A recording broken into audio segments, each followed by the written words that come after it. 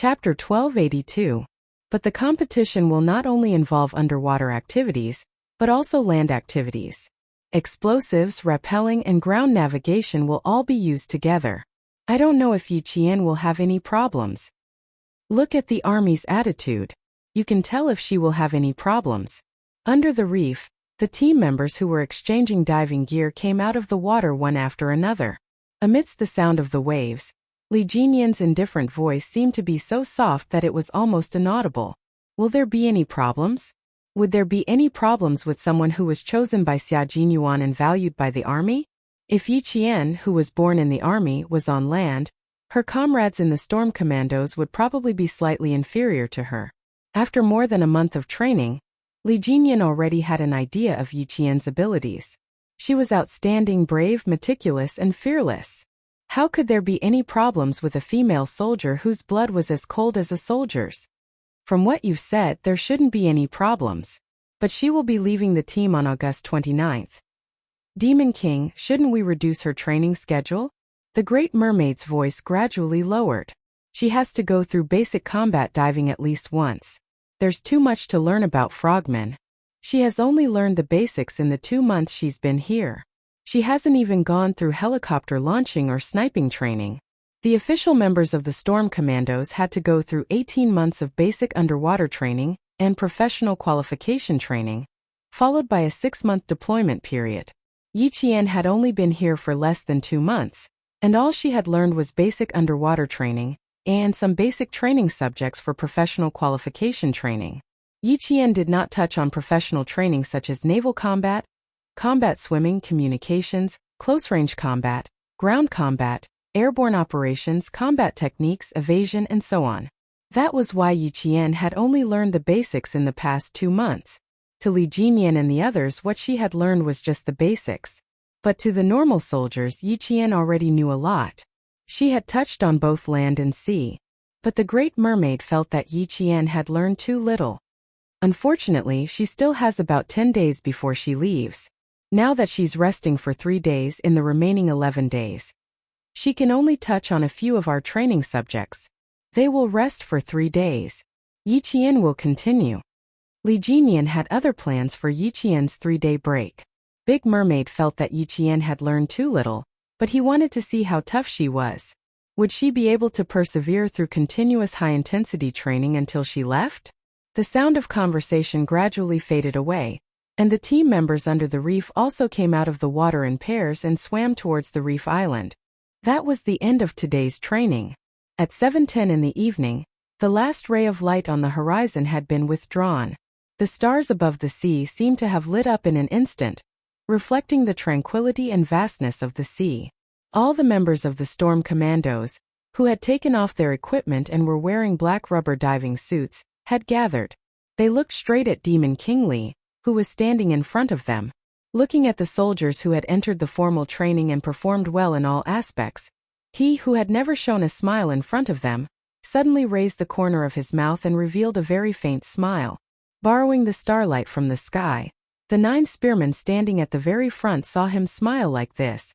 Their originally expressionless eyes all revealed looks of disbelief.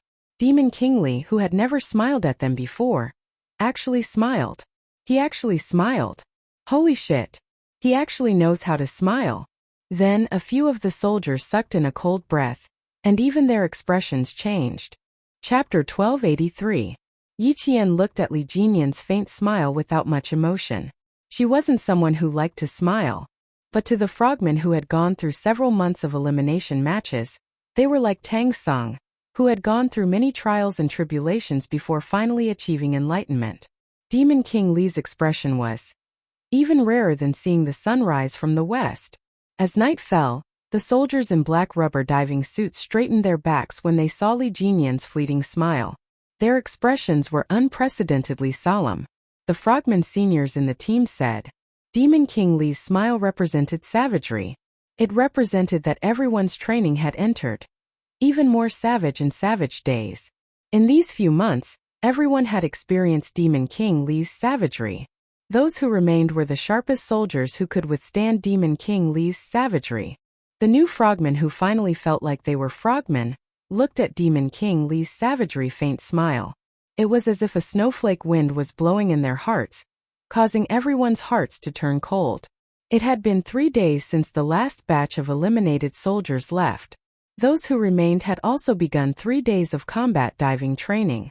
Demon King Li suddenly smiled, causing everyone who remained to feel a chill in their hearts. At the same time, they also felt uncertain. Would they continue to be eliminated? Was someone going to be sent back today? Even Yi Qian, who usually didn't think too much, couldn't help but think too much at that moment.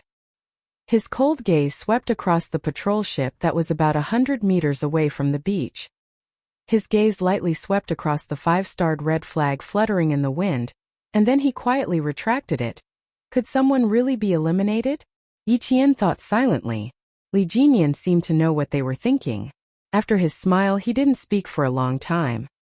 His cold gaze swept across the 9 new soldiers, including Yi Qian, and then looked at the row of veterans behind them who were trying their best to hold back their laughter. His expression was indifferent as he slowly said, "You have 3 days off." Before she could finish her sentence, Yi Qian heard a sound that sounded like air leaking out of rubber. Even she gently exhaled a mouthful of salty, turbid air. Fortunately, they were not eliminated. The toes in the rubber fins loosened a little, and all the soldiers relaxed their stiff backs a little. Everyone is to leave the island tonight and complete your transfer procedures. In the face of the soldiers' reaction, Li Jinyan's expression remained as cold as ever, without the slightest bit of awkwardness. You will have a certain understanding of our frogman unit during the 3-day holiday, and you will also understand why our selection is so harsh. The soldiers who stayed behind did not transfer their files from their original unit to the Storm Amphibian Frogman Commandos, so they could not be considered as official commandos. During the 3-day holiday, the original unit would send a document to complete the transfer procedures with the Storm Commandos. Their glorious deeds, other than their military merits and medals, would all be cleared. Once again, the newly enlisted soldiers were not surprised by the sudden holiday. From their serious expressions, one could vaguely find a trace of strangeness. They felt that it was impossible to give them a holiday so easily. They had a feeling that something was going to happen. They felt that Demon King Li wouldn't give them a holiday so easily. Too many feelings made the soldiers feel uneasy. The sudden holiday didn't feel real at all. Chapter 1284. Li Jinyan, who had seen their reactions, did not explain further. He was also wearing a rubber diving suit, and his slender limbs exuded the strength of the sea. He raised his wrist and said, "It's 7:15 p.m. now. The patrol ship will leave at 7:40 p.m. Dismissed." "Captain, are we really on vacation?" "Captain, just give us a quick death. What other tricks are you waiting for us?" Not a single person dismissed. The unreal feeling made them afraid to leave. After months of training, they did not even have a day off. Suddenly, they were given 3 days off. They would not dare to accept it even if a pie dropped from the sky. Li Jinyan never reflected on how his brutal training had traumatized the soldiers who were about to become official team members. His eyes were as cold as the cold moon rising from the sea. He spat out 3 words coldly. "You don't believe me?" After he finished speaking, he turned his gaze to Yi Qian, who had an indifferent expression.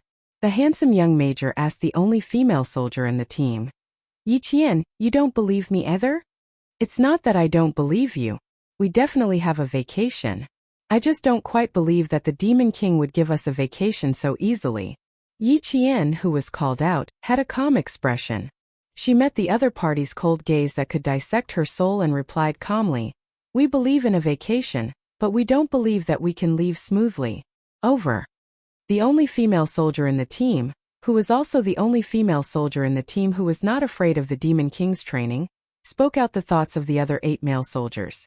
Li Jinyan always knew that Yi Qian was not as afraid of him as the male soldiers, but he did not expect that she would dare to directly question him. For a moment he did not respond. The air was a little heavy. Everyone held their breaths as they waited for the Demon King to speak again. "Marines, you still have 24 minutes. The Great Mermaid couldn't stand it anymore. She stroked her forehead and sighed.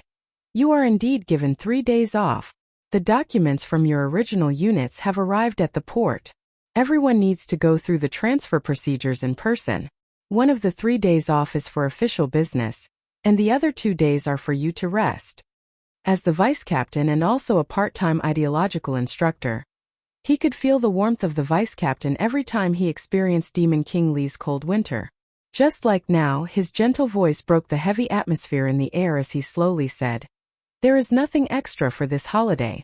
Although your captain's code name is Demon King, and he is usually a little strict with you, when you become one of us frogmen, you will feel the warmth of his spring breeze." The warmth of a spring breeze? Li Jinyan raised his eyes slightly and glanced at the vice-captain who spoke up for him. He said indifferently with an expressionless face, "I only have the coldness of spring. I don't have the warmth of spring. If you want to find warmth, you can look for the vice-captain, codenamed Big Shark. Codenamed Demon King, codenamed Great Shark." This was the first time that the remaining Marines heard the codenames of these dragon-like frogmen. The beach was very quiet. The disbanded team members looked at each other, and then looked at the Demon King. Was the Demon King joking just now? The veteran behind him had already laughed and said loudly, "Demon King, your cold jokes are still incomprehensible. Look at what you have done. They are so scared that they can't believe that you are going to have a holiday." "Don't say that you don't believe it. Didn't we also not believe it in the past? When we got on the ship, we were afraid that someone would come out in the middle of the night and drag us down." With the veterans' laughter, the Marines finally believed. They really had a holiday. In the faint screen, everyone laughed. There were still 22 minutes left. They had to change their diving equipment, clean up the entire beach for scattered equipment, and then return to the tent to pack up everything. They had to leave the reef island where they had been training for nearly 4 months. Chapter 1285. Pack it up, pack it up. We're about to leave the base. Kid, change your clothes and stay away from Yiqian. Wear your clothes neatly. Although you've become one with the night, you still need to look good. 10 minutes later, 2 rubber boats sailed towards the patrol ship. The neatly dressed soldiers finally boarded the ship and arrived at the port about 4 hours later. The patrol ship set sail. Several soldiers who had peeled off several layers of skin from the sun stood on the deck and stared at the reef island that was getting farther and farther away. They asked the veteran who was standing with them, "Will we come again?" In the past, they just wanted to leave as soon as possible, but now they couldn't bear to leave. "Of course we'll come back. This area belongs to our country and is also our training base. We'll come back often." The veteran with the code name Big Eel answered them with a laugh. "You can't bear to leave now, but don't complain about going back to land later." "I don't think so. You just occasionally say you want to go back to the port for a hot meal. You don't complain during the day, but you dare to dream at night. When we patrol at night, someone will shout, 'Let me go back,' in his dreams." For a moment the deck was filled with laughter. They forgot about their tiredness during the day and began to enjoy their 3-day holiday. The laughter faintly traveled into the cabin, causing Big Eel to raise his head. His gaze fell on the deck through the windproof and bulletproof glass. "Only now do you believe that you're really on vacation. Devil King, you've become even more vicious." He smiled and looked away. He asked Yiqian, "Little Yi, do you think the Devil King is more vicious than before?" The laughing soldiers on the deck were on a 3-day holiday. 2 minutes ago, Yiqian learned that she didn't have a single day off. She would continue training the next morning at the port. "I didn't see how vicious the Devil King was before, so I can't make any comments." Yiqian smiled. Her mood didn't change because she didn't have a vacation. On the contrary, she hoped that she could use the next 14 days to train in subjects she hadn't experienced before. Li Jinyan had a cold personality, but he didn't take his comrades' jokes to heart. He sat in the cockpit and stared coldly at Yiqian, who had impressed his comrades. His thin lips moved slightly as he said, "Gather at the port tomorrow morning at 5 a.m. We'll take you to the base for training. Focus on learning how to fight on the sea in close combat.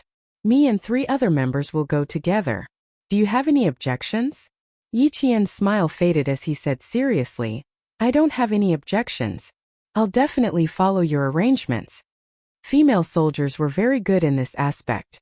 They never questioned the training arrangements. Li Jinyan, who was a man of few words, nodded and ended the conversation with a "okay." The whole conversation took less than 5 minutes and less than 100 words.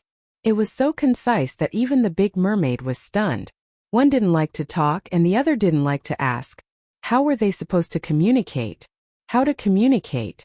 Little Yi, you don't have any objections at all? Should he first learn about naval combat and close-range combat? Why don't you ask us first? The big mermaid coughed. His dark and resolute face was full of smiles as he tried to get closer to Yi Qian. It will take about 4 hours to reach the port. We can talk for 4 hours. If you have any questions, feel free to ask. As long as it's not confidential, the Devil King and I can answer them. Yi Qian really didn't think that he had anything to ask. However, when he saw the big mermaid's bright eyes and the pitiful appearance of a ferocious beast, Yi Qian couldn't bear to refuse. Chapter 1286. You guys talk. Li Jinian stood up.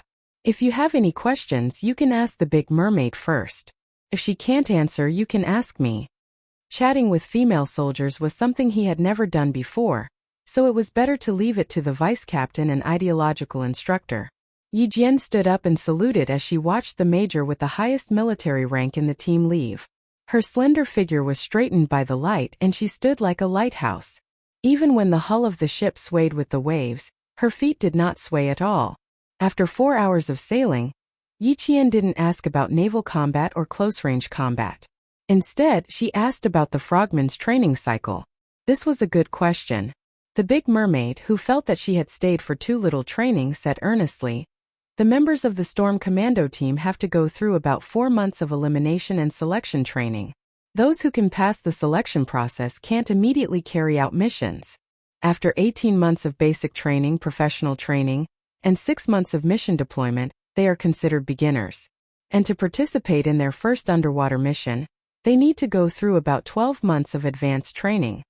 In other words, it took about 3 years to train an outstanding frogman. Yi Qian was in awe.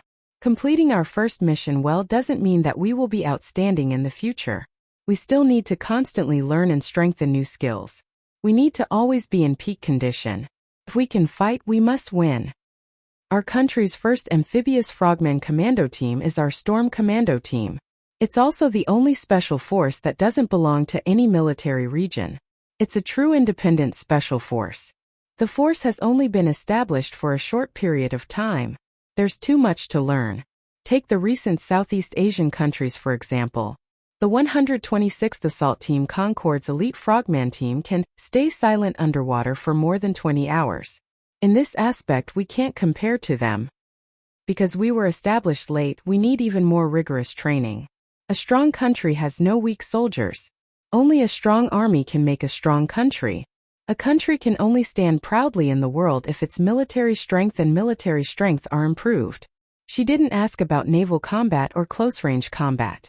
Instead, she gained a deeper understanding of the storm. Then she learned about the frogman forces of Western countries, and the gap between their country and theirs. It was also a reward for Yi Qian. She knew that even though she had gone through hellish training, what she had learned was just the tip of the iceberg. If she wanted to learn more and become an excellent frogman, she would need at least 2 years. If she could, she wanted to come to the frogman unit to study every winter and summer vacation. At 11 o'clock in the evening, Yi Qian, who had just woken up, saw the lighthouse that guided all the ships. They had arrived at the harbor. Disembarking from the warship and stepping on the thick cement floor, she looked at the brightly lit Yi Qian, who had been accompanied by the sea for more than a month. Her eyes curved into crescents as she revealed a bright smile. The feeling of stepping on solid ground was very solid. Yi Qian did not return to the camp immediately. She wanted to give Uncle Jin a call to ask about the situation. After getting Li Jinian's permission, a Marine on duty led her to the phone booth. At midnight, Principal Chun received a call from Yi Qian. "We can rest assured that Captain Xia will take you away. Everything is fine at home. Girl, don't worry about us." After receiving Yi Qian's call, Principal Chun didn't even feel sleepy anymore. He answered her questions in a loud and clear voice. "Uncle Jin's health is fine. People tend to have some problems when they're old. Don't worry, I'm here." Chapter 1287.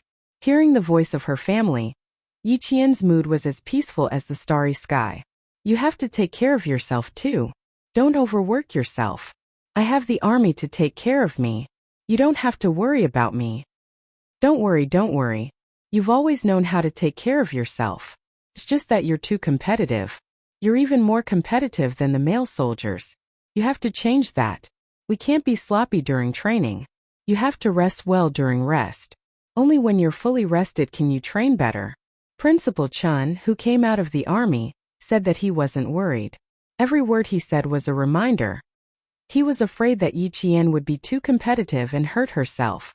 Yi Qian pursed her lips and smiled. She looked at the starry sky and listened quietly to the elder's advice. Time ticked by for nearly 10 minutes. I've received the acceptance letter. The village chief said that he wanted to celebrate, but my uncle rejected it. Everyone in the surrounding villages knows that there's a top scorer in Shuka village. Some parents even came here to buy your old teaching materials. Speaking of the village, Principal Chen's smile deepened. Thank goodness you don't have a photo. Uncle said that if you did, people would take it back and paste it on the children's bookcases. Yi Qian also smiled. When she was in the province's #1 middle school, her exam papers and teaching materials were all kept by Teacher Tong. Some students left with 2 big boxes of books and exam papers, but she didn't have a single book or exam paper except for a few sets of clothes. You didn't disturb your uncle, did you? If people keep coming, you might as well stay in the army for a while. Yi Qian's eyebrows were quiet. She lacked the sharpness of training during the day. She was like an ordinary girl who had left home. Her words revealed her attachment to home. After we received your acceptance letter, we stayed in the army for a week before coming back. Because of your influence, a few high school graduates in our village have plans to become soldiers. Even Yi Ying, who has heart disease, said that she wants to become an art soldier. At the mention of Yi Ying, Principal Chen's expression dimmed. Your aunt said that Yi Ying wants to be an art soldier in the Beijing government regiment. She's already handed in her files and is waiting to enlist. Yi Ying wants to be an art soldier? Is that possible? Hearing this, Yi Qian directly laughed. We all know that she has heart disease and her military training files. Isn't she afraid of being happy for nothing if she wants to be an art soldier in the Beijing government regiment? The matter of Yi Jifan's family was brought up after a few words. Whether or not Yi Ying could become an artistic soldier did not affect Yi Jian. If she really joined the army, Yi Jian felt that she would have another evidence of Yi Jifan's bribery. The news of Yi Ying joining the military had already spread throughout the village. It even overshadowed Yi Jian's entrance into the military academy. Sun Dongqing's gloominess was swept away. Wherever she went, she would happily talk about her daughter joining the military.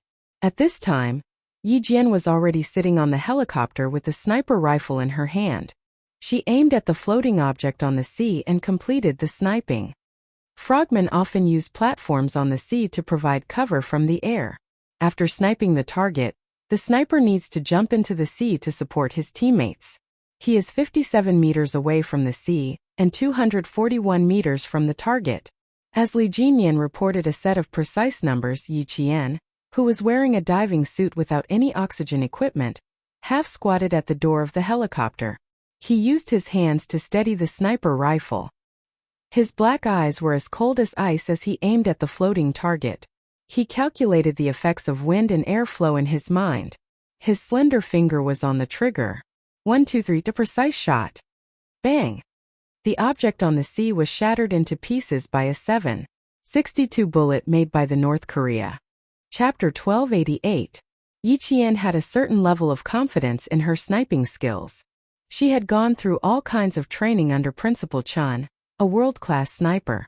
She had already begun the platform instability training in the first year of the 4-year plan. That was why she had cooperated with Xia Jinyuan for the first time, racing in the rain, to capture criminals who sold military intelligence. Although it was her first time sniping from a helicopter, it did not affect her in any way. During the altitude training, Principal Chun rowed a wooden boat on the lake, while she sat in the wooden boat and sniped floating objects from 200 meters away. This kind of training method was called unstable platform sniper training. What was different from this training method was that the rotating propellers of the helicopter brought about a series of unstable factors to the sniper parameters. Yi Qian was very confident that she could accurately calculate the range, wind speed, influence of the airflow, and bullet trajectory. Even though she was sniping from a helicopter, she was still very confident. After the bullet left the barrel, Yi Qian put down the sniper rifle in a few seconds. The helicopter pilot quickly turned sideways and flew away from the target area. The pilot's steady voice came through the earpiece. 40, 30, 20 meters away from the sea, complete dive. As the pilot's voice fell, Yi Qian took off the earpiece. Without hesitation, she transformed into a black fish from the cabin, which was about 15 to 18 meters above the sea, and dove into the sea. White waves gradually appeared in the sea. A wave surged over, but Yi Qian's figure was no longer on the sea. From sniping to diving, it took 2 minutes and 41 seconds. The helicopter took 2 minutes and 7 seconds to turn. De Xiao, who was sitting on the Special Forces inflatable boat, recorded the time Yi Qian took to snipe from the air to diving. His eyes were full of shock as he watched the figure disappear from the sea. Even his voice was trembling. She took 34 seconds alone. Devil, I'm shocked. If there were more female soldiers like her, the male soldiers would have to face the wall and reflect on their mistakes. It's a pity that our Storm Commando unit doesn't recruit female soldiers. Otherwise, I'd want to snatch her away. After recording the data, De Xiao looked at the sparkling sea and let out a long melancholy sigh. I can only watch. It's a little depressing. If she can stay in our team for a year and a half, I dare say that she will be an outstanding amphibious frogman. I can't keep good soldiers and I can't keep them. My heart doesn't feel good. Turning his head, he saw Li Jinyan checking the diving equipment. His expression was so cold that it did not change at all. As the vice captain, the Great Mermaid felt even more suffocated. He asked in a muffled voice, I say, Demon King, why aren't you tempted? Only Li Jinyan and the Great Mermaid were on the boat. The other team member was working with Yi Qian to complete the sea battle and the infiltration mission. Demon King Li, who was checking the equipment, had a cold expression on his handsome face. His thin lips curled up slightly, and he looked at the vice captain with a smile that was not a smile in his eyes. He slowly and calmly answered, Firstly, the Storm Commandos clearly stated that they do not recruit female soldiers. Secondly, the army will not agree. Thirdly, she has no intention of staying. There is no need to think about the things that have been decided from the beginning. Just remember that she does not belong to the Marine, she only belongs to the Army. We are only responsible for training her. Seeing such an outstanding soldier leave the team, there is no need for her to stay. You will still be able to see her fighting in the future. Her individual combat ability is strong. Her reflexes are directly proportional to her physical fitness and professional skills. No matter which unit she goes to, she will be a sharp knife soldier. No matter which unit she goes to, she will still be a soldier of our country. Chapter 1289. Li Jinyan, who had confirmed that there were no problems with his equipment, put on the closed mixed gas underwater breathing equipment. Before putting on the breathing mask, Li Jinyan passed the binoculars to the Great Mermaid, who was still sighing. You're now on the enemy's ship. Guard it well. The equipment that was pulled out for Yi Qian's naval combat training was not lacking. Boats, helicopters, diving equipment, guns, and ammunition were all fully equipped. It was a naval combat training with only 4 people. Li Jinyan and the Great Mermaid were the enemy, while Yi Qian and the other water demon were the army. One was attacking and the other was defending. It was a mock battle so that Yi Qian could master the skills of naval combat faster. He could only master and understand, but he could not become a professional. Even if it was just to master and understand, a mock battle training was enough to broaden Yi Qian's horizons and benefit a lot. The Great Mermaid raised her thick eyebrows and smiled with interest. To tell you the truth, I'm looking forward to her arrival very much. Let's see if she can break through your defense line and install the magnetic mines on the inflatable boat. Don't underestimate her. Li Jinyan, who had repeatedly reminded her, pulled on his diving suit and put on the breathing mask. He picked up the new underwater rifle specially equipped for the frogman and made an okay gesture at the Great Mermaid. He then flipped over from the side of the boat and entered the water. Ripples spread out on the surface of the sea. In the blink of an eye, Li Jinyan disappeared into the vast sea. As an enemy, The Great Mermaid quickly gathered her thoughts and quickly operated the Special Operations hard-shelled inflatable boat to hide behind a nearby reef. One of the naval operations, underwater demolition, required the cooperation of at least 2 frogmen. This training was destructive. It required the frogmen to deal with reefs, rocks, shoals near the landing beach that could cause the landing ship to run aground, as well as shore or underwater obstacles set up by the enemy to prevent the landing force from reaching the shore. After 2 hours of sea clearing was completed, the next step was underwater demolition, the placement of the magnetic mines on the enemy's ship, and the identification and marking of the mines. Yi Qian was responsible for placing the magnetic mines on the Special Operations hard-shelled inflatable boat operated by the Great Mermaid, clearing the landing obstacles, and completing the beach immersion training. The other teammate was responsible for reconnaissance, inspection, luring, and other frontline combat tactics. Yi Qian, who had his back against the reef, quickly put on the circulating diving equipment. The water demon in charge of vigilance stared at the surface of the sea with a burning gaze to prevent the enemy's Lee Demon King from launching a sneak attack. There were 2 types of diving suits: light diving suits and heavy diving suits. The light diving suits were further divided into 2 types: dry and wet diving suits. The battle at sea this time did not require a heavy diving suit. Therefore, Yi Jian was wearing a light and dry diving suit that did not allow the diver to come into contact with the water. They jumped down from the helicopter and quickly found their team members. They changed their normal rubber diving suits into light diving suits. The whole changing process took less than 5 minutes. Yi Qian had a survival knife, a strong flashlight, a diving instrument, a backup breathing apparatus, and an ultrasonic signal processor. There were no problems with the diving suit's charging equipment, and the buoyancy control vest's shoulder vent valve was sealed properly. Yi Qian, who looked like he was in a sci-fi movie, used a total of 4 minutes and 31 seconds to finish changing. The water demon in charge of vigilance heard the tss sound coming from behind him. Based on the sound alone, he knew that she was only wearing a mask and headgear. The water demon, who only revealed her head and the new waterproof rifle, shortened the distance between her and Yi Qian to less than 30 centimeters.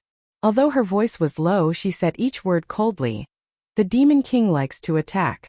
Let's dive deep first and take care of the Great Mermaid. Chapter 1290. At this time, the water ghost looked like he was really going to fight at sea. His eyes were full of murderous intent and vigilance. I'll be in charge of luring them. You'll be in charge of installing the magnetic mines. Try to reach the enemy sea area within 3 hours. Yi Qian looked at the most advanced underwater breathing equipment on his body. His eyes were as bright as stars and cold as ice. His lips curled into a sharp smile as he said slowly, I'll cut in from the back. Otherwise, it'll be a waste of this diving equipment. Her words made the water ghost chuckle. That makes sense. This equipment is most suitable for infiltrating the enemy's rear area. You'll have no problem cutting in from the back. The diving equipment on the 2 of them was specially designed for combat frogmen. It allowed the frogman's exhalation to not be discharged into the water, but to be stored in a breathing bag after being processed. It would then enter the equipment for recirculation. Through chemical filtration, the carbon dioxide in the exhaust gas would be filtered out, and the oxygen consumed would be refilled. This was the purpose of long-term, long-distance diving. In addition, there were 2 major features. First, no air bubbles were produced during the breathing process. This greatly improved the concealment of frogmen on special operations missions. Second, the backpack design was more suitable for underwater combat and increased the sensitivity of underwater combat. Yi Qian put on his helmet and mask. He gestured to his team members to dive at the same time. 2 dark figures disappeared from the surface of the sea along the reef. At the Frogman training base about 100 miles away from this area, the Navy commander and the Army commander, Jun Weha, sat in front of a row of surveillance screens. The top 4 surveillance screens were monitoring the sea area where Yi Jian and the others were in 360 degrees from the east, west, south, and north without any blind spots. The 4 surveillance screens in the middle showed that Yi Jian not only had to deal with the underwater obstacles, but also had to avoid the anti-diver equipment set up. The bottom 4 screens showed the landing point on the beach and the final assembly point. Old Yang, the female soldier you sent over, is this. The Navy commander watched Yiqian complete a precise sniper shot from the helicopter, and then dive from a high altitude. He sighed and gave Yiqian a thumbs up. I've been in the army for 34 years, and this is the first time I've met such an outstanding female soldier. Every time the vice captain called, he mentioned that it's a pity that our frogman unit doesn't recruit female soldiers. Otherwise, he would really want to force her to stay in our navy. Old Yang, you're lucky you acted early. I dare say that as long as she attends the military academy and her overall results are out, all the major military regions will fight to recruit her. With a slight smile on his face, the Major General replied politely, in this line of work, you have to be fast and decisive. Once you find a good seedling, you should grab him from a young age. He didn't sound polite at all. This time you really won. The Navy commander looked at the two figures that had entered the surveillance range and said with appreciation, in less than 2 months of diving training, her speed is only 3 meters behind our frogmen. Talented, talented. The water ghost in front of him didn't slow down just because he was followed by a recruit. A simulated naval combat training mission was all about realism. Yiqian didn't ask him to stop and wait for her either. He kept a distance of about 3 meters behind her as he dove into the underwater obstacles that needed to be dealt with. Alert, 20 minutes complete. As they entered the sea, the water ghost in front gestured at Yiqian. He pulled out his life-saving knife and started to be in charge of keeping watch in an area about 10 meters away from Yiqian. He also activated the ultrasonic detector to detect if there were any intruders 10 meters away. Chapter 1291. The seawater of the base's naval combat zone was a little turbid due to the undersea currents. Yiqian turned on the flashlight and dived into the water with her head down and her feet facing upwards. Time ticked by. Yiqian cleared the 2 underwater obstacles. She didn't even have time to surface to change her position. She immediately met up with the water ghost codenamed Big Eel and entered the next zone. The seawater was not only dark but also very turbid. Big Eel, who was leading the way, held a diving board to navigate. This time it slowed down and stealthily moved with Yiqian. The diving board was a type of handheld equipment. It had a graphical compass and underwater depth display function. It could help the diver navigate accurately underwater and wouldn't get lost due to the dark environment. The two of them kept groping and moving forward at the bottom of the sea. From 5 o'clock in the morning to 8 o'clock in the morning, Yiqian did not come out of the water for 3 hours. She had been in the water all the time, and under the guidance of the Big Eel, she completed combat training and subject tasks one after another. Big Eel covered and guarded. Yiqian completed the tasks and took action. After 3 hours, they finally infiltrated the enemy's boat. Yiqian began to circle around and cut in from the back. The cooperating water ghost was in charge of luring them. The naval combat training had entered the most crucial moment. Li Jinyan, who had been lurking in the water, was like a sea monster hiding in the depths of the sea, quietly waiting for his prey to arrive. He was waiting for Yiqian. He wanted to personally test the results of this female soldier's less than 2 months of underwater training. However, Yiqian didn't want to face Demon King Li at all. She was confident that she could fight Demon King Li on land, but underwater, Yiqian knew her own limits and didn't dare to face him carelessly. She carefully avoided the detection range of the ultrasonic waves. She swam with her feet and headed straight for her target. She doesn't plan to face the enemy. 3 hours later, the naval commander, who had been sitting in front of the surveillance screen, pointed at the figure that had been submerged in the sea for 3 hours and said proudly, Li Jinyan, the sharp knife of the team, is neck and neck with Xia Jinyuan. Major General Lu was a little overprotective. Your Li Jinyan is not bad, and our Xia Jinyuan is not bad either. Now that we have Yiqian old Dong, I can rest assured. The Navy commander's surname was Dong. That's why I said you really won this time. In the past, you even wanted to win over Li Jinyan. You were so ruthless that you didn't leave a single one for the Marines. Old Yang, after so many years, I still remember. The Navy commander laughed. This old Yang was still the same as before. Whenever he saw a good soldier, he would want to recruit him to the army. Who wouldn't want that? Everyone wanted to. It was undeniable that there were more elite soldiers in the army than in the Navy. Major General Lu adjusted his military cap. He felt that the topic needed to be changed. He restrained his expression and said solemnly, "I'm very grateful for your care for Yi Qian. I knew that her training time was short, so I specially arranged 3 days of private training for her. Old Dong, I'm very grateful to you for supporting the army's work all this time. Thank you very much. I won't stand on ceremony.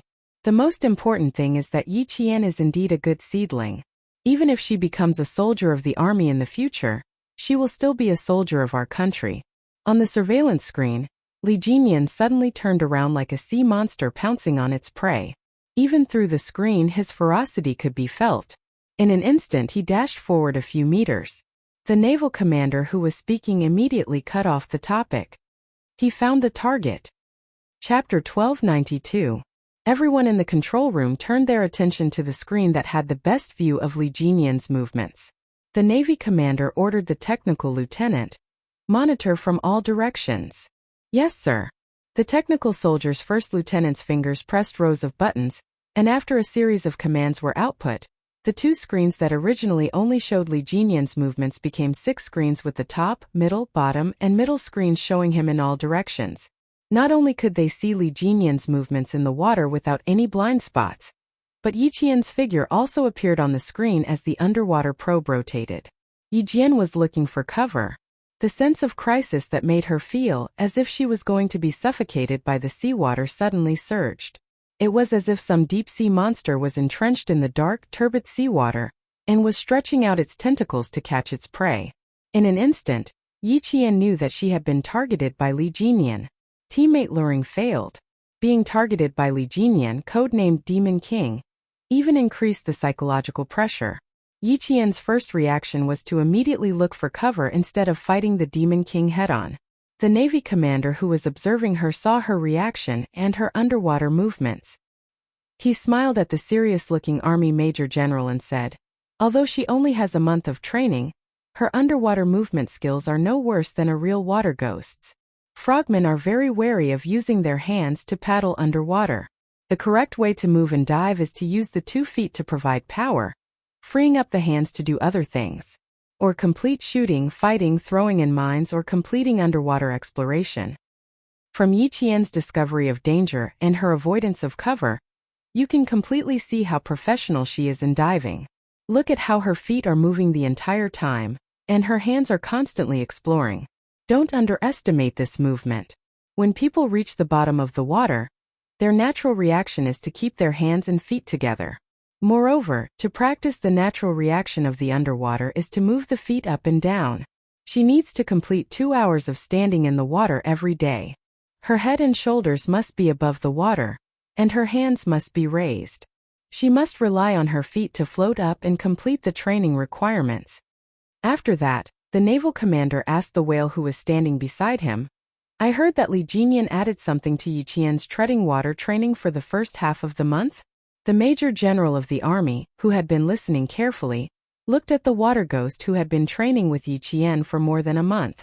He smiled and asked, "What's wrong? Did you fail?" In the army, when soldiers were given extra training, it usually meant that they had failed in their training and needed to undergo more training. Whale immediately straightened his back and answered the Major General seriously, "In the beginning, there will be failures. According to the training requirements, if there are 3 movements with both hands within 20 minutes of stepping on water, you will be deemed as a failure. Yi Qian's training time is 2 months shorter than the rest of the team. If you fail, you will need to strengthen yourself even more. We will use the method of placing lead weights around your waist. Each piece weighs 2 kilograms, and there are a total of 4 pieces on your left and right waists. A total of 8 kilograms of lead weights will be tied to your waist. You will be able to walk on water and do your webbing until you pass." The Major General of the Army only knew a little about what kind of professional skills frogmen should have. When he heard this, he nodded and said, "From what you've said, Yi Qian's diving operation is considered to have passed." A faint smile appeared on his serious face, and even his powerful voice had a hint of a smile. "This girl has always been harsh on herself. No matter what she does, she will do her best. She will never be half-hearted or give up halfway. I'm not worried that she won't be able to learn after putting her on your team for training." Chapter 1293. Yi Qian is a very outstanding soldier. After a week of underwater training under lead, she finished in 3rd place in her swimming training while armed with flippers. When De Whale spoke, his eyes were filled with pride. It was obvious that he approved of Yi Qian's abilities. Major General, we all think that Yi Qian will have a place in any unit in the future. She will be looked up to by all the male soldiers. Yi Qian didn't know that she would receive such high praise from the water ghosts. At this time she was already 17 meters deep, but the feeling of being watched by Demon King Li was still there. The feeling of being stared at in the water was even more terrifying than being stared at on land. The physical and psychological feeling was different from being stared at on land. You could still run and find a place to hide immediately, but in the water there was nowhere. There was nowhere to run or hide even if you wanted to. It was a physical and psychological challenge. The huge water pressure in the deep water pressed down on her limbs, making her feel even more tense. Yi Qian felt around until she found a reef. She grabbed the reef with both hands. The feeling of something solid in her palms eased her tense emotions. She didn't even see Li Jinian's shadow in the water, but the feeling of being watched followed her like a shadow. Even when she was hiding behind the reef, she didn't relax. When frogmen fought underwater, they always fought for 2 people. If one of their comrades was in trouble, the other would be able to save them immediately. But now there was only Yi Qian, and she was still a new recruit. Even though Li Jinian saw her, he didn't immediately swim over. He was worried that Yi Qian would notice that he was panicking. His subconscious reaction was to quickly dive to the surface. This was the most taboo in deep diving. It was an extremely dangerous move. Frogmen would inhale air with the same pressure as the environment in the water through their cylinders. If a frogman suddenly surfaced, the air pressure in their bodies would be greater than the air pressure outside their bodies. Then large amounts of air bubbles would accumulate in their blood, causing life-threatening decompression sickness. Yi Qian was about 19 meters deep in the water. If she rushed to the surface because of Li Jinian's appearance, it was very likely that she would die. After completing the training alone, even the experienced Li Jinian did not dare to be too reckless. After Yi Qian swam out of a certain range, Li Jinian swam towards the inflatable boat that the Great Mermaid was on. The fact that Yi Qian was able to escape from him so quickly and immediately find an underwater cover meant that he had already explored this area and memorized the position of the people in the water. His reaction is fast and his foundation is solid. Although he is bold, he is disciplined. The naval commander, who had been sitting in front of the surveillance screen all this time, once again commented on Yi Qian's underwater performance. Also, she was able to dodge Li Jinian's attack so quickly. Old Yang, if you hand her over to our team for another 2 years, I'll give you an excellent underwater frogman. There were a total of 7 people in the surveillance room. Everyone's eyes were fixed on Yi Qian and Li Jinian's figures. Even though 3 hours had passed, no one felt bored or wanted to leave the surveillance room.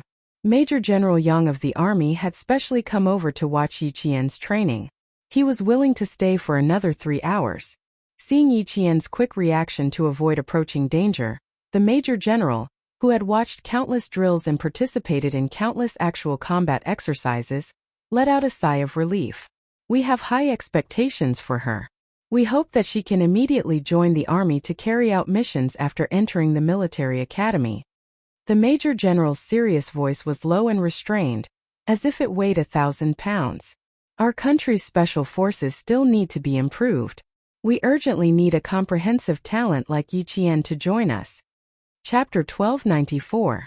For the time being, you're only building an amphibious underwater frogman unit. Old Dong, the task on my shoulders isn't any lighter than yours.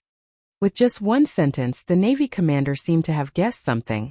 Surprise flashed across his face, and a hint of seriousness appeared.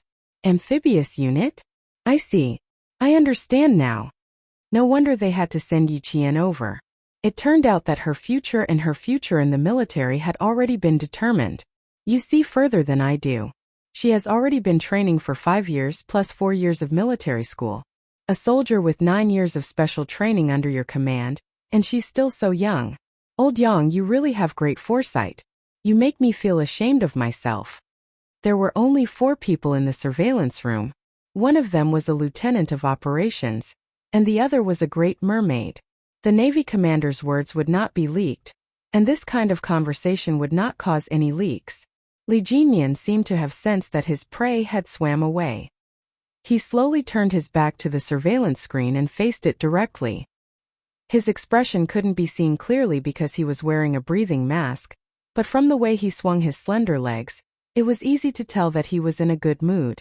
The undersea airflow blew past the breathing mask in front of him, and a few unknown fish swam leisurely with the airflow. Yi Qian, who was holding onto the reef with both hands, focused his gaze and swam in the opposite direction of the airflow. However, the inflatable boat was deeper in the water than the rubber boat. There was a group of reef islands nearby. If it were her, she would definitely hide the boat behind the reef islands. Since Li Jinyan had his eyes on her, the task of installing the magnetic mines could only be given to her partner, Big Eel. Under the guidance of the diving board's navigation system, after 20 minutes, Yi Qian and Big Eel met underwater.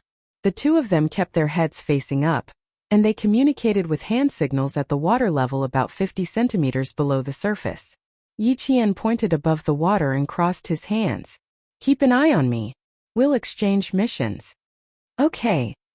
Big Eel nodded. It seemed that Demon King Li intended to fight with Yi Qian underwater, so he naturally had to cooperate. After the mission exchange, the two of them separated again. From the deep water level, Yi Qian slowly approached the boat when they were about 3 meters above the water level. It was the first time she was acting alone underwater. No matter how brave she was, she didn't dare to act as freely as she did on land. She remembered the key points of underwater activities, and didn't make any mistakes.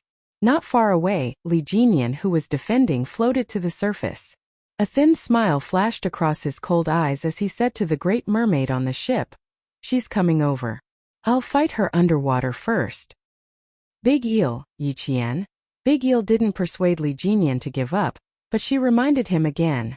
"Yi Qian, Eel Big Eelses Big Eel Big Eel, Big Eel Big Eel, Eel Big Eel says twos to Eel. 2s Eel. Of T of them Eel. Don't let anything happen."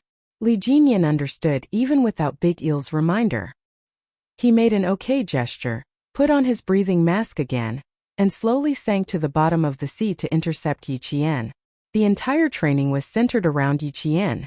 Li Jinyan wanted to test Yi Qian's underwater combat skills. Big Eel wanted to see if she could successfully clear the boats that were preventing them from landing and seizing the beach. The Navy commander and Major General of the Army wanted to see the results of her more than a month of training to see if she met the standards. The murky water stirred, and danger suddenly arrived. Seeing the figure approaching silently like an electric eel, Yi Qian turned her body and swam 1 meter toward the surface.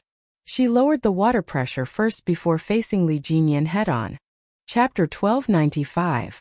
The murky water was so quiet that he could hear the sound of his flippers moving up and down. Listening to the sound of the water not far away, Yi Qian's first instinct was that Li Jinyan had already caught up to him. As he swam to the surface, Yi Qian pulled out his frogman dagger. The frogman dagger was a special weapon that was rust-resistant and magnetic-resistant. Even if it encountered the electromagnetic fuse of underwater explosives, it would not trigger an explosion. With the dagger in hand, Yi Qian used his body as bait and swam around the boat. Firstly, he wanted to buy time for Big Eel. Secondly, he wanted to attract all the underwater dangers to himself. Li Jinyan used a forced attack to force Yi Qian into the underwater obstacle course at the base. There was seaweed and ropes hidden in the seaweed. If he was not careful, he would either be entangled by the seaweed or be caught by the ropes. Is the Devil King crazy? He's forcing Yi Qian into the underwater obstacle course. Big Eel, who was swimming towards the boat, looked at the disappearing figure in the water. There was a hint of surprise in his eyes. Does he really want to spread the name of the Devil King throughout the 3 armies? All the water ghosts knew how difficult the underwater obstacle course was. There were old materials, fishing nets, ropes, and deliberately cultivated seaweed. These could easily get entangled with the frogman's breathing apparatus and other equipment. Even veterans like them had to be extra careful when they entered. The Big Eel was worried for Yi Jian, and so was the big whale who was watching from the monitoring screen. It quietly glanced at the Navy commander's face from the corner of its eye. As soon as it glanced at the commander's face, The big whale was frightened by the coldness on the commander's face, and its heart skipped a beat. Oh no! The Navy commander seemed a little angry. How many water ghosts are there at the base now? The Navy commander's eyes were serious. Li Jinyan was too bold. He actually led Yi Qian into the underwater obstacle course that required at least 8 months of basic training to pass. Did he not want his own future anymore? If something happened, the army would lose a general, and so would the Navy. In the end, it would harm the country and waste the country's efforts. Big Whale immediately replied, "There are 11 water ghosts in my team at the base. There were also 16 combat frogmen and scout frogmen. A total of 27 soldiers. Send 4 combat frogmen over there to keep an eye on the situation. If anything happens, send reinforcements immediately." The Navy commander immediately issued the order. As the commander, he had the responsibility to protect the safety of all the soldiers. He also had the responsibility to prevent possible dangers in advance. Yes, the Great Merman immediately carried out his orders.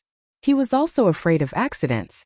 Although Major General Yang of the Lu Army did not know much about underwater warfare, when he saw Yi Qian's unhurried swimming posture, he vaguely felt that Yi Qian was deliberately swimming towards the danger zone ahead. Not for the time being. Let's observe first. He stopped the Great Mermaid from leaving. Yi Qian has never done anything rash. Just now she used the diving board to navigate and swam east. Based on my understanding of her, she's swimming east with a purpose. In other words, they were not forced by Li Jinyan to the east-facing underwater obstacle. Major General Yang had known Yi Qian for 3 years. He usually paid attention to her training. In addition, Yi Qian had carried out several military missions, so Major General Yang was very reassured by her combat stability. Therefore, Major General Yang thought that she was doing it on purpose because she wasn't in a hurry. The Great Merman received the Navy commander's nod and returned. He said, "Although Yi Qian's training time was short, the water ghosts we left on the training reef island all took her through many training exercises. For example, we taught her how to use the life-saving knife to save herself through seaweed and fishing nets, but it was not as complicated as this." Chapter 1296. In other words, with Li Jinyan around, even though there was a certain amount of danger, it wouldn't be fatal. This was a form of trust. You could put your life in the hands of your comrade and trust your comrade. "Old Dong, I'm not nervous." "Why are you nervous?" "Let's see how exciting this underwater fight is." Major General Yang was even more relieved after hearing this. He was even more certain that Yi Qian was doing this on purpose. This little girl had an adventurous spirit, but she was also steady. He believed that she wouldn't put herself in danger. After that he laughed and said, don't worry. Let's watch." Even though Li Jinyan isn't my soldier Xia Jinyuan has mentioned him to me before. He's the best underwater specialist in the entire army. Even though the devil is cruel, he's also admirable. The Navy commander felt very comfortable when his soldier was praised. "I'm not worried about Li Jinyan. I was just worried that you wouldn't be. Since you're not worried, let's wait for the exciting underwater fight." The entire underwater training foundation was equipped with underwater detection probes, used on submersible ships. The first lieutenant was familiar with the operation of the 3 rows of computers. Every part of the underwater obstacle section was clearly displayed on the screen. Yi Qian's figure was already close to the underwater obstacle section. When she made a movement to turn her head, Major General Yang was even more certain that she was swimming towards the dangerous area on her own accord and not being forced by Li Jinyan. It was just as Major General Yang had guessed. He knew that when they entered the enemy's defensive zone to fight, they would face a situation where the enemy had plenty of reinforcements, while they had no reinforcements.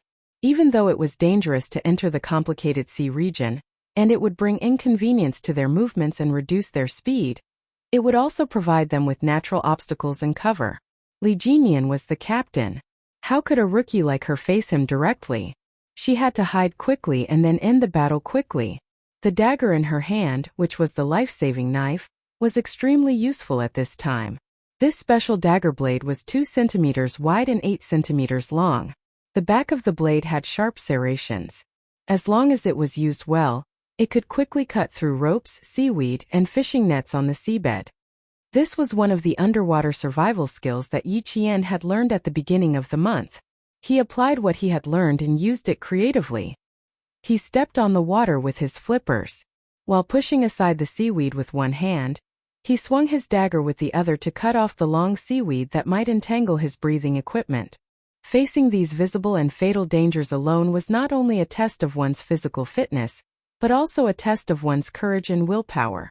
The simulated combat training had greatly improved Yi Qian's mental endurance, self-control, and courage to overcome difficulties under anaerobic conditions. Arranging such a training session was enough to show how much Li Jinyan expected of Yi Qian.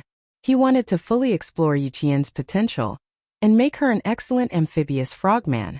Li Jinyan scooped up a floating seaweed with one hand, and the handsome face under the mask held a trace of a smile. He thought that he was the one who forced her into the water hazard, but in reality she was the one who lured him over.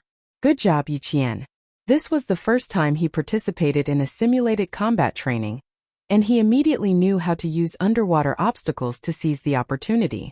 In such an environment, when frogmen and anti-frogmen met, it was very likely that both sides would be too close for them to draw their guns.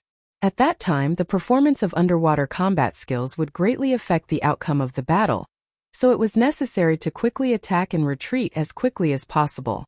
Chapter 1297. She wanted to lure him in, observe him in secret, and then finish the fight and retreat quickly. Visibility was low underwater, and the situation underwater was complicated. Yi Qian, who was holding onto a rope with one hand, looked around calmly, quietly waiting for Li Jinyan to approach. 1, 2, 3. She silently counted to 8 in her heart. A black figure that looked like a swordfish swept past a clump of seaweed. It had begun. The underwater combat had begun. The people in front of the monitor held their breaths when they saw Yi Qian suddenly attack. The ripples in the water expanded, and Yi Qian used the dagger in her hand very flexibly, directly attacking Li Jinyan's air supply system. The air supply system was the focus of the frogmen's attack and defense in underwater combat. Once the air supply was cut, the frogmen would lose their oxygen supply, and the consequences would be obvious. Li Jinyan's eyes darkened. What a murderous female soldier. She used her killer move as soon as she started. Discover the enemy first, seize the opportunity to defeat the enemy, hit the enemy in one hit, and the battle quickly. These were all underwater combat tactics, and Yi Qian remembered them well and used them flexibly. Yi Qian, who had taken the initiative, knew very well that she didn't have the ability to fight Li Jinyan for too long. How could she beat Li Jinyan?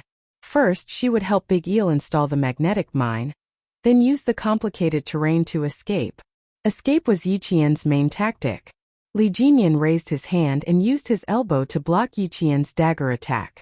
Yi Qian didn't resist his move at all, and immediately withdrew her right hand that was holding the dagger. Then an unbelievable scene happened.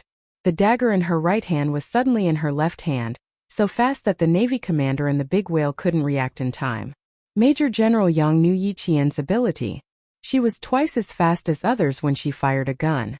Switching between her right and left hand was a piece of cake for her. She hasn't shown this move before. The big whale sighed softly. Fast, too fast. Fortunately, the one facing her was Li Jinyan.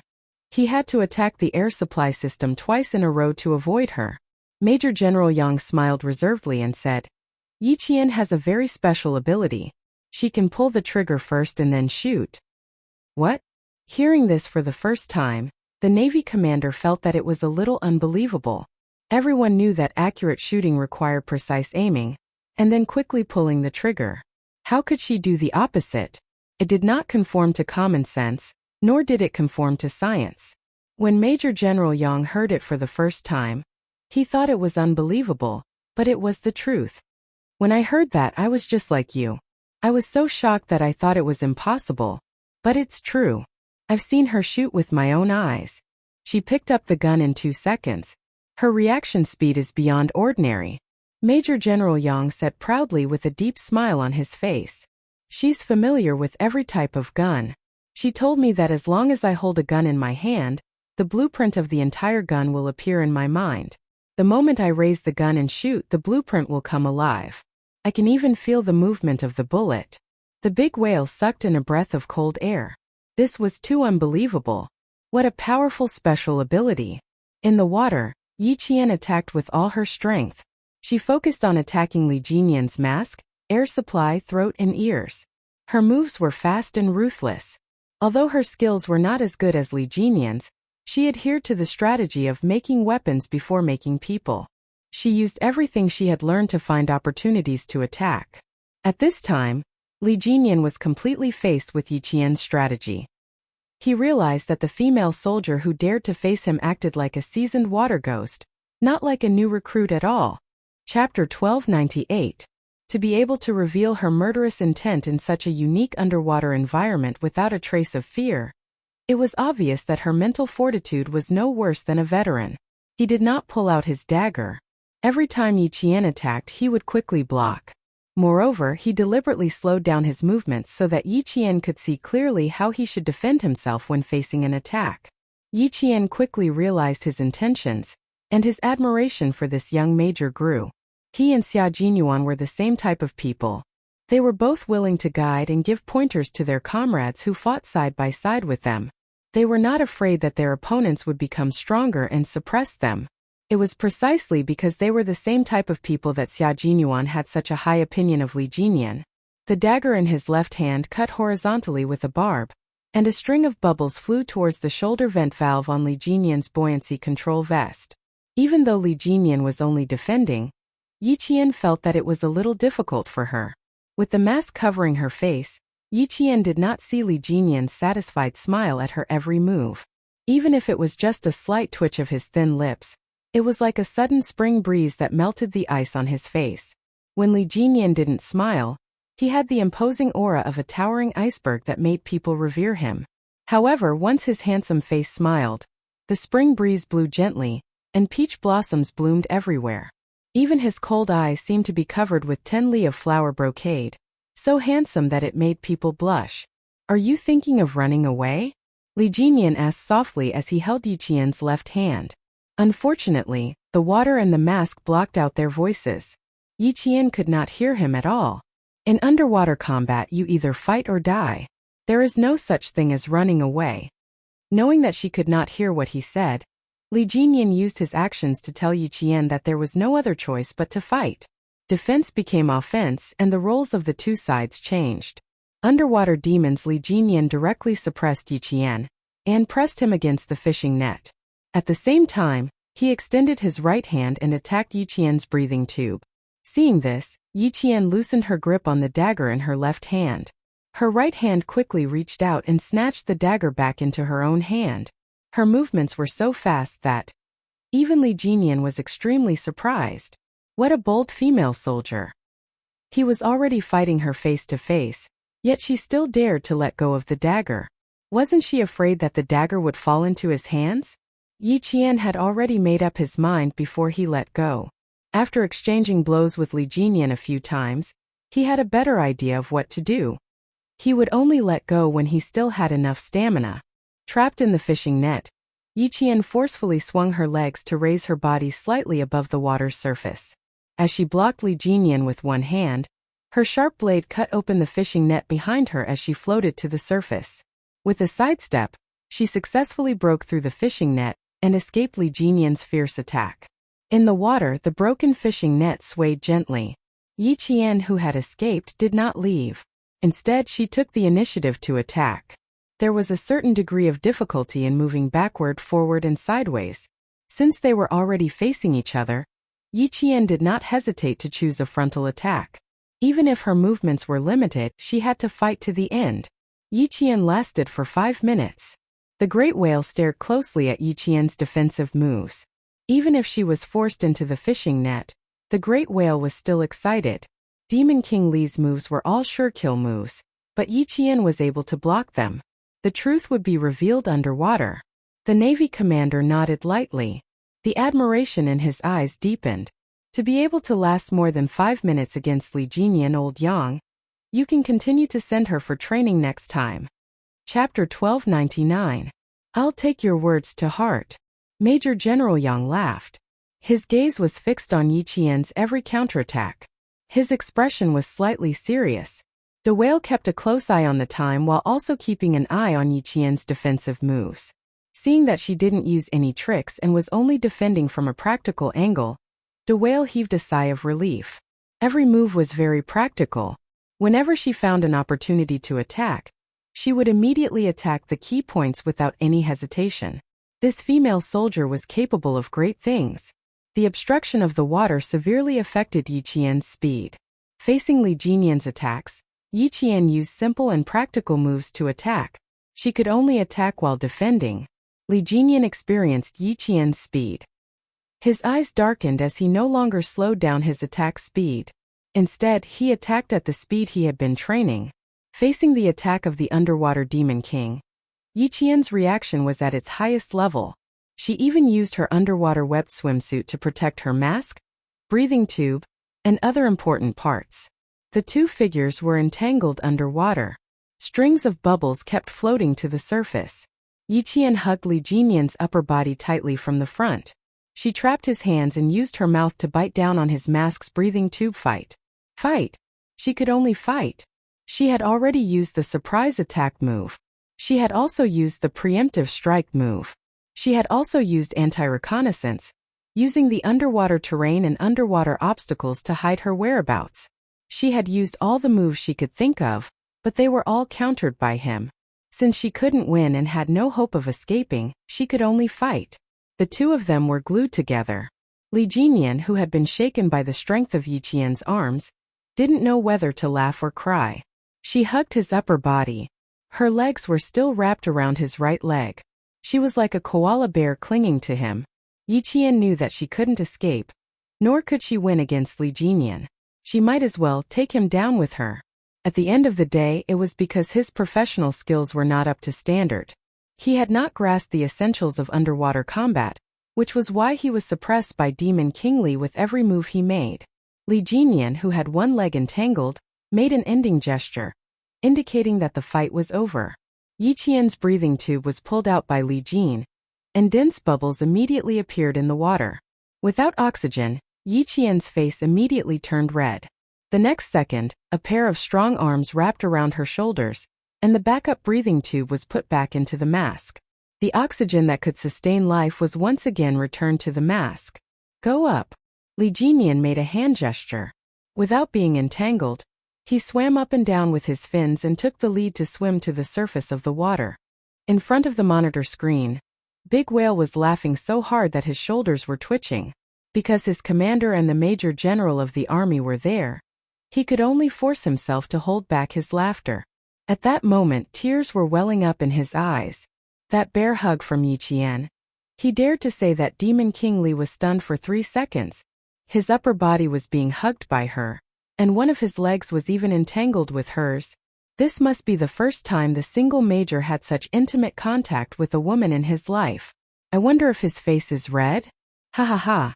It's probably a little red. The major general of the army was also laughing. This little Yi, in the end, she definitely wanted to take Li Jinyan down with her. She couldn't win, and she couldn't escape, so she hugged Li Jinyan with the determination to fight to the death. This move. What kind of move was this? Did she break the rules? The major general of the army didn't care about winning or losing. What he cared about was the rules that should be followed during training. Chapter 1300. The smile on the Navy commander's face deepened. He was also amused by Yi Qian's last bear hug. It's not against the rules, but it's not advisable. We don't recommend that frogmen perish together. As long as they can hold on, there's still a chance to counterattack, but they must fight with the determination to win. Frogmen rely on quick judgment, quick reaction, and quick action tactics. Yi Qian did all of that at the beginning. Later, when Li Jinyan counterattacked, he was able to escape from the fishing net despite the disparity in strength. More than a month of training has yielded results. The army major general's expression was a little serious. Perishing together was indeed not suitable for modern warfare, especially for a talent like Yi Qian. If he were to be sacrificed, it would be a great loss to the country. Don't bluff.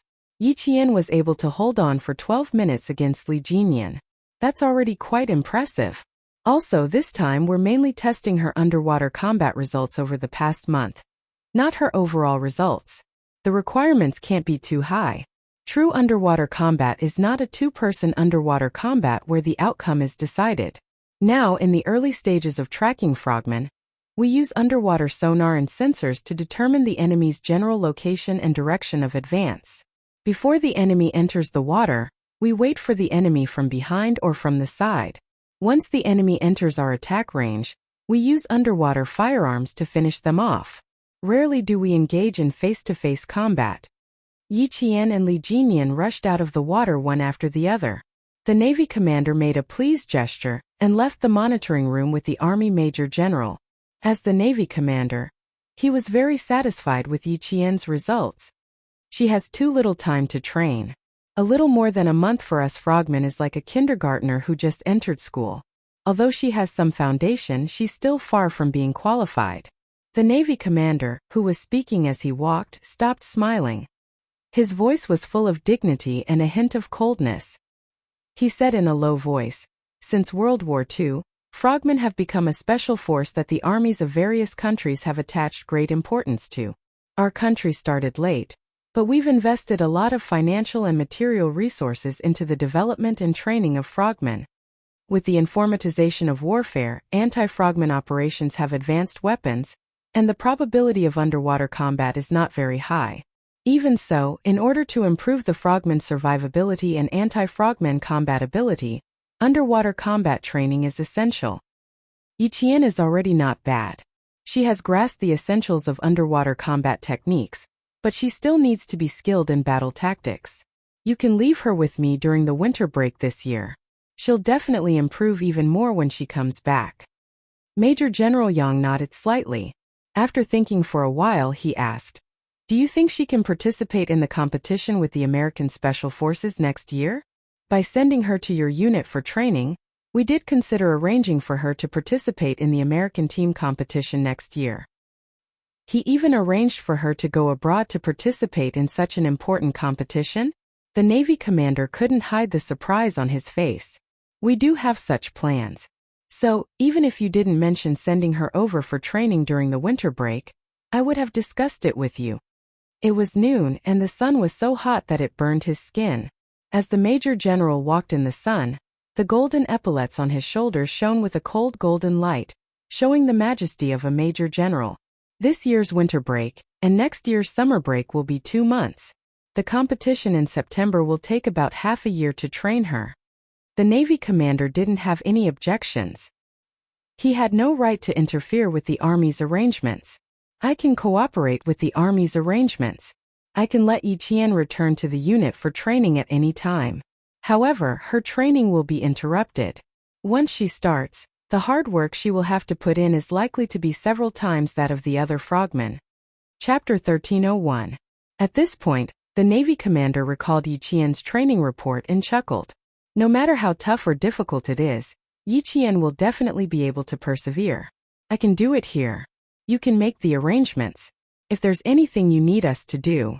The seawater lapped against the shore, sweeping up starfish and hermit crabs. The two high-ranking officers talked as they walked further and further away from the monitoring room. The whale, who did not follow them, saw the two officers walking towards the beach and returned to the monitoring room. "Connect to the communication on boat 0101. He did not see the situation on the Great Mermaid's side just now, so he signaled the first lieutenant to connect him. He wanted to call the Big Eel directly and ask if he had completed the mission. The Big Eel had already installed the magnetic mine on the boat, which meant that the mission of the simulated combat training had been completed. However, Yi Qian had sacrificed himself. The Great Mermaid pulled the Big Eel onto the boat and answered with a smile, "It's done. What's the situation with Yi Qian and the Demon King?" "I parked the boat behind the reef. They can't see where they are." Yi Qian and the Demon King fought for 12 minutes. In the end, Yi Qian hugged the Demon King's upper body with both hands and wrapped his legs around the Demon King's left leg. In the end, Yi Qian lost and the Demon King won. The Great Mermaid said in a low voice. The laughter that he had suppressed with great difficulty surged up again. The handheld communication microphone was silent for a few seconds. Then the Great Mermaid's doubtful voice came through. She asked uncertainly, "I remember that the Demon King, did not have any physical contact with the female soldier. No, who would dare? Ha, only Yi Qian dared. I was stunned at that time. My eyes were fixed on the scene for a few seconds. The Demon King himself definitely did not expect Yi Qian to make such a move. Ha. Not only did he hug the Demon King, he even wrapped his legs around one of the Demon King's legs. I tried to hold back my laughter until tears came out. The Great Mermaid coughed and said to her comrade, the Big Eel, who had taken off his breathing mask. The Great Mermaid said that Yi Qian hugged the Demon King's upper body under the sea and wrapped his legs around the Demon King's left leg.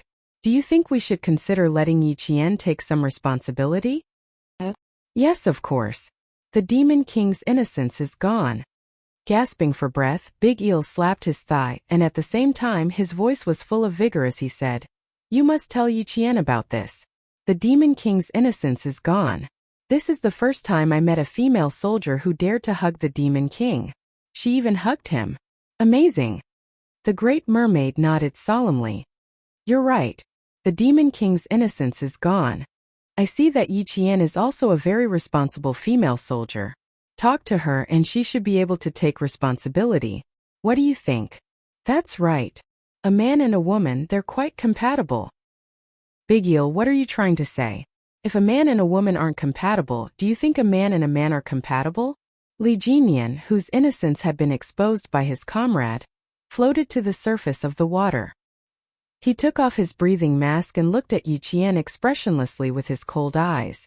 Yi Qian, who had taken off his breathing mask, saw his expression and his gaze, which was as bright as an unsheathed sword. Her heart immediately sank. She could guess what he was going to say. You. His gaze inadvertently swept over Yi Qian's fingers, which had turned white from being soaked in the water. He originally wanted to criticize her severely, but he swallowed back the words he wanted to say. Just then, the inflatable boat hidden behind the reef came out with a white flag. Li Jinyan, who had furrowed his brows without leaving a trace, pursed his lips and said in a low voice, Get on the boat first. The atmosphere was a little heavy. Yi Qian, who realized that she had made a mistake, gently exhaled a mouthful of turbid air that was stained with the smell of seawater. She nodded slightly, turned around and swam towards the boat. Chapter 1302. Yi Qian, who was basically dead, couldn't carry out the next beach diving training, and Li Jinyan had more important things to warn Yi Qian. The two of them remained silent throughout the whole process and swam to the docked inflatable boat. Even when they got on the boat, Li Jinyan's low pressure didn't dissipate. The afternoon sun shone so brightly that it felt like they were in a steamer while wearing a rubber diving suit. The humidity from the sea hadn't dissipated when they climbed onto the boat, and sweat slowly flowed down their foreheads.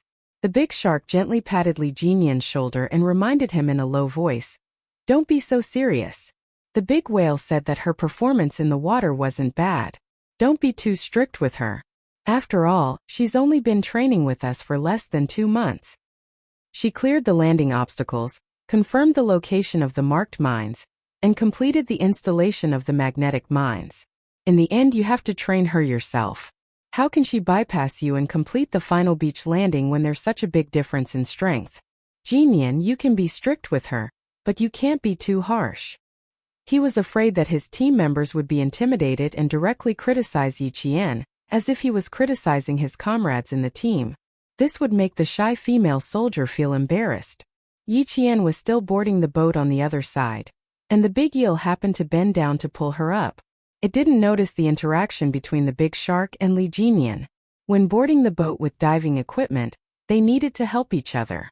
Otherwise, it would be difficult to get up in a short time. Thank you. Yi Qian at the stern smiled and thanked the big eel.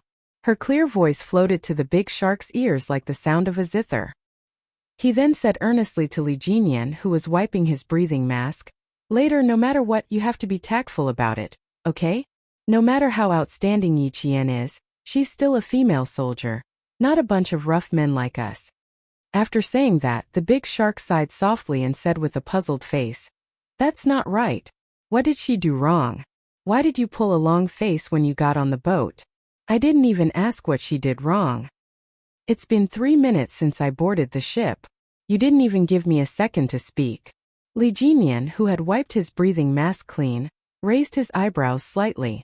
Under the sunlight, his three-dimensional facial features were like that of a god. The indifference in his eyes was unbreakable and filled with a fearful gaze. "Now can I speak?"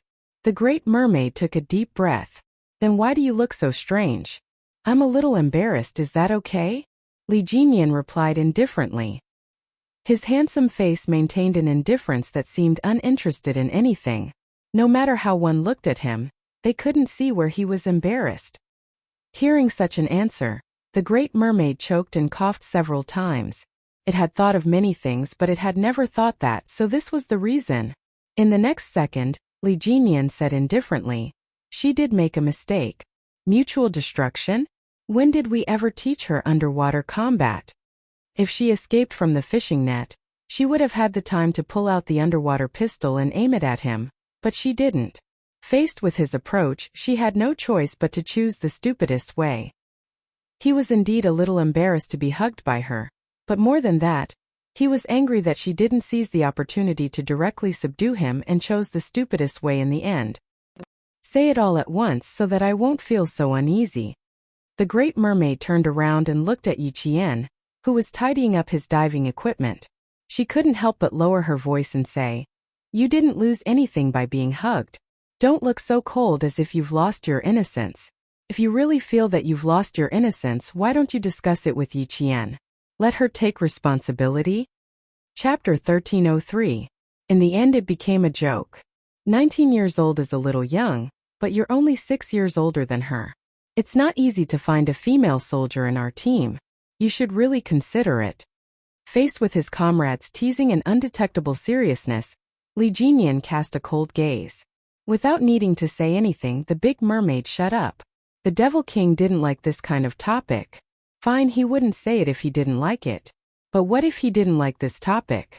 Or did he not like Yi Qian? Did he not like Yi Qian? That was impossible. So far Yi Qian was the most outstanding and also the most beautiful female soldier they had ever seen. Look, more than a month of training didn't turn her skin into charcoal. It just turned red and peeled off. But it was still a little red, the red of sunburn. She then looks at Li Jinyan, who is standing next to her. He is tall and slender. Although he is a bit cold, his face is so handsome that every time there is a naval meeting, the female soldiers in charge of communications have to secretly make eyes at him. At least he can be a little bit more attractive. She slightly ignores his coldness that doesn't allow people to get close to him. Standing next to Yi Jian, no matter how she looks at it, she feels that they are a perfect match. Li Jinyan didn't take the big mermaid's words to heart.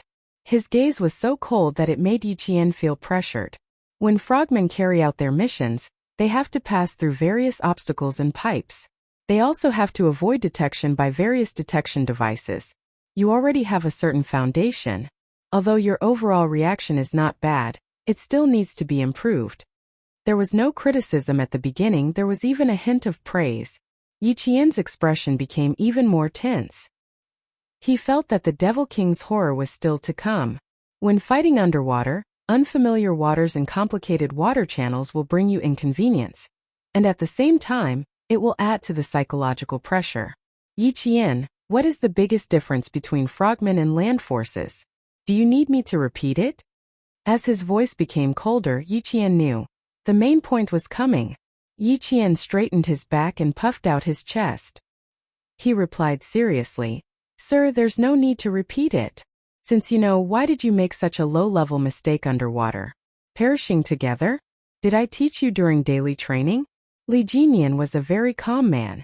With his cold personality, even if he encountered a big problem, he rarely got emotional.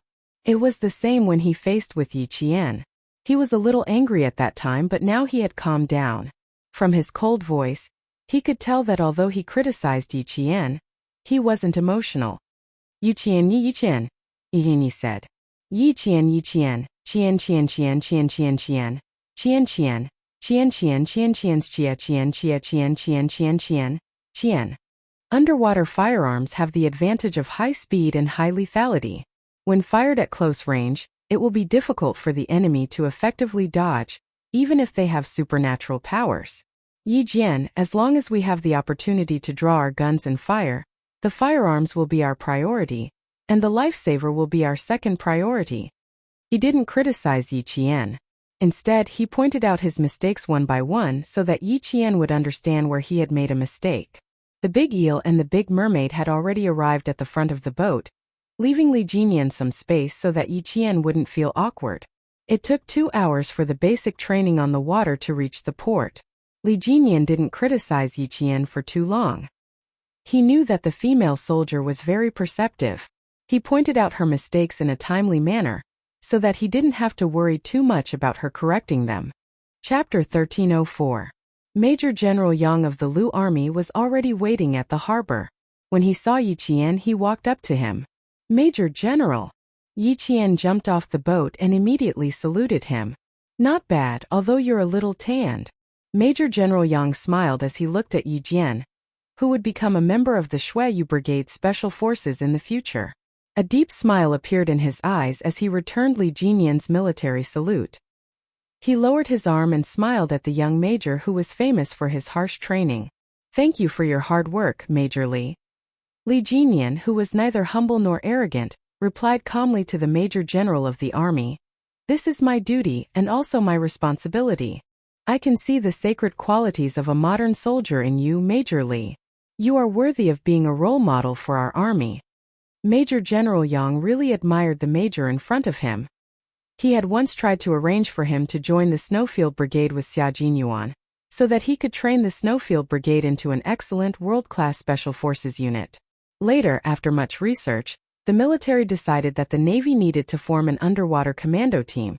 So Li Jinian joined the Navy, and Xia Jinyuan joined the Army. Now, both of them were shining brightly in their respective units. Even if Li Jinian didn't join the Army, Major General Yang still cherished his talent.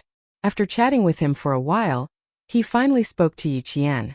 Major General Yang smiled as he looked at the back of Yi Qian. He almost became a member of the army like Xia Jinyuan. Major General Yang turned his head and saw Yi Qian's skin peeling from the sun. The back of his neck was red. He paused for a moment and sighed. "Has it been hard for the past month? Even harder than the army training?" Yi Qian probably didn't just peel off a layer of skin. He would get sunburned again and then get sunburned again and again. "It's mainly because I'm not familiar with it. Everything starts from scratch, so it's a bit harder than the army training." Yi Qian did not exaggerate and answered honestly. "Fortunately, I passed the first day physically and mentally. Otherwise, with Captain Li's strictness, I would have been sent back." Major General Yang laughed. "Xia Jinyuan and I didn't expect that you would be sent back by him when we sent you here. We believe that you will pass both physically and mentally. Fortunately, I didn't slack off during my training. If I were to be sent back, it would be too embarrassing." Yi Qian joked with herself. Although her body was tired, her spirit was tempered. From her bright eyes, one could see that she was full of vigor. While the Major General laughed, she said slowly, "After a week of intense training, I feel that Captain Li is satisfied with me, so I'm relieved. Hard work was definitely there. How could one become an outstanding soldier without hard work?" Major General Yang was very satisfied with Yi Jian's determination to not admit defeat, to not be afraid of tiring or suffering. "We've postponed your registration at the military academy to September 2nd. You can skip the military training that has already started. I will ask Xia Jinyuan to pick you up. Go home and get your acceptance letter. You can complete your registration on September 2nd. All new students in the National University of Science and Technology had to undergo military training. They went through the registration process about 2 weeks earlier than other universities and completed their first military training. They called it experiencing military school life. For other new students, it was a chance to experience military school life. For Yi Qian, it was a small matter. She would gain more if she stayed with the Navy for half a month. Chapter 1305. Knowing that Xia Jinyuan would come to pick her up, Yi Qian, who had sent Major General Yang away, was looking forward to it for the first time. She wanted that day to come sooner and see Xia Jinyuan, whom she hadn't seen for a long time. During the 3-day holiday, Yi Qian completed the last of the beach diving training. On the evening of the 3rd day, she left the port on a patrol boat and headed to another sea area to complete the last 10 days of combat diving training. The last 10 days of training brought Yiqian back to the days when she first joined the team. She didn't have more than 5 hours of rest every day before she had to start the special operations training. The end of August at the port was finally not as hot as it was from July to mid-August. Although the sun was still bright, the heat seemed to have decreased a lot. Xia Jinyuan, who was wearing an army training uniform, was accompanied by Desha. They chatted as they walked towards the sea helicopter base. He, who was sent to pick up Yiqian, arrived at the port on August 28 at 10 a.m. sharp and took a flight to Hongkou City in the southern province at 2 p.m. Time was a little tight. The flight arrived in Hongkou City in the afternoon, and they had to take a car back to Shuka village in the afternoon. They would rest for 2 days on August 29 and 30, then rush to the National University of Science and Technology on August 31 and report before September 2. Xia Jinyuan had trained with Xia Jinyuan for more than half a year, so he didn't need to be polite when talking with Xia Jinyuan. He said casually, "It's a pity that the time is a little short. The training plan for our Special Operations Combat Crew is 10 weeks, but Yijian only has 2 weeks. She has to complete a high-altitude parachuting course, an obstacle blasting course, and a long-range operation safety course. The 3 courses only have 4 days of training. In Demon King Li's words, it's fast-paced training. Let her remember it first, and then she'll have more in-depth training when she comes back from the winter break." Xia Jinyuan, whose steps were light, was about to see the girl he loved very soon. His thin lips held a faint smile, and his delicate eyes were gentle. "Although it's fast-paced training, I believe that with Yiqian's ability to accept it, she won't let your efforts go to waste." Little Fox was smart. She would definitely have the results of 8 days of training in 4 days. He was indeed one of them. He trusted Yiqian so much that even if he didn't see her training, he didn't doubt her at all. This kind of trust wasn't formed in a day or two. It was formed when they had been together day and night, and even fought side by side. Up until now, although Yiqian had trained with the Storm Commandos for almost 2 months, she hadn't built an unbreakable trust with them. That's true. In the words of our commander, Yijian is like a sponge. She seems to be in a saturated state, but in the blink of an eye, she can absorb new knowledge. His ability to act and execute is outstanding. Although they did not establish an unbreakable trust, the Big Mermaid's admiration for Yijian was not just a day or two. The more time they spent together, the more she could feel the power hidden in Yijian. Thinking that she was going to leave in the afternoon, the Big Mermaid, who was reluctant to part with her, suddenly said, "We are all reluctant to let Yijian leave. We are considering whether we should coax Demon King Li to pursue Yijian." After saying that, he laughed out loud. "Major Xia, isn't it a bit unkind of me to say this now?" "A little unkind?" Xia Jinyuan looked at the laughing water ghost and said with a faint smile, "You want to poach Yiqian in front of me? Desha, you're not being a little unkind, are you?" Actually, what Xia Jinyuan wanted to say the most was, "How dare you steal my girlfriend? You must be itching for a beating." Chapter 1306. He was trying to steal his girlfriend right in front of him and was even accused of trying to steal her. As a normal man, it would be strange if he could hold himself back. However, as a soldier, Major Xia was much more tolerant than a normal man. Before the enemy was clear, even if he was laughing coldly in his heart, that elegant and handsome face of his remained indifferent. Even his smile maintained the innate nobility of the Xia family, not revealing the slightest bit of emotion. Your team doesn't recruit female soldiers. No matter how outstanding Yiqian is, she can only watch. Major Xia sighed, as if he really felt sorry for the water ghosts of the Storm Commandos. What a pity. If she stays, I dare say that she will not be worse than Demon King Li. They wanted to bring the Little Fox and Demon King Li together. This group of water ghosts harbored ulterior motives and wanted to make a move. He wanted to compete with them to see which water ghost had thicker skin and needed to be taught a lesson. The water ghosts were not afraid of getting together, but they needed to find out Demon King Li's attitude. The big shark did not sense anything wrong with Xia Jinyuan. Nor did she hear that Xia Jinyuan was baiting the enemy step by step. She wanted to know what was going on, especially Li Jinyan's attitude. There's no choice. The frogman units of the Lindong, Linchuan and Nongguang military regions can recruit female soldiers. If these 3 military regions know that Yi Qian graduated from the military academy Major Xia, I'll remind your team in advance. There's a 90% chance that they will try to steal her from you. The big shark sighed, lamenting that they could not keep Yi Qian. We want to steal her, but the policies and regulations are there. Even if we want to steal her, we can only think about it. It's impossible. Xia Jinyuan's dark eyes flashed with a hint of a smile. It was because he knew that the Storm Amphibious Frogman Commandos did not recruit female soldiers that he and Major General Lu sent Little Fox over. There was no choice. They had to be on guard. Little Fox was a female soldier, but she was far better than a male soldier. In addition, she had more than 5 years of special forces training and had some experience in land battles. In addition, she was excellent in all aspects. As a major general, he had to be on guard. As a boyfriend, he was naturally happy that his girlfriend was so outstanding. But there were also times when he was worried.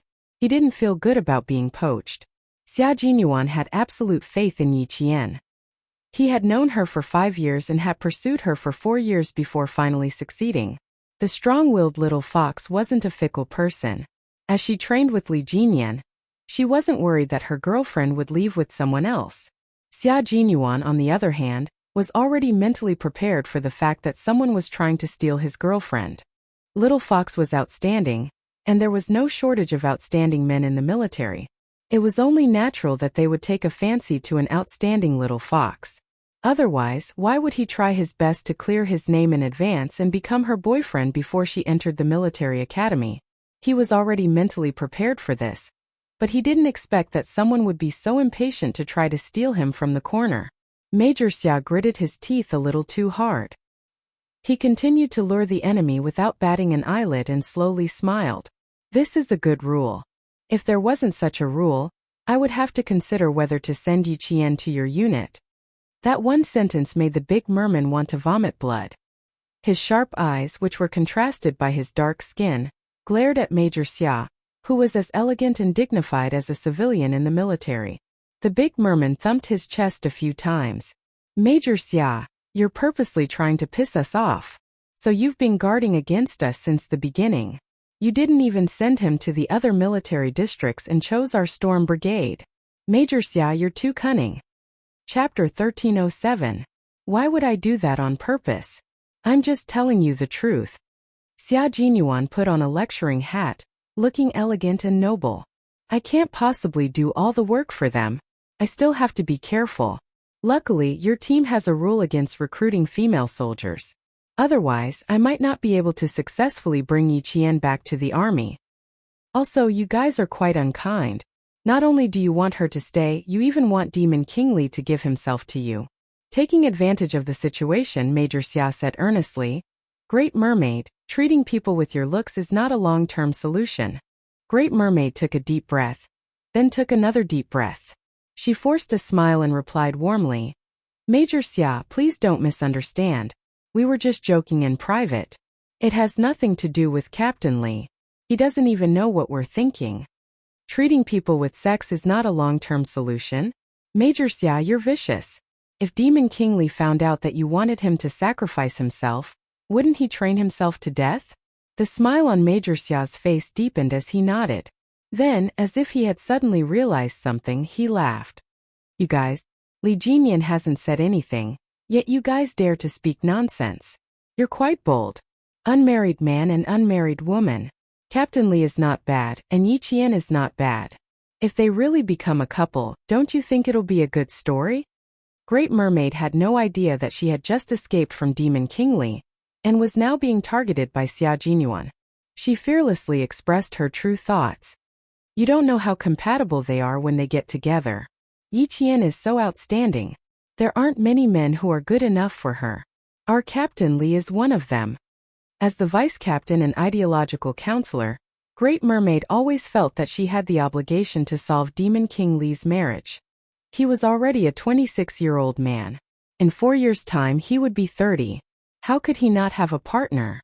Xia Jinyuan secretly clenched his fists and raised his hand to look at the time. It was still early. He then raised his eyes and pointed at the beach in front of him. He said politely, It's still early. Why don't we go to the beach and learn from each other? Let's see if you've improved compared to back then. Back then, the few of you fought with me and Li Jinian. You lost so much that you roared angrily at the sea in the middle of the night. You threatened that one day, you would avenge your humiliation. Since it's still early, let's fight. Sparring until you can't even speak. As a Special Forces soldier and the Q King of the Snowfield Brigade, Xia Jinyuan was extremely good at hiding his emotions. Even De Xia, the instructor of the Storm Commandos, couldn't see through his expression. Every sentence was said calmly and tirelessly. The Great Mermaid did not realize that she had unknowingly offended Xia Jinyuan. Hearing this, his eyes lit up. He glanced at Xia Jinyuan, who was dressed in his training uniform, and laughed. Major Xia, you seem to have come prepared. You didn't even wear your regular uniform to visit our unit. You came in your training uniform. I came out in a hurry and didn't change. Now it's convenient. That's good. Let's go, Major Xia. The sparring started at 10:10 a.m. and ended at 10:25 a.m. The side of Great Mermaid's face was pressed against the sand. His hands were clasped behind his back. He felt that his facial features were about to be squashed and his eyeballs were about to pop out. Xia Jinyuan sat directly on Great Mermaid's waist. His long arms locked Great Mermaid's arms and pulled him up. At the same time, he pressed his elbows on the back of Great Mermaid's neck so that he couldn't move. With a slight smile in the sea breeze, he said, "You've improved a little. It used to take 10 minutes. Now it's 15 minutes." Chapter 1308. With sand in his mouth, the Great Merman grunted twice, signaling for the other party to let go of his hand so that he could speak. Ruthless, too ruthless. He had been stomped twice on the chest and punched in the mouth. Blood was flowing out and now he was being held down. Was he out of his mind? He agreed to spar with Xia Jinyuan, who was on par with Demon King Li. They were clearly talking about Yi Qian and Demon King Li. How did it end up with him sparring with Xia Jinyuan? Of course, Xia Jinyuan wouldn't tell him why he let go during the sparring. He pulled the Great Merman up and said guiltily, "I didn't control my strength. I'm sorry, brother." The Great Merman, whose mouth was red and swollen, gently touched his wound. He waved his hand disapprovingly and said, "I admit defeat. However, Major Xia, you were a little ruthless. Why do I feel like you deliberately hit my mouth? Is it painful? Let me take a look." Xia Jinyuan's expression was serious. He hurried over to show his concern for his comrade. It was a little intentional, but in the end he really wanted to spar. The Great Merman, who didn't see through Xia Jinyuan's cunning nature, felt that he was overthinking. He added, "You hit my face the moment you came up. Major Xia, I'm not as good-looking as you. If you ruin my face and I can't get a wife, you'll have to take responsibility." He was able to be doted on by his father since he was young. Other than his sweet mouth, his IQ and EQ were both extremely high. He had been fighting with others since he was young. He knew that he was in the wrong first, but in the end he could still portray himself as the victim, making his father and mother feel sorry for him. Commander-in-Chief Xia didn't dare to go against his son, for fear that he would be tricked. Major Xia, who had loosened his bones, felt much better. He replied seriously, Of course. When the time comes, I'll bring over a communication company of female soldiers from the army. You guys can pair up yourselves." As he spoke, his expression gradually became more serious, and even the deep smile in his voice became much colder. "Great Mermaid, we're going to complete a competition with a certain American Special Forces next year. You guys need to hurry up on the ground battle. Did Demon King Li come up with any detailed training plans? We don't have much time, so we need to make the best use of our tactics and skills." The situation of the enemy had been investigated clearly, and it had nothing to do with Li Jinian. It was purely his comrades who were worrying for nothing. Now that the competition was over, he felt much better. It was time to change the topic and put the Big Mermaid's attention back to the business at hand. Being a fox, Major Xia was an all-round soldier king. He was not someone to be trifled with. Since the sparring session was over, there was no need to mention it again, in case the Big Mermaid realized that his motive for sparring was not pure. As soon as the topic changed, the Big Mermaid naturally followed suit. The corners of its mouth twitched a little, but other than the slight pain, there wasn't much of a problem. Dusting off the fine sand on his body, he began to discuss with Xia Jinyuan. I have a plan. First, we will finish the competition, then focus on attacking the weak points. Major Xia, your special forces are a little mysterious. Even the Demon King doesn't know how deep your background is. When the competition is over, both of our teams will have to bring out their best skills. We'll combine the strengths of each team and eliminate our weaknesses. Only then will we have a better chance of winning when we go overseas in the future. Xia Jinyuan was no longer sentimental. With a sharp look on his handsome face, he nodded and said, My plan is the same as the Demon King's. First, we'll compete with you guys and find out our own problems. Then, we'll combine the strengths of the American Special Forces and formulate a targeted training plan. Chapter 1309. A second ago, they were still fighting with their fists, and the next second they were standing side by side, planning and discussing next year's match with the U.S. From the beach back to the cement road leading to the port, the conversation between the two was serious and profound, and from time to time, a few professional combat terms would pop up. Xia Jinyuan's slightly restrained voice contained the hidden coldness of a sword. He looked ahead and said slowly, In May this year, we will start to learn 30 types of advanced individual training courses. Currently, our team is nearing the end of the sea-level escape course. We will be able to complete 30 types of advanced individual training courses before the National Day celebration. After training for so long, I also want to see how much I have learned. A match with you guys is undoubtedly the best choice. As a Special Forces soldier, as long as he was in the team, there was no limit to the skills he could learn. The 30 types of advanced individual training courses were compulsory for every Special Forces soldier in the Snowfield Brigade. From the Survival/Evasion/Resistance/Escape course to the Sea-Level Escape course, there were also the Operations and Intelligence courses. These courses to improve personal combat ability were required for all Special Forces soldiers in the Snowfield Brigade to familiarize themselves with. Hearing this, Big Shark's gaze fell on the young major beside her. She asked uncertainly, Completed 30 types of advanced individual training? The whole team? Or just a few? The whole team. No one is left behind. Everyone must pass. Xia Jinyuan answered with a smile. His elegant and handsome eyes were fearless under the sunlight, as if they could split open layers of cold light. His steps were steady and majestic like the mountains and seas. As for Yi Qian, I'll leave him to you guys. He will lay a good foundation for the future and strive not to be eliminated. Why did Xia Jinyuan want to spur Yi Qian to speed up the pace of training? It was so that once she entered the Snowfield Brigade, she could directly skip the basic training and learn the advanced training courses. As a Triphibian Special Forces soldier, he could fly a fighter in the sky, drive a tank on the ground, and fight in the sea without hesitation. Xia Jinyuan was able to become an all-around ace soldier, not because of connections or words, but completely because of his personal strength to become the captain of the Snowfield Brigade. He was even younger than the rest of the team. Yi Qian followed in Xia Jinyuan's footsteps and grew up with him as his goal. His direction was completely correct. You're training Yi Qian to be an all-round Special Forces soldier. You're being so harsh on her now so that she won't fall behind too much when she joins your team in the future. She'll be able to catch up with all her comrades. Big Shark wasn't too surprised about Yi Qian's whereabouts. He had discussed it with Li Jinyan before, and he could vaguely guess the army's arrangement for Yi Qian. He admired Xia Jinyuan more than anything else. Xia Jinyuan had taken his comrades to complete more than 30 types of advanced individual training courses in less than 5 weeks. His training was even more demanding than Devil King Li's.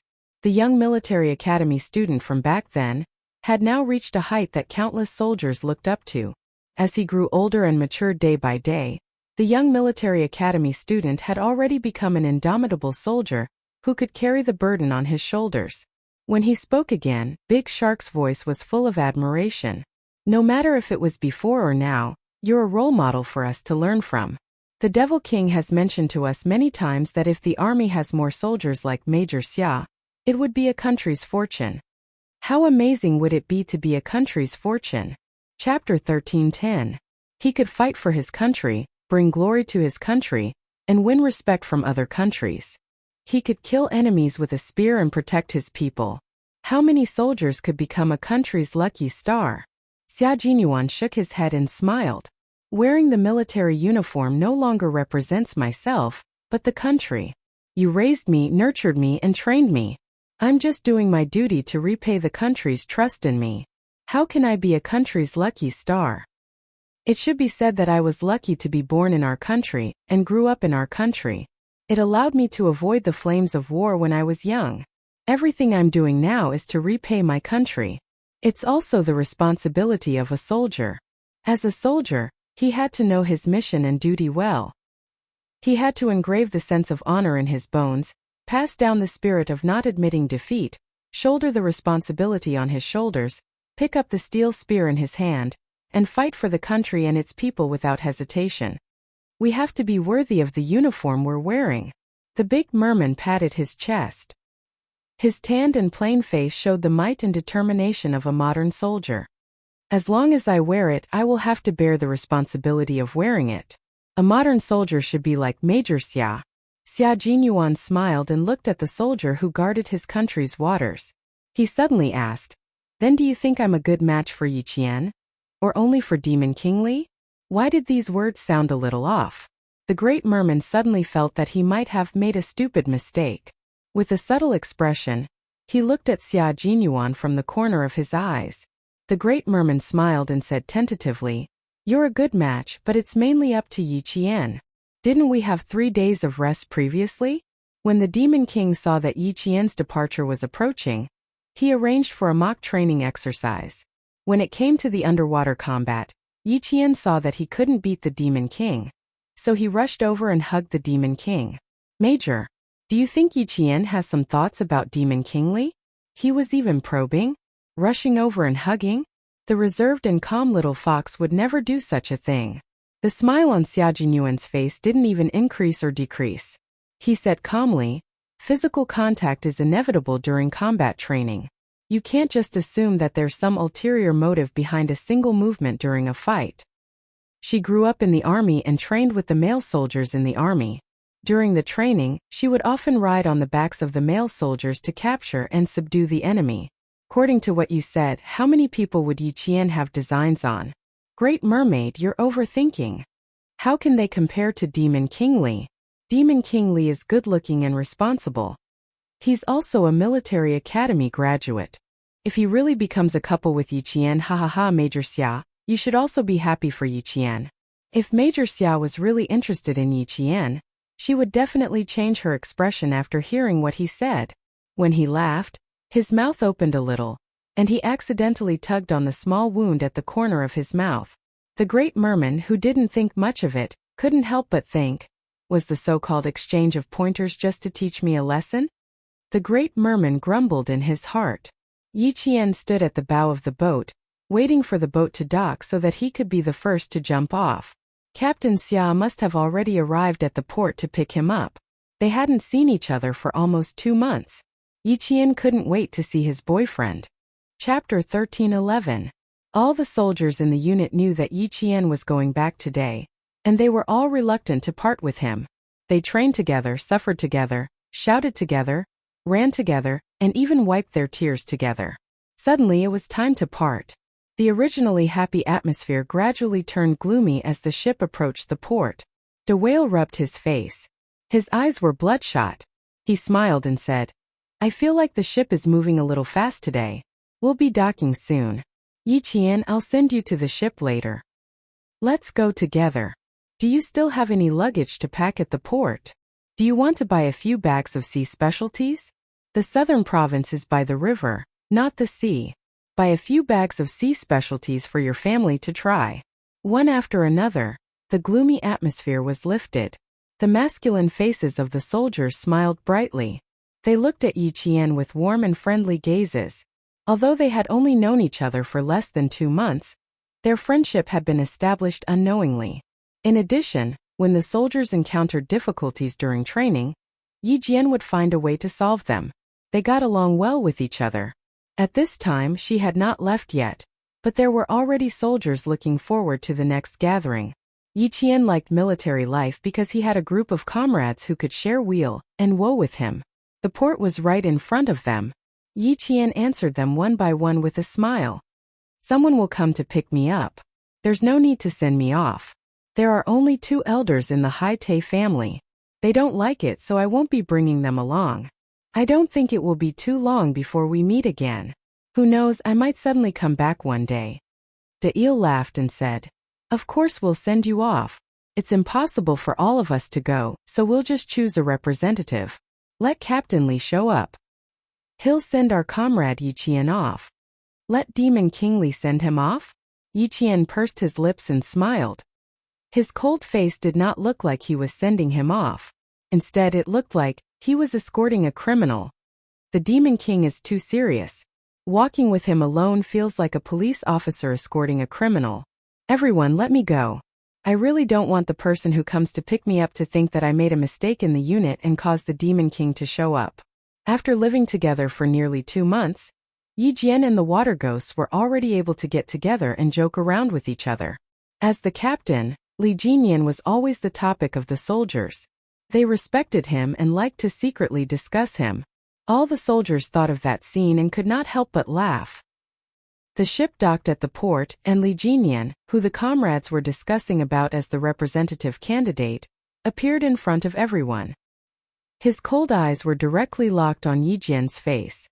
Before he could speak, the big eel, who had picked up the diving equipment and was about to get off the ship, smiled and said, "Devil King, we choose you as the representative to send Yi Jian off."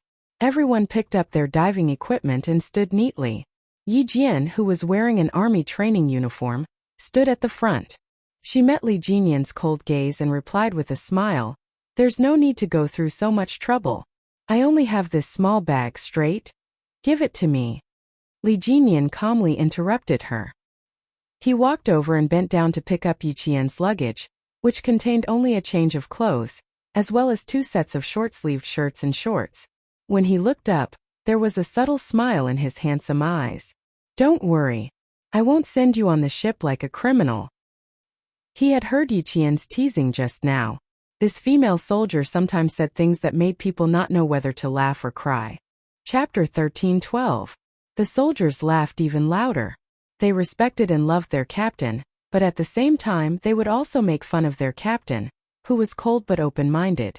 Even if the soldiers called Li Jinian the Devil King, he was still a Devil King that made people wholeheartedly accept him. Yi Qian, who was caught red-handed, did not panic. The smile in his eyes fell slightly on the camouflage travel bag in Li Jinian's hands. He continued to make fun of him. "After training for almost 2 months, this is the first time I've seen the Devil King take the initiative to help a comrade with his luggage. If I had known, I would have brought all my diving equipment with me." "Ha ha ha, Devil King, why don't you take my diving equipment and add some weight to it? Don't let Yi Qian feel that it's a pity. 1 set of equipment will be taken. 2 sets of equipment will still be brought. Devil King, you can also help me with mine." The soldiers, who all understood the meaning behind Yi Qian's words, laughed even louder. The last bit of sadness from parting with him disappeared with the laughter, leaving only the laughter of today. Li Jinian, who did not like to talk or laugh, was faced with his comrade's teasing. His cold expression disappeared in an instant. Even Yi Qian did not notice the faint smile that flashed across his face. "Let's go." Amidst the laughter, although his voice was faint and cold, it still clearly reached Yi Qian's ears. "It's getting late." Yi Qian nodded. He did not care about the small luggage in his hands and followed Li Jinian to the deck first. Let's go, let's go. Get off the boat, get off the boat. Brothers, pack up your equipment and get off the boat." De Whale and De Eel each led a team to the deck and got off the boat one by one. Xia Jinyuan's footsteps became bigger and faster. He had already seen the figure that he hadn't seen for nearly 2 months. She came down from the patrol ship and stood together with the water ghosts in black diving suits. She was especially eye-catching in the army's camouflage uniform. After Xia Jinyuan locked his gaze on her, he had never looked away. Yi Qian, who was in line, turned his head thoughtfully to look at the straight line of the harbor. When he saw the tall figure walking towards him, his dark eyes seemed to flash with a bright light. His beautiful face was like a blooming flower, so bright and beautiful that even Li Jinian, who was in line in front of him, couldn't help but stare. His gaze was as bright as the sun, She could feel the heat in his eyes from more than 10 meters away. Yi Qian, whose heart was warm, stood up straight and no longer looked at them out of the corner of his eye. The corners of his mouth could not help but curl up slightly. She guessed that the person who came to pick her up must be him. No matter where she was, Captain Xia would always appear in front of her in time. He was like a lighthouse standing in the sea, allowing her to find the right direction at any time. Xia Jinyuan also felt Yi Qian's joyful gaze. The smile on his handsome face became deeper and warmer. The coldness between his eyebrows dissipated, leaving only gentleness. She was happy that he came, and he was also full of joy.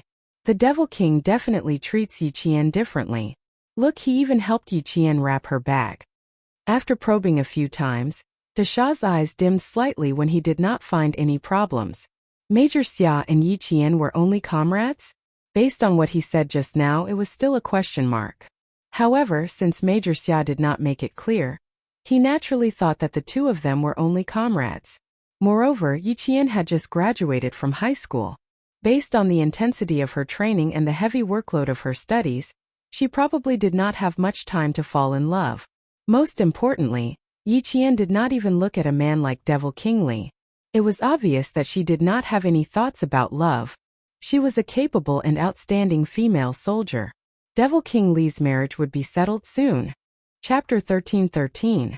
As a married ideological counselor, the Great Mermaid loved to prioritize resources to her unit.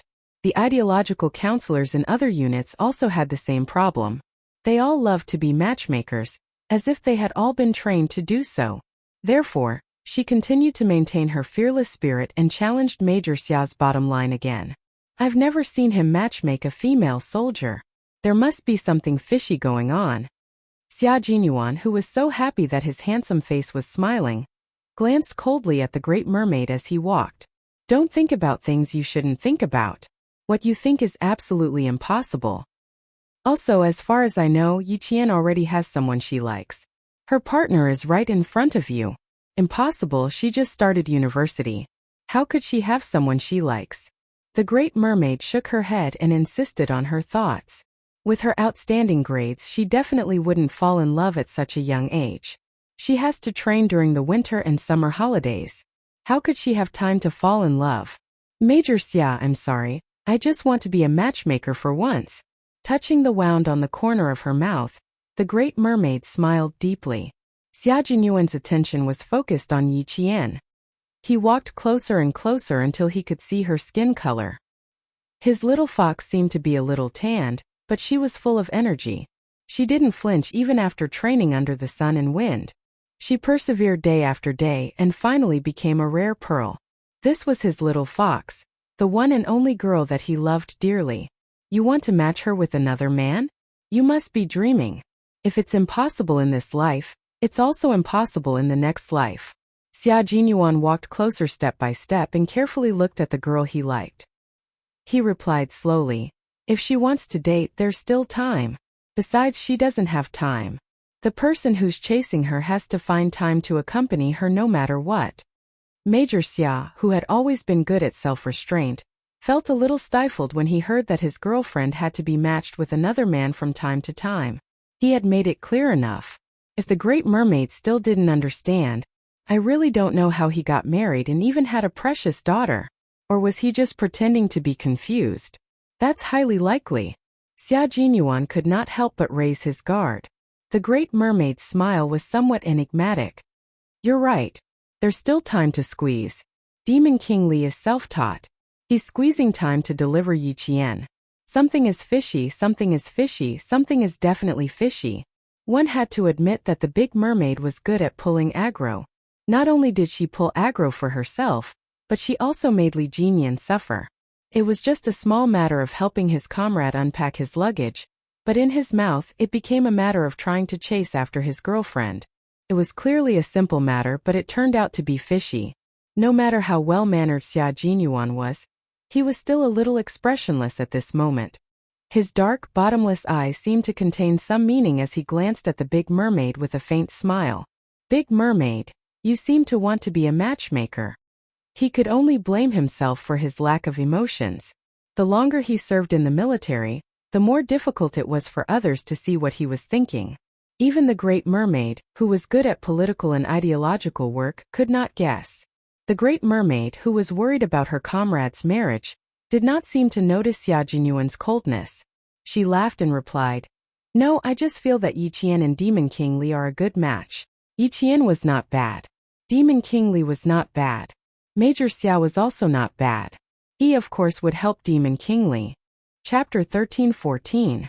Xia Jinyuan couldn't help but chuckle. What an ideological and political instructor. He thought he had given up on probing, but in fact he was still trying to probe his relationship with Little Fox. As he got closer and closer to Yi Jian, Major Xia stopped wasting his time talking to the Great Mermaid. With a faint smile on his face, he took a deep look at the Great Mermaid. Seeing that the Great Mermaid was also smiling at him, the young major raised his eyebrows.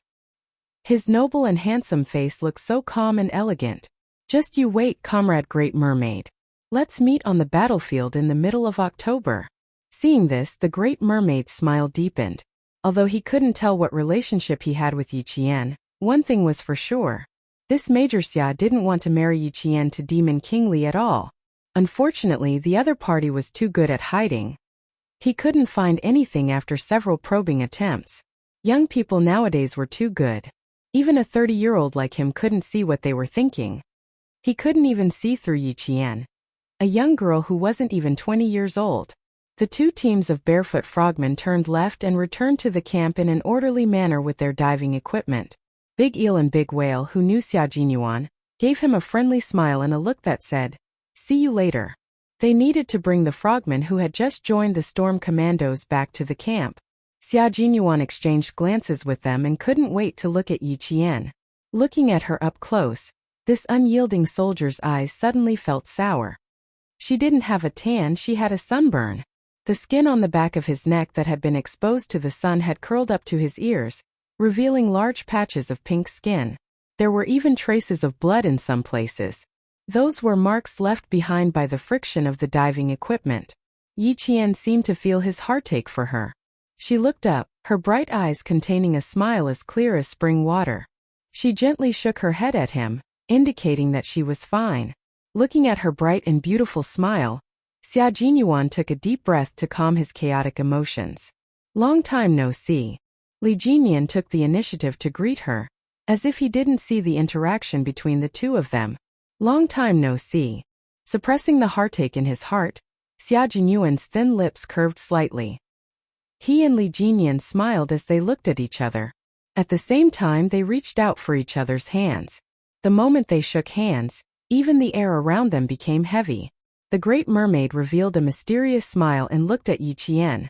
Then her gaze was fixed, and a thoughtful gloom flashed in the depths of her eyes. Yi Qian was already standing next to Xia Jinyuan. He was so close that he could smell the fresh, clean scent of his body.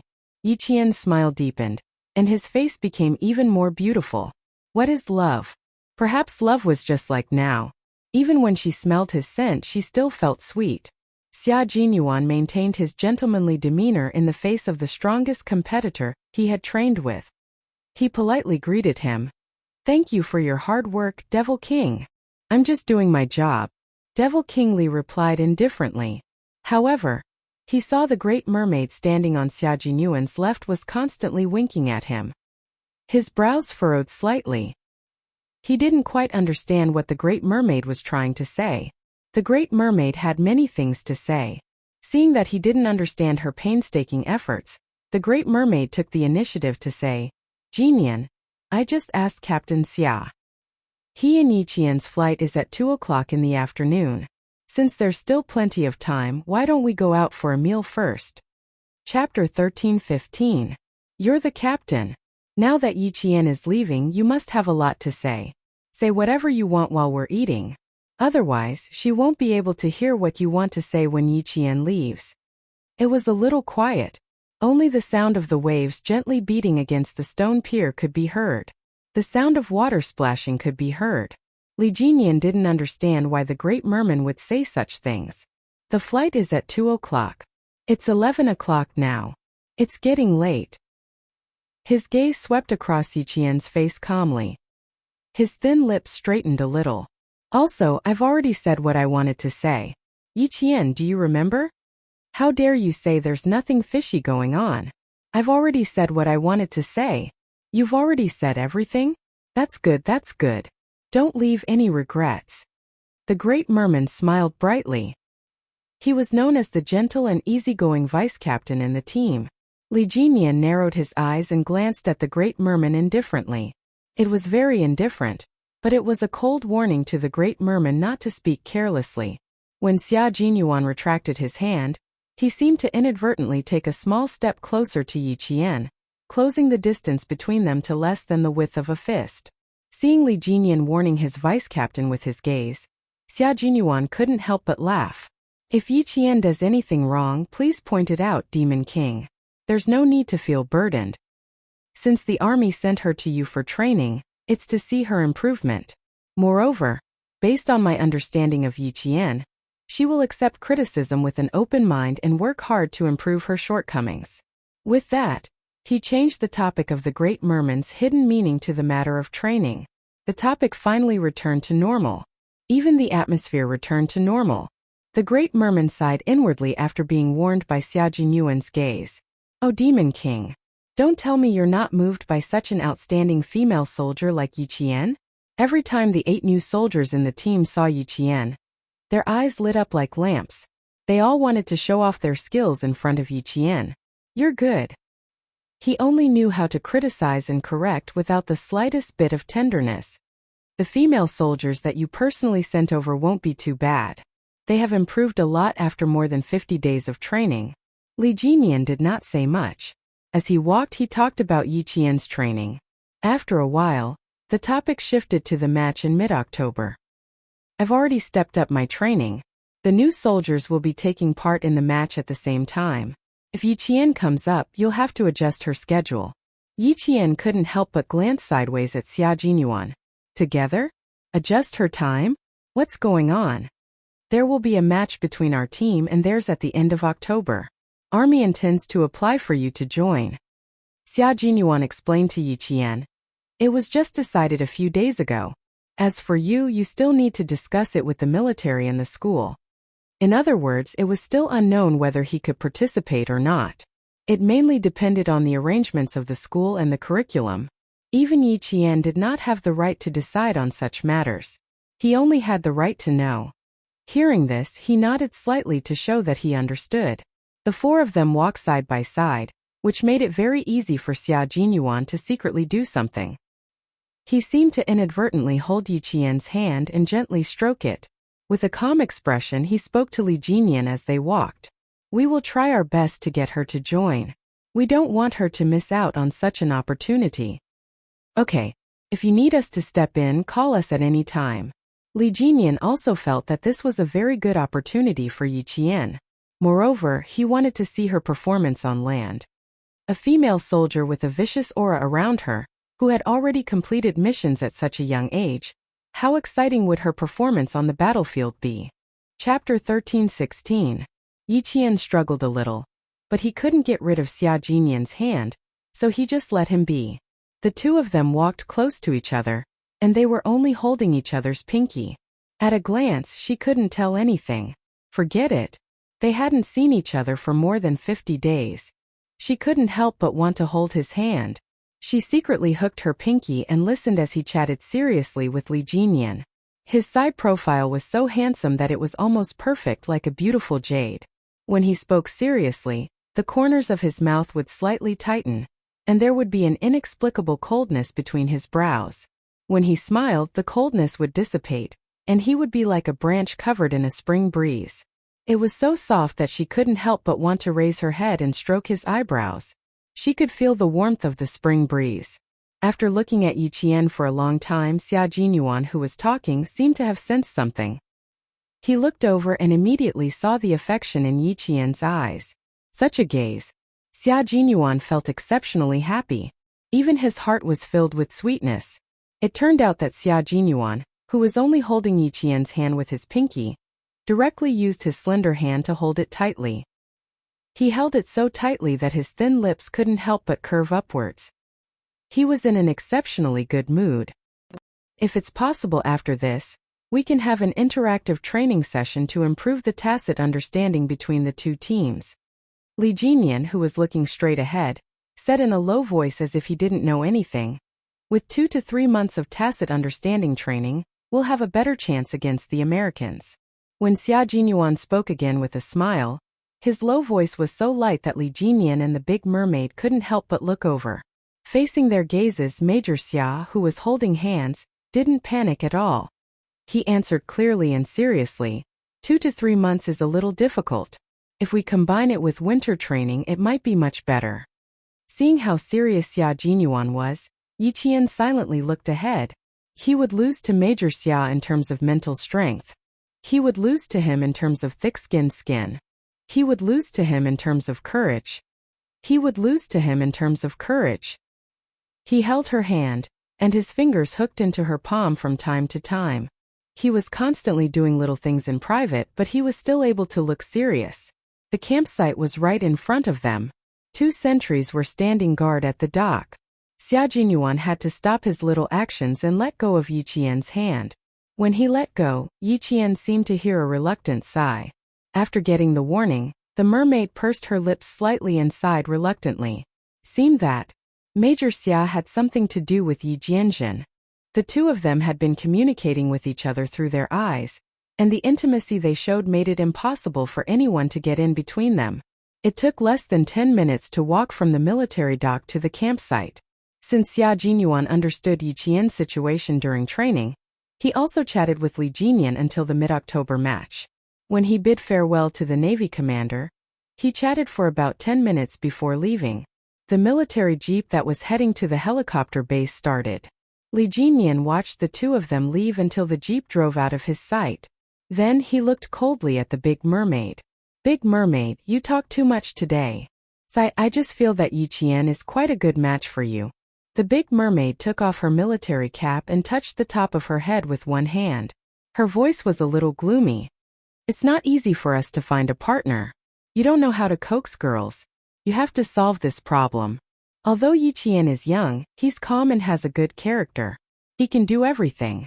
He's not afraid of hard work, blood and tears. Also, he's a soldier. He'll definitely have a lot in common with you, and you can understand each other's difficulties.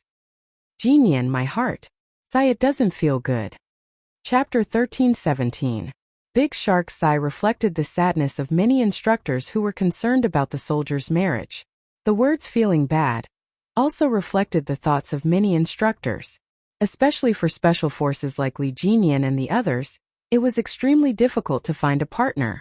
Sometimes, even if they found one, they might not be able to pass the background check and their family members might not be able to pass. There was no other way. They were special operations forces. The other half of their families had to be clean, and their family members had to be innocent. This was to ensure the personal safety of the special operations forces, as well as the confidentiality of national secrets. Yi Qian, as a special forces soldier, was undoubtedly the best choice for male soldiers like Li Jinyan and the others. It was normal for Big Shark to be concerned about him.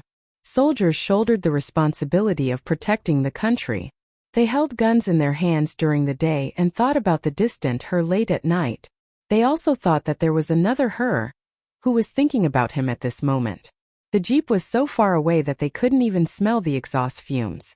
Big Shark retracted his gaze and looked at his comrade, who was so deep in thought that even he, the vice captain, couldn't understand him. He asked in a low voice, "You really don't have any thoughts? What thoughts do you want me to have?" Li Jinyan responded. His tone was cold and monotonous. Big Shark was worried that other than being a little emotional about training, he was indifferent about everything else. He wanted to know more, but there was nothing he could do. "If I could make you have any thoughts, I would have done it long ago. Why don't you take the opportunity? Can't you find Yi Qian? Come, tell me where she is.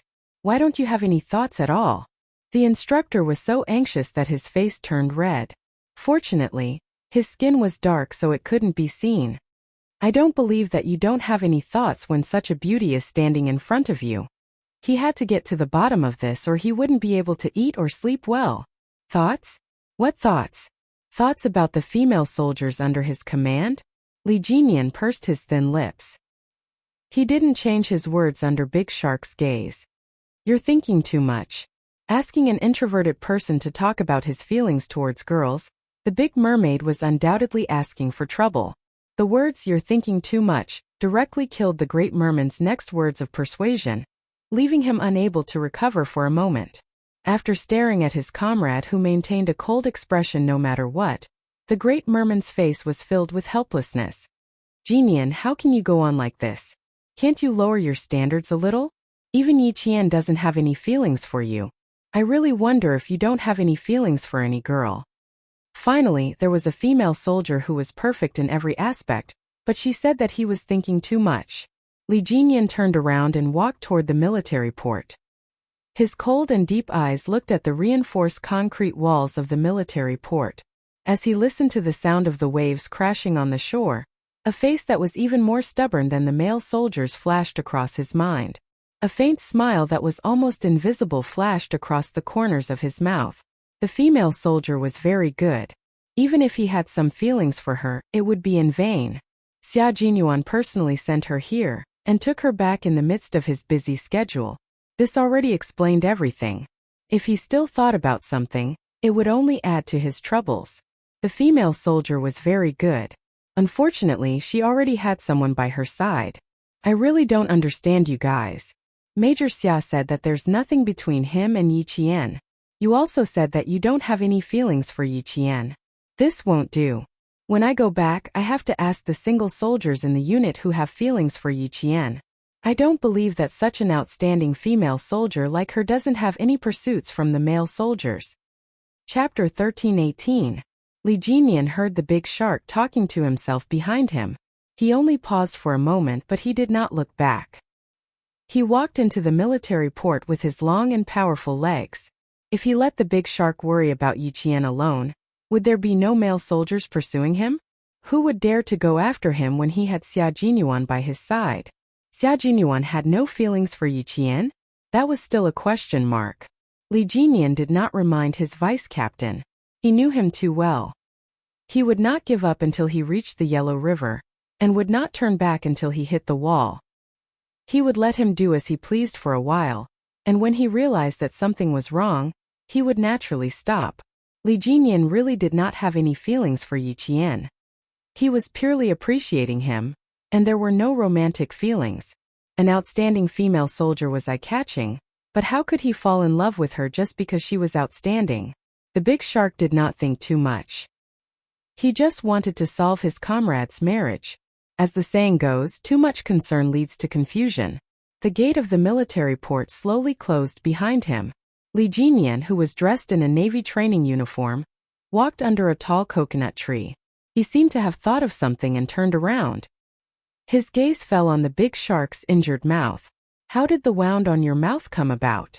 Li Jinian vaguely felt that this wound might have something to do with Xia Jinyuan. When you return to the port, spar with Major Xia for a while. He will beat you up in 15 minutes. The wound on the corner of his mouth turned green and red. The Big Shark touched it gently and gasped. I have to get a hot egg from the cookhouse. I didn't feel much pain just now, but now that you mention it, it hurts a little. Sure enough, it had something to do with Xia Jinyuan. As for the reason, Li Jinian did not want to ask. Yi Jian was brought here by Xia Jinyuan. If the Great Mermaid wanted to matchmake Yi Jian, she would definitely ask Xia Jinyuan about Yi Jian's situation first. But the consequence of asking about Yi Jian's situation was to be beaten up. They had not fought for a few years, but Xia Jinyuan was still the same as before. He was ruthless, but he could not find fault with him. Li Jinian pursed his thin lips and finally patted his comrade's shoulder. Be careful during the competition in mid-October. You guys, I don't understand. The Great Mermaid seemed to have understood something. She shook her head and walked towards the canteen step by step. She wanted to fight for Demon King Li, but the other party didn't need it.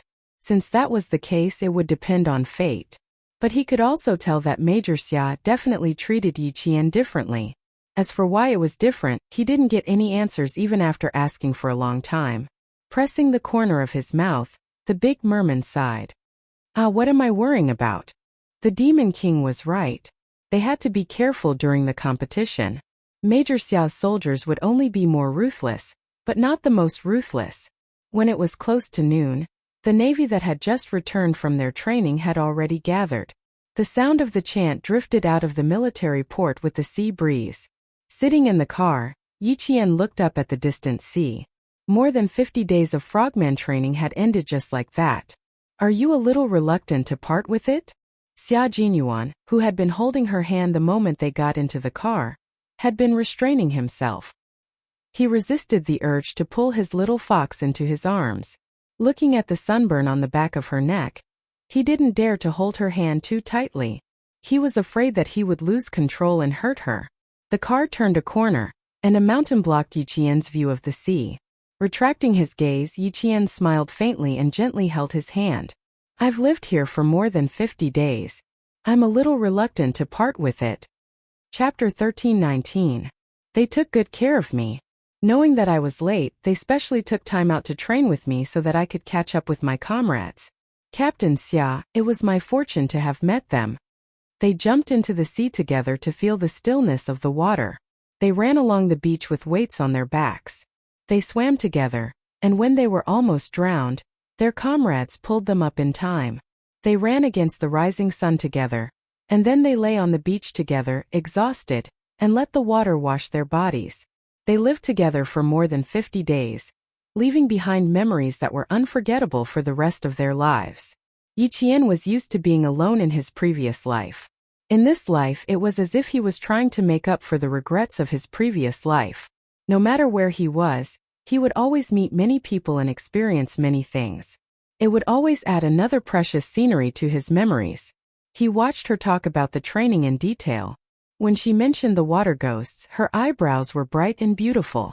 Her smile was as gentle as the sunlight falling on the leaves, full of vitality. Xia Jinyuan listened quietly, watching her talk in high spirits. His elegant and handsome face had a warm smile. His little fox had grown up and changed a lot. In the past, her eyebrows were cold and unapproachable, like an injured little beast that no longer trusted anyone. When he talked to her, there was no other color in her dark eyes other than vigilance. When he first met her, she was so small but so bold. She was also full of thorns and did not trust anyone. She used a gaze that did not belong to her age to look around. She was very calm and cold. He was worried that she would be too cold and would not fit in with the group. He had also talked about this with Uncle Chan.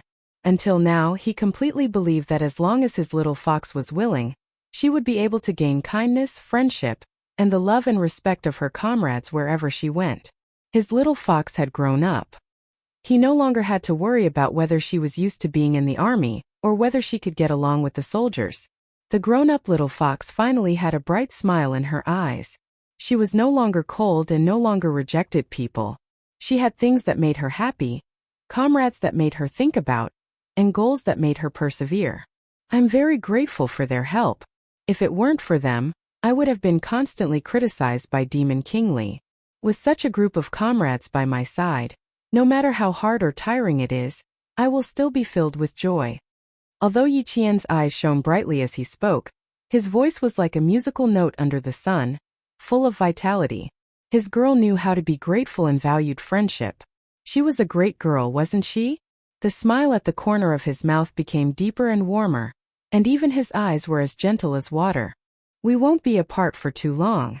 If your school agrees, you can come and participate in the competition in mid-October. At that time, you will fight as a Navy frogman. We will test the results of your training and send your results to the military. Little fox, the sky belongs to you, and the life that belongs to you has just begun. He did not ask if Yi Qian's sunburn was painful. It was painful. How could it not be painful? He had sunburn before, and it hurt so much that he could not sleep at night. This was something that every soldier would experience. She was not the only one. His little fox was not that weak. A little fox that would not be defeated so easily had her own pride. Her pride told him that he did not need to worry about this little injury. Chapter 13:20. Xia Jinyuan forced himself to shift his gaze away from the back of her neck. He maintained a smile and said, "If the school doesn't agree, you can come back during the winter break." Her palms had become much rougher, and there was even a thin layer of calluses on her palms. Xia Jinyuan used his fingers to gently stroke the calluses that represented her hard work. His gaze was gentle as he gazed at her delicate face, which had become more and more tenacious after being exposed to the elements. His low voice was like the sound of a zither. There will be a day when we meet again. It's just a matter of how long it will take. His comforting words made Yijian's heart sweeter than honey. She rolled her eyes and pursed her lips into a smile. Why do you always treat me like a child? Meeting and parting are the most normal things. I'm not so weak that my mood will be affected by a separation. Also, after seeing the interaction between the Army and Navy, I think that we will have to work together and train together in the future. There will be a day when we meet again. We just have to wait for that day to come. In her previous life, she only stayed in each place for a few months. Meeting and parting were very normal for her, and she had already calmly faced separation. However, in this life, she had only met comrades who had selflessly helped her. Every separation had a reluctance that she did not have in her previous life, so she was more or less a little disappointed. Xia Jinyuan squeezed her palm. Sitting in the back seat, he glanced slightly at the Navy soldier who was focused on driving. He smiled faintly and changed the topic. There will be a chance to meet again. We will arrive at Hongkou Airport at 6 o'clock in the afternoon. Do you plan to go home overnight? Or do you want to rest tonight and go home early tomorrow? It took nearly 8 hours to drive from Hongkou City to Shuka Village.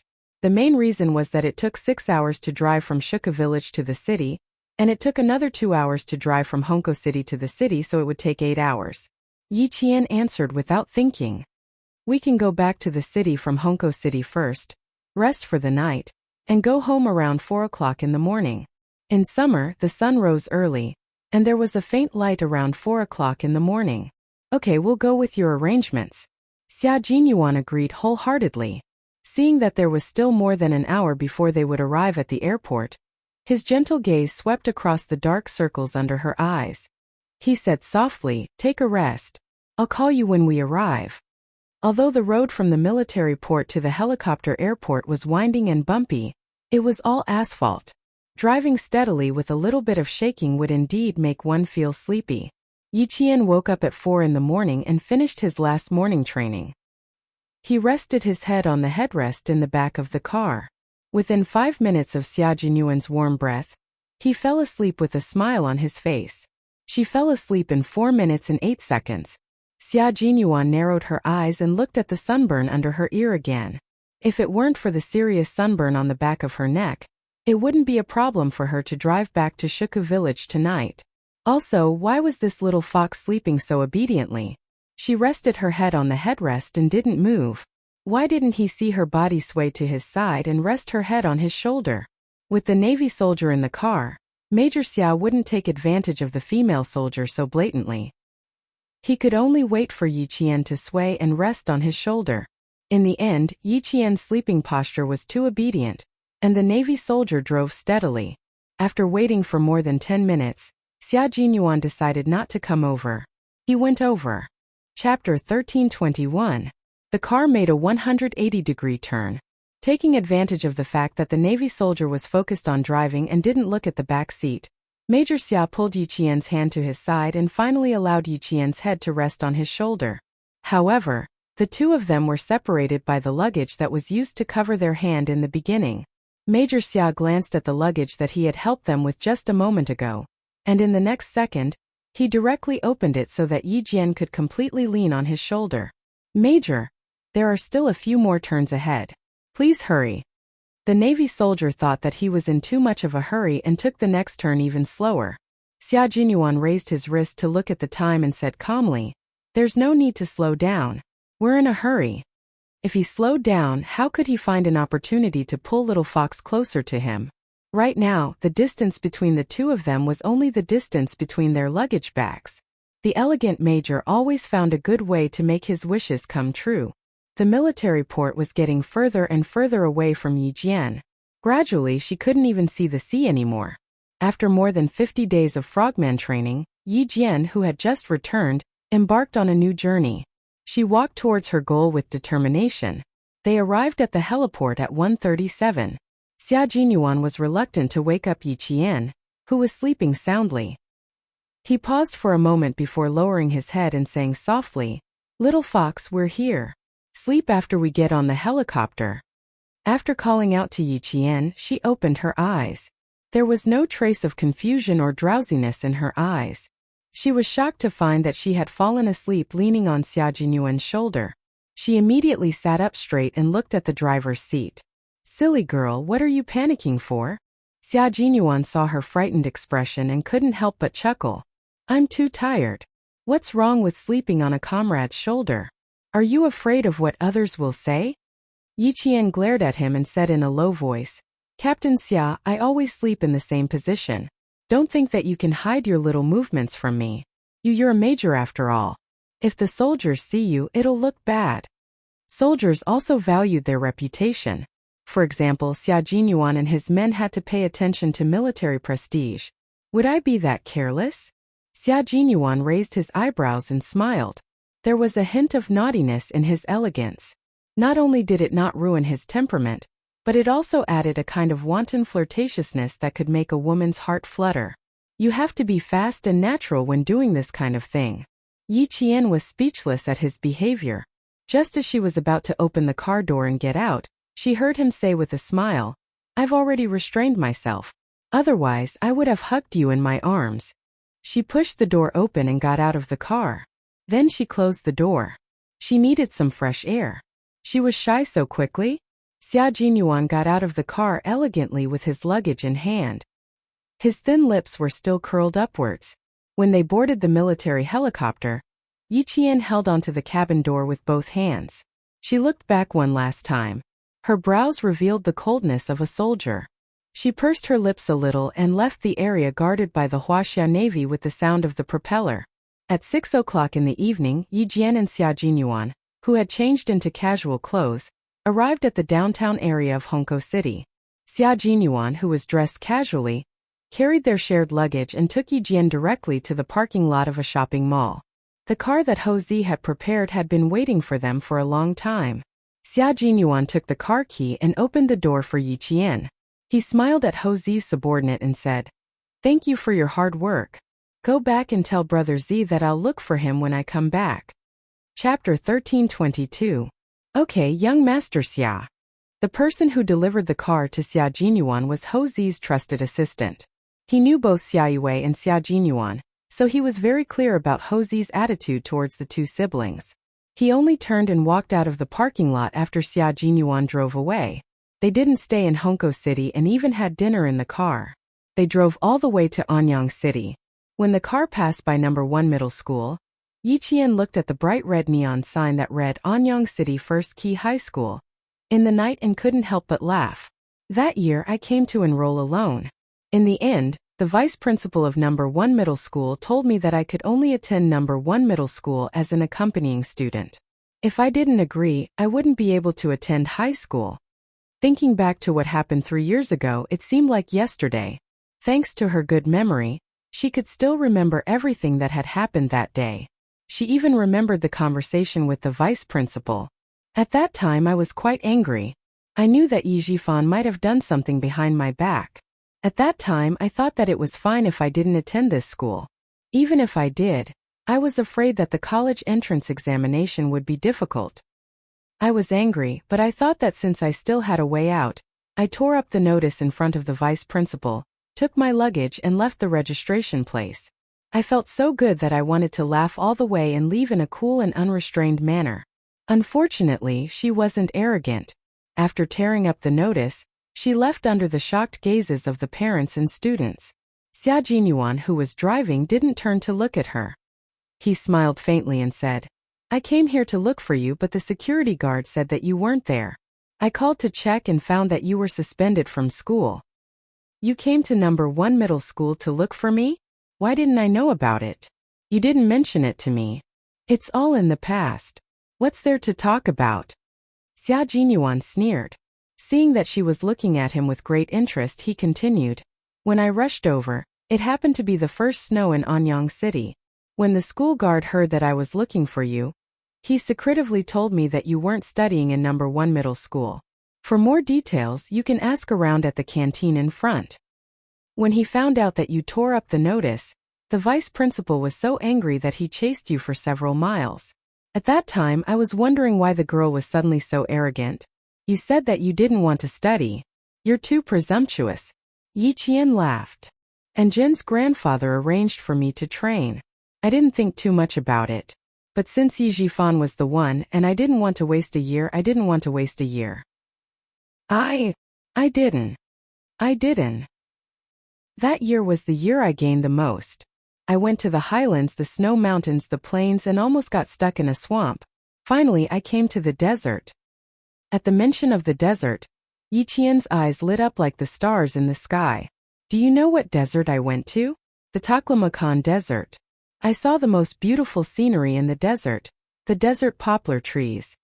At a red light, Xia Jinyuan stopped the car and looked at the girl he admired with gentle eyes. When he heard her mention the Taklamakan Desert, his thin lips curved into a deeper and gentler smile. I know. I also know that you were training near the Hetian River. If I told you that I was there when you were training, would you believe me? Yi Qian widened her eyes. You were there too? Where? He wouldn't lie to himself. If he said he was there, then he must have been there. In the sky. I was in the sky. He said softly, in the same place at the same time. I was flying a fighter jet in the sky, and you were either training or sleeping. Chapter 1323. All the way to the hotel room, Yi Qian was still in shock. What else had he done behind her back? What else had he done for her? After entering the hotel, Xia Jinyuan took out the clothes from the luggage one by one. They were all summer clothes. Each of them had an army training uniform, 2 sets of fitness shorts, and the summer clothes that they usually wore. Yi Qian didn't have many summer clothes. She was wearing a pair of thin jeans and a t-shirt. There were 2 t-shirts with the same design and 2 pairs of slim jeans in the luggage. Xia Jinyuan took out the clothes with his back facing her. He first took out a pair of black casual pants and a white short-sleeved shirt and put them aside. There are still a few days left. I didn't bring enough clothes. Come with me to buy some summer clothes later. Yi Qian nodded no matter what he said. She quietly walked over to the young major, who was bending over to adjust his clothes. When he straightened his back, Yi Qian reached out and gently and quietly hugged his muscular waist from behind. She leaned closer to him and pressed the side of her face against his back. Xia Jinyuan, what else have you done for me? What else do you do for me that I don't know about? Is it because I don't know? Or because I didn't ask? Are you planning to keep it from me forever? His body temperature was transmitted to her face through the thin material of his clothes, and it seemed to turn into a warm current that flowed into her heart bit by bit. It was warm, safe, and also dangerous. Even though she knew it was dangerous, she still fell without hesitation. Yi Qian gently rubbed her cheek against the soft material of his shirt. She closed her eyes and said, "Why didn't you tell me about all the things you did for me?" Such a proud man was willing to do so many things for her, but he never thought of telling her. Even a cold-hearted person would be touched. Even if he was in danger, she was still willing to throw herself into it. Xia Jinyuan, can you stop doing things for me in secret? If you do, please tell me, okay? The more I know, the more touched I will be, and the more I will fall in love with you. You want me to fall in love with you more and more, don't you? Silly girl. Xia Jinyuan held her hand around his waist and slowly turned her around to bury her head in his embrace. He lowered his head and smiled gently as he planted a kiss on the top of her head. Aren't you afraid that I'll do something to make you love me more and more? How could this be? How could he? How could Xia Jinyuan, who was as calm as a breeze, do something that he disdained to do? Yi Qian raised her head slightly to look at him. Her dark eyes were so clear that Xia Jinyuan could clearly see his own face reflected in her eyes, as if it had been branded into her heart. He couldn't help but tighten his long arms around her. His heart softened to the point that he wished he could embed her directly into his body and become one with her. Yi Qian, who was being held tightly by him, had already curled her lips into a smile. She replied firmly, "No, the Xia Jinyuan I know is an indomitable soldier. He is an upright man. He would never do something that a hypocrite would do." This was a form of trust, a trust without any impurities. She trusted him so much that she believed everything he said. Xia Jinyuan's heart softened even more. He planted a few light kisses between her brows and said, "Good girl with your words, I feel that my life has been worth it." The lights in the hotel were warm and orange. The floral wallpaper on the wall reflected the two figures, one tall and one short, embracing each other. They looked so harmonious and affectionate. Chapter 13:24. I didn't do much. Sometimes it's just a piece of cake. Silly girl, why do you always like it when I flatter you? Major Xia sighed. Although Little Fox was cunning, she was a complete blank piece of paper when it came to handling relationships between men and women. Just listen to what she said. Fortunately, the man she met was him, Xia Jinyuan. If he had been a playful bastard, wouldn't this little rascal be so stubborn that she would never dare to go against him? Fortunately, the man you found was me. Fortunately, I made my move in advance. Otherwise, Uncle Jen and Uncle Chun would have to worry about whether you would be cheated by a bad man. Little Fox, remember what I said. It's natural for a man to be good to his woman. You can only be good to me if I'm good to you. Only then will you be good to our family in the future. I solved some problems for you because I didn't want you to be distracted. I wanted you to wholeheartedly follow in my footsteps and stand by my side as soon as possible. His voice was low and mellow. Together with the warm light, it was like a glass of mixed wine, full of temptation and mellow. I didn't want to tell you because it's something I want to do. Liking someone and loving someone isn't just a matter of words. You need to take action. Your childhood experience made you mature prematurely. You built a hard shell in your heart that sealed away all your emotions and made you distrust everyone around you. As for me, I want to pursue you. Of course, I have to find a way to enter your heart and enter your world.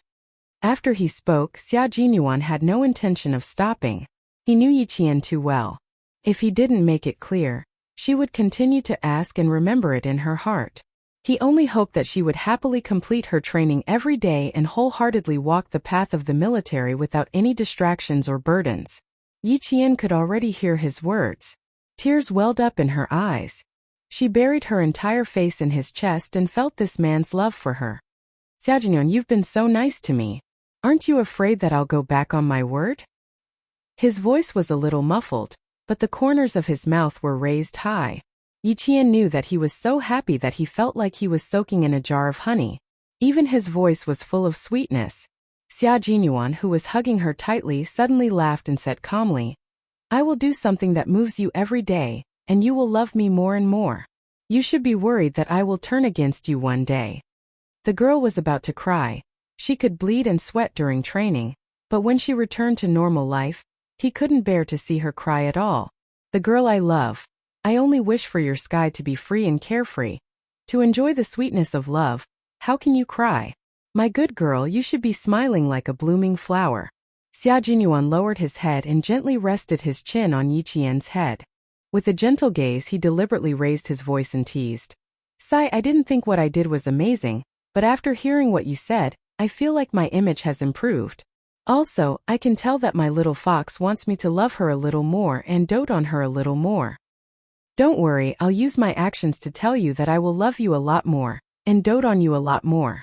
Major Xia had the elegance and nobility that Yiqian liked, but at the same time, he also had Yiqian's helplessness and a heart that would tease her from time to time.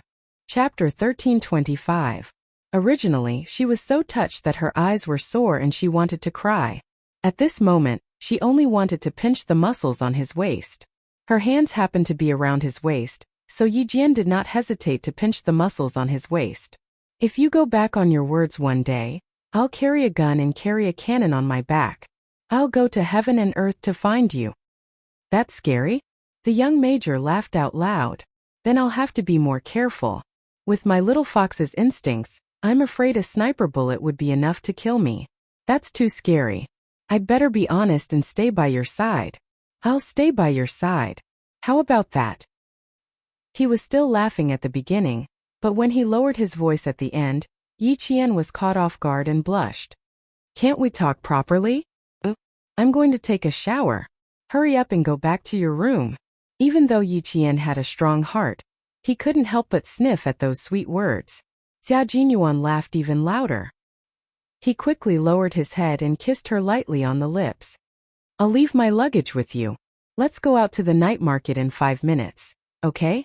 After training for so long, it's time for you to relax. We have to strike a balance between work and rest to win the next battle. The atmosphere was good, and the lights were warm. However, Xia Jinyuan didn't make any further moves. Even his arms were gently wrapped around Yi Qian's waist. He was avoiding the sunburn on Yi Qian's back. He let go of his hands and placed a pair of shorts in her hands. Wear this. It's comfortable. When we get to the pharmacy later, we'll buy a cooling ointment. Your sunburn still needs to be treated. The injury on my shoulder isn't serious. You don't have to be so nervous. Yi Qian obviously knew that Xia Jinyuan was avoiding his back. She pursed her lips and smiled. I only have sunburn from my shoulder to the back of my neck. As long as I don't rub it, I won't feel much other than a little pain. Every soldier will experience countless sunburns. Although my heart aches for you, I don't think you can rest just like that. As a soldier, you have to bear everything the military uniform gives you. Hard work and glory coexist.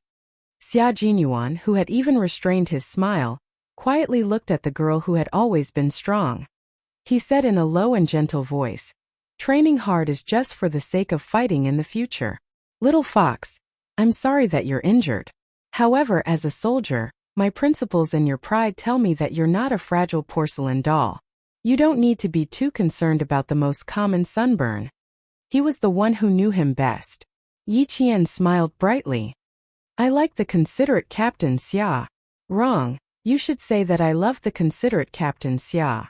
My intuition tells me that if I keep you here, I'll have to listen to something that makes me blush again. Xia Jinyuan, turn around. Let's go. Yi Qian's sixth sense was telling him to hurry up and chase this elegant yet dangerous major out of the room. Otherwise, he'd have to listen to sweet nothings again.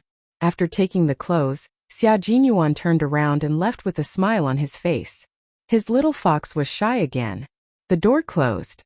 Although Xia Jinyuan had left, his warm scent still lingered in the air. Yi Qian stood there for a while with a cotton short-sleeved shirt in her hand. Then with a slight smile, she went into the shower. 5 minutes later, the two of them came out wearing the same fitness shirt and shorts. In Xia Jinyuan's words, they were wearing matching outfits.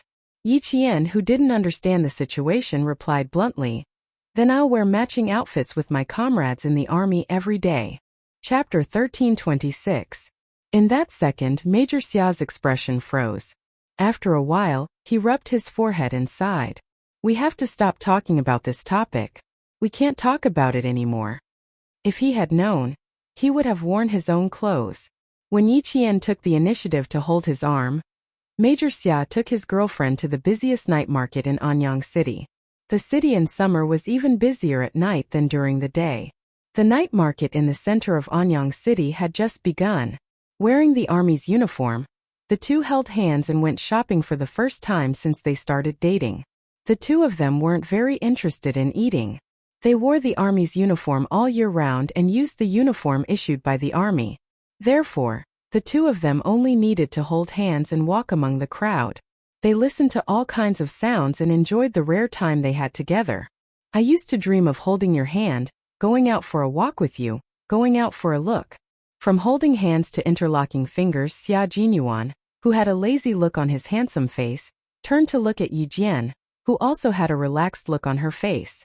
The time we can go shopping together will be very, very little. Little fox, you have to be mentally prepared. Passing through the crowd, even if it was noisy and lively, to be able to be led and protected by him like this gave her a sense of peace. Yi Qian held his hand gently. With a smile in her eyes, she said softly, I remember everything you wrote in the letter. You said that in winter we can be neighbors with snowy mountains, in summer we can be companions with the sea, in autumn we can dance with the yellow sand, and in spring we can spend time together in the jungle. We can challenge our limits day and night, and we can pass through the smoke of war. Is this kind of interaction more unforgettable than those romantic interactions? Captain Xia, I can answer you now. I have no regrets in this life. Love in the smoke of war. You and I can be together in life and death. We don't need romantic stories. What we need is to be comrades who can rely on each other for the rest of our lives. Choosing this kind of love, I have no regrets in this life. Her eyes were extremely bright as she answered him. Her expression was serious and her words were serious. His little fox definitely did not know how beautiful she was at this moment. She was so beautiful that she was like the brightest aurora, with a stunning beauty that could attract everyone's attention. Xia Jinyuan's heart was in love with him. She told him that she had no regrets in this life as they stood in the middle of the crowd. His Adam's apple bobbed up and down, and he could no longer hold himself back. He pulled her into his arms and said, "I have no regrets in this life." He answered as such. What was the love between two special forces soldiers? They were seizing the time to enjoy the rare time together, because they didn't know if they would be separated in the next second. It was giving without any complaints or regrets, only for the sake of making the other party happy. He or she was using his or her life as the price to exchange for his or her safety. The love between special forces soldiers was not something that could not be seen in the light, and they would not endure the bone-deep yearning in a dark and damp corner. The love between Xia Jinyuan and Yi Qian was as bright as the sun, as tall and straight as the pine tree, and as pure as the white snow untainted by the dust of the world. No one paid attention to the two lovers who couldn't help but embrace each other.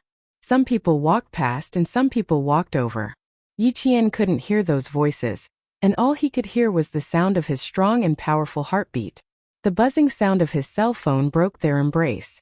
Xia Jinyuan released his right hand from her slender waist, took out his cell phone, and glanced at the caller ID.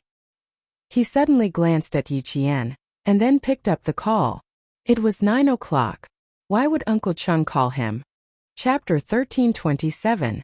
Uncle Jen's condition isn't very good. Yi Qian, we need to go back now.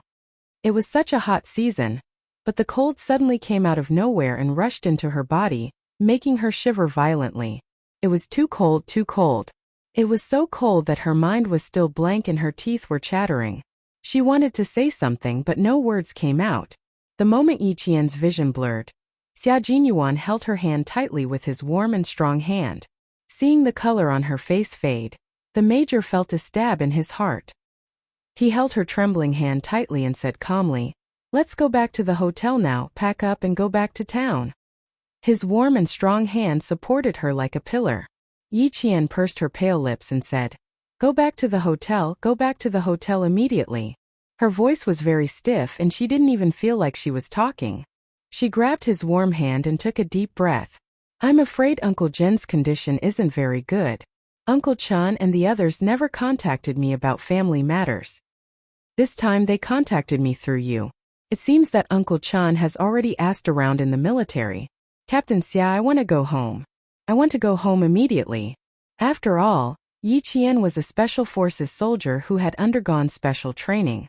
Although her voice was still a little stiff, her mind was clear. "I'm afraid the problem is very serious. Captain Xia, thank you for your hard work tonight." Xia Jinyuan was relieved that she could calm down immediately. He held her hand and strode towards the hotel. His low voice was calm and steady, which made Yi Qian feel at ease. "Uncle Chen's voice is not bad. Don't let your imagination run wild before you see him." How could she not let her imagination run wild? After her rebirth, the person who supported her and gave her confidence was the old man with gray hair and wise eyes. When she cried, the old man told her that the road ahead was long and crying was also a way to walk. When she felt helpless, the old man told her that the road ahead was long, and she needed to know how to pick it up. When she was filled with hatred, the old man told her that she still had a long way to go. She shouldn't let people who weren't worth it affect her. When she was harvesting, the old man told her that there was still a long way to go. She had to walk firmly toward her goal. When she felt wronged, the old man told her that there was still a long way to go, and that she had to learn to protect herself. When she was angry, the old man told her that there was still a long way to go. She had to learn to endure and wait for the right time.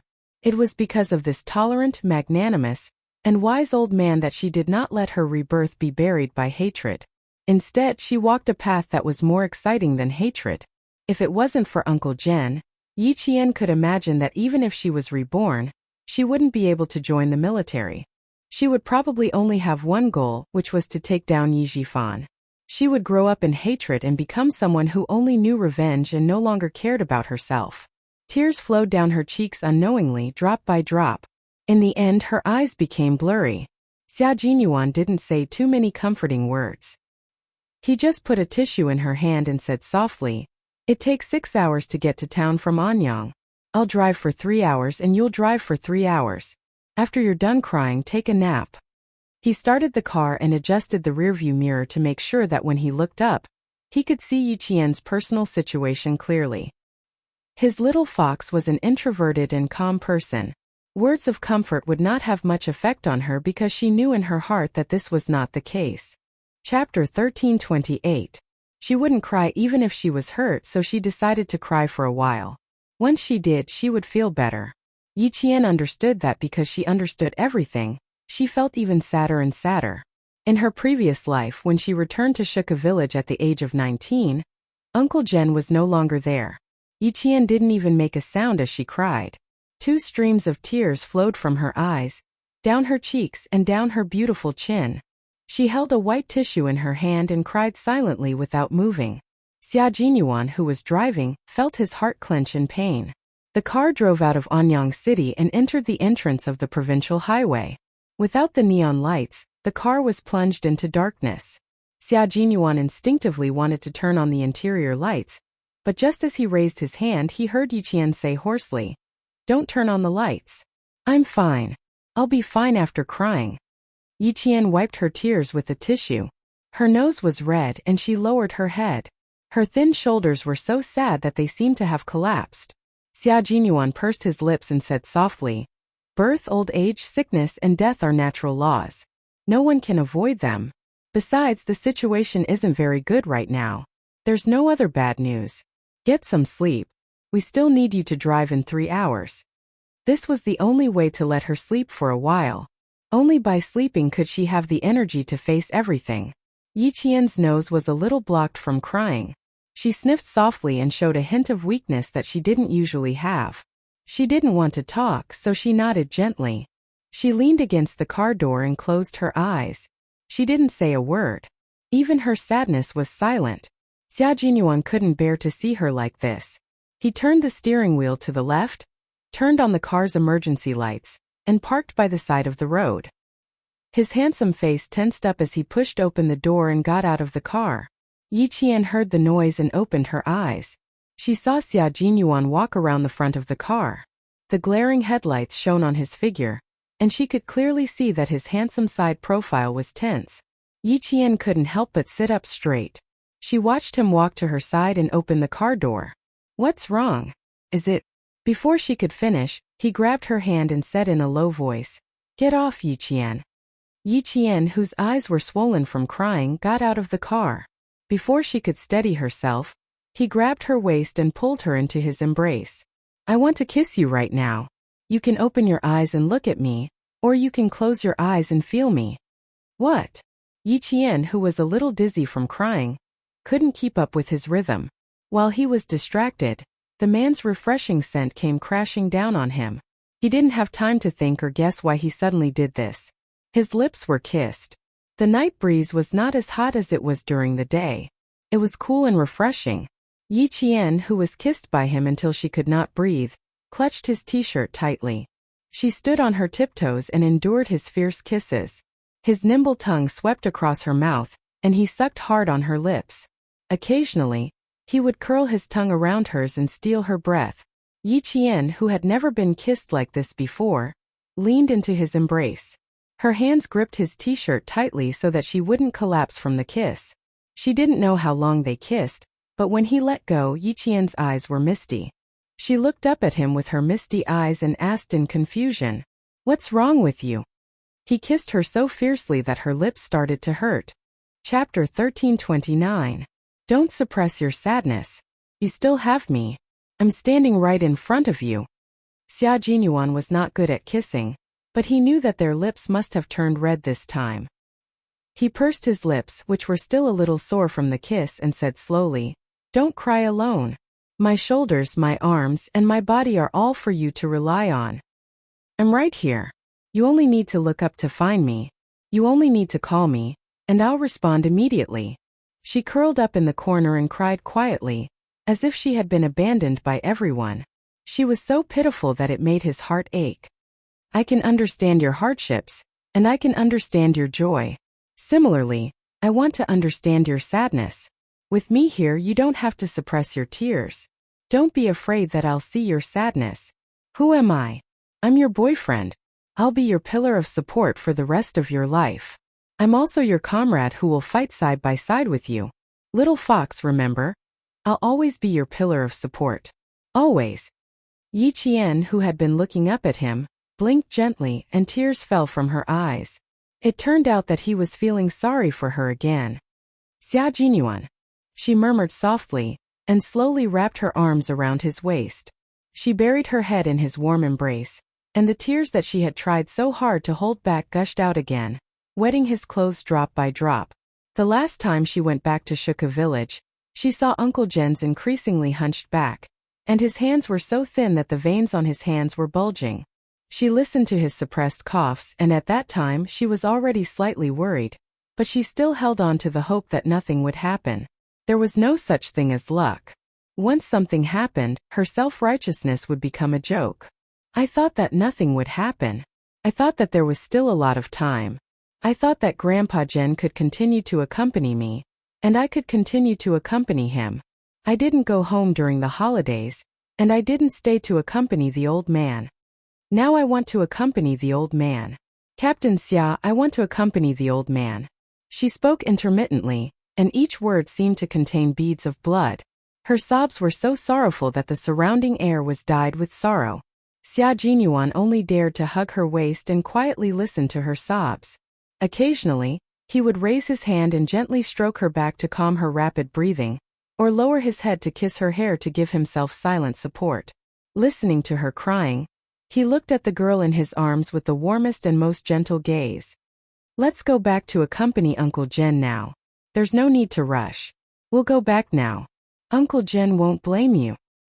He will only feel happy that the child he raised has finally grown up and become a soldier who protects the country. His biggest wish was to see you walk into the military camp and carry a steel gun. You did it. Look, you've become a military school student, and in a few days you'll have your own military uniform. You've done what Uncle Jen hoped for. Yes, Uncle Jen, who had dedicated his life to the military, was only happy that the cowardly child who once made him feel hopeless had become sensible and stood up.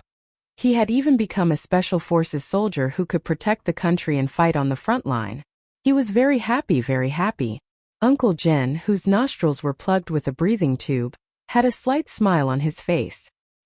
He closed his wise eyes and quietly lay on the bed. His face was already pale, and if it weren't for the slight rise and fall of his chest and the wave-like heartbeat monitoring device beside him, one would almost think that the old man had passed away. Chapter 1330. This was the hospital in town. According to Uncle Jen's request, he was transferred from the city's armed police hospital to the town's hospital. There were 2 military doctors and 2 nurses accompanying him. Principal Chun sat quietly beside the bed.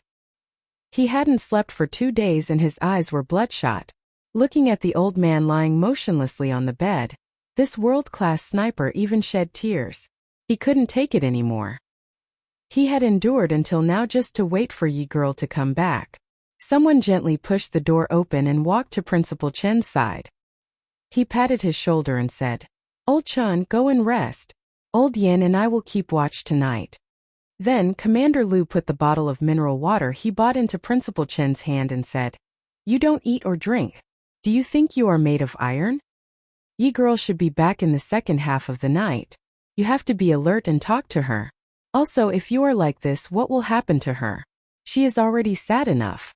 If you do it again, she will cry until she faints." Political Commissar Yan, who came in with an aluminum box, immediately said, "Old Liu is right. If you don't take care of yourself, Yi girl won't even have a backbone when she comes back." They didn't want to wake up Uncle Jen, so they all lowered their voices and tried to persuade Headmaster Chun to take a rest. "I don't feel sleepy. I am afraid that once I close my eyes, Uncle Jen will leave. You heard what the military doctor said. Uncle Jen will be back in a few days." Principal Chun rubbed his face. His body was tired but his brain was tense all the time. He was so awake that he didn't feel sleepy at all.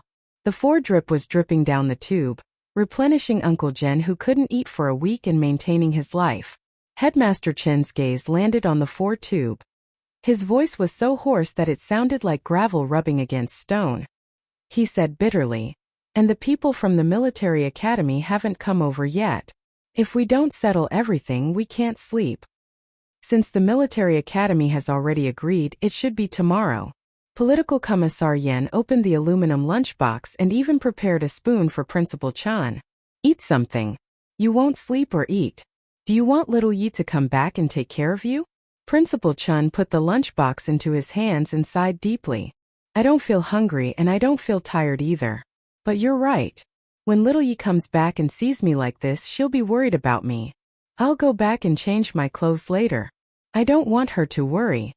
Regiment Commander Lu nodded. "Go back after you're done eating. If you're tired, you can take a nap at home. Old uncle left it to us. The old man has served the country his whole life and dedicated his life to the team. Now that he's sick, it's our duty to guard him and take care of him." The old man had never married in his entire life. He educated the young soldiers in the army like his own children and treated the army as his home. His family should be present at the last moment. Knowing that the old man's life was coming to an end, the army started to prepare. According to the instructions of the military headquarters, the old revolutionary Li Chongzhen, who had dedicated his whole life to the country, was going to have a state funeral.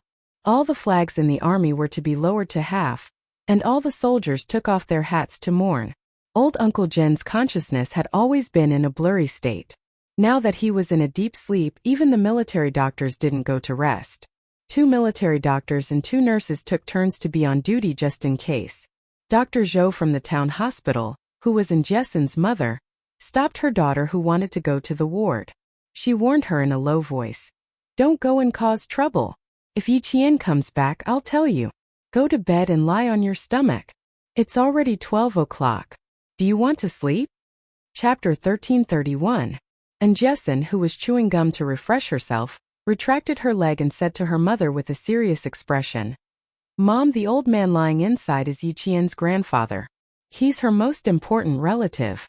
I want to accompany Yi Qian, even if I have to stay up all night. I'm her friend. Regardless of whether she needs me when I see her later, Mom, I want to stand where I can see her. If you're tired, go and rest. Don't worry about me." At this moment, Dr. Zhou truly felt that his daughter had grown up. He patted his daughter's shoulder and looked at her lovingly. "You've grown up. You know how to give, how to treat others well, and how to be grateful. Your friendship with Yi Qian. Mom hopes that you'll maintain a pure heart at all times and cherish this precious friendship.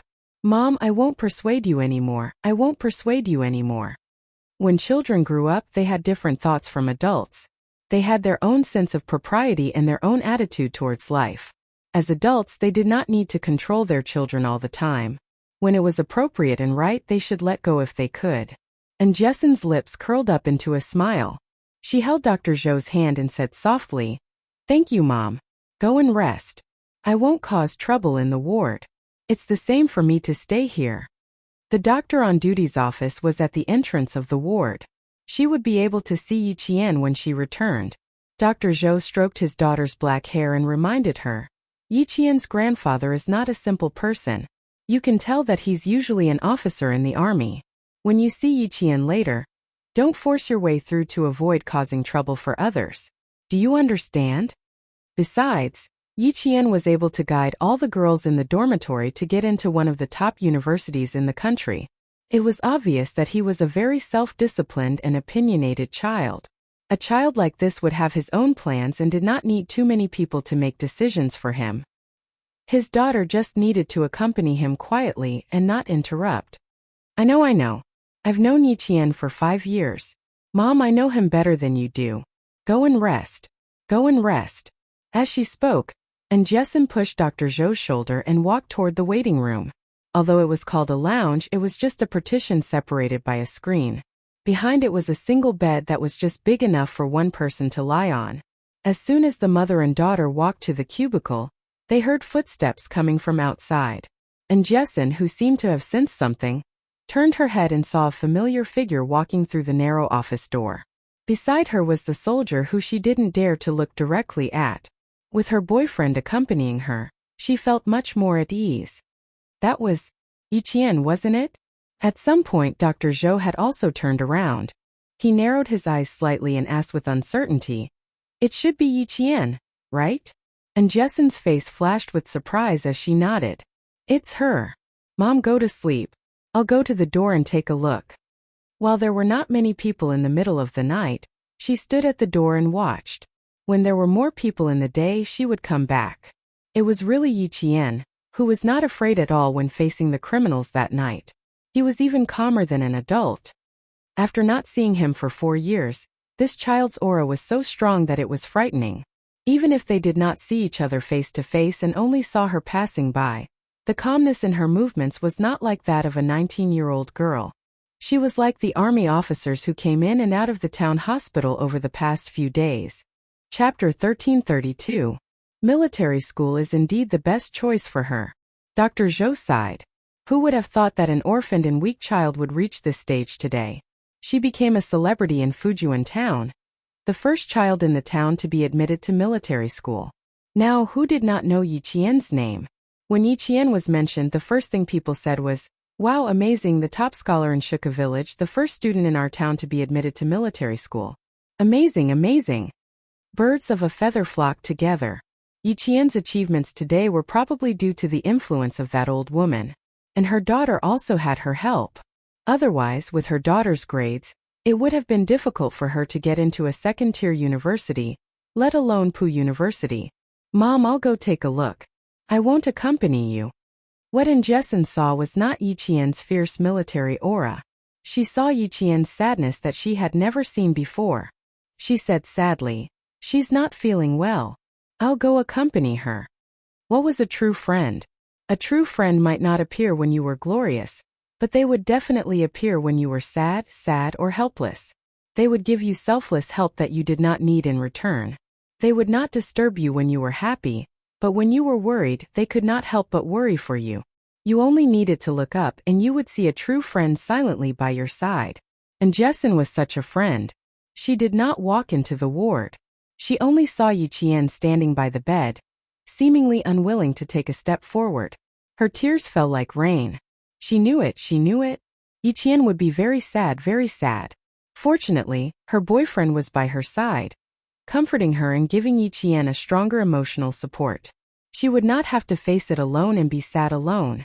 Regimental Commander Liu and Political Commissar Yan, who were keeping watch at night, did not notice Jessen standing at the door of the ward. They were all looking at Yiqian worriedly, who refused to walk to the bedside after she walked in. They were afraid that she would not be able to accept it in a short time and something would happen to her. "Little Yi, come over here." Political Commissar Yan, who was standing by the bed, waved his hand and said kindly, "Uncle Jen woke up an hour ago. Sit here and accompany him. When he wakes up, talk to him." Yiqian wanted to walk over as well, but her legs felt as heavy as 1,000 pounds. She couldn't take a single step. She stared blankly at Uncle Jen, who even had to rely on machines to maintain his breathing. She looked at the old man lying on the white bed. Uncle Jen. Grandpa's face. Grandpa's eyes. Grandpa's like he would never wake. She wanted to walk over, but no matter how hard she tried, she couldn't move her feet. Looking at Grandpa Jen, who was already at the end of his life, she couldn't move her feet. Taking a step forward not only required courage, but also the reality of the old man's weakness and the fact that he did not have much time left. Regiment Commander Liu and Political Commissar Yan did not notice Xia Jinyuan's actions, nor did they notice the intimacy between them. Instead, when they saw Yiqian take a step forward, they both stepped forward at the same time, wanting to help Yiqian. The two of them doted on Yiqian as if she was their own daughter. They could not bear to see her in such pain. Chapter 1333. Little Girl Yi. When Yiqian finally walked to the bedside, Commissar Yan gently stroked her hair and said earnestly, "Don't forget what I taught you. Being strong and brave is the first lesson I taught you.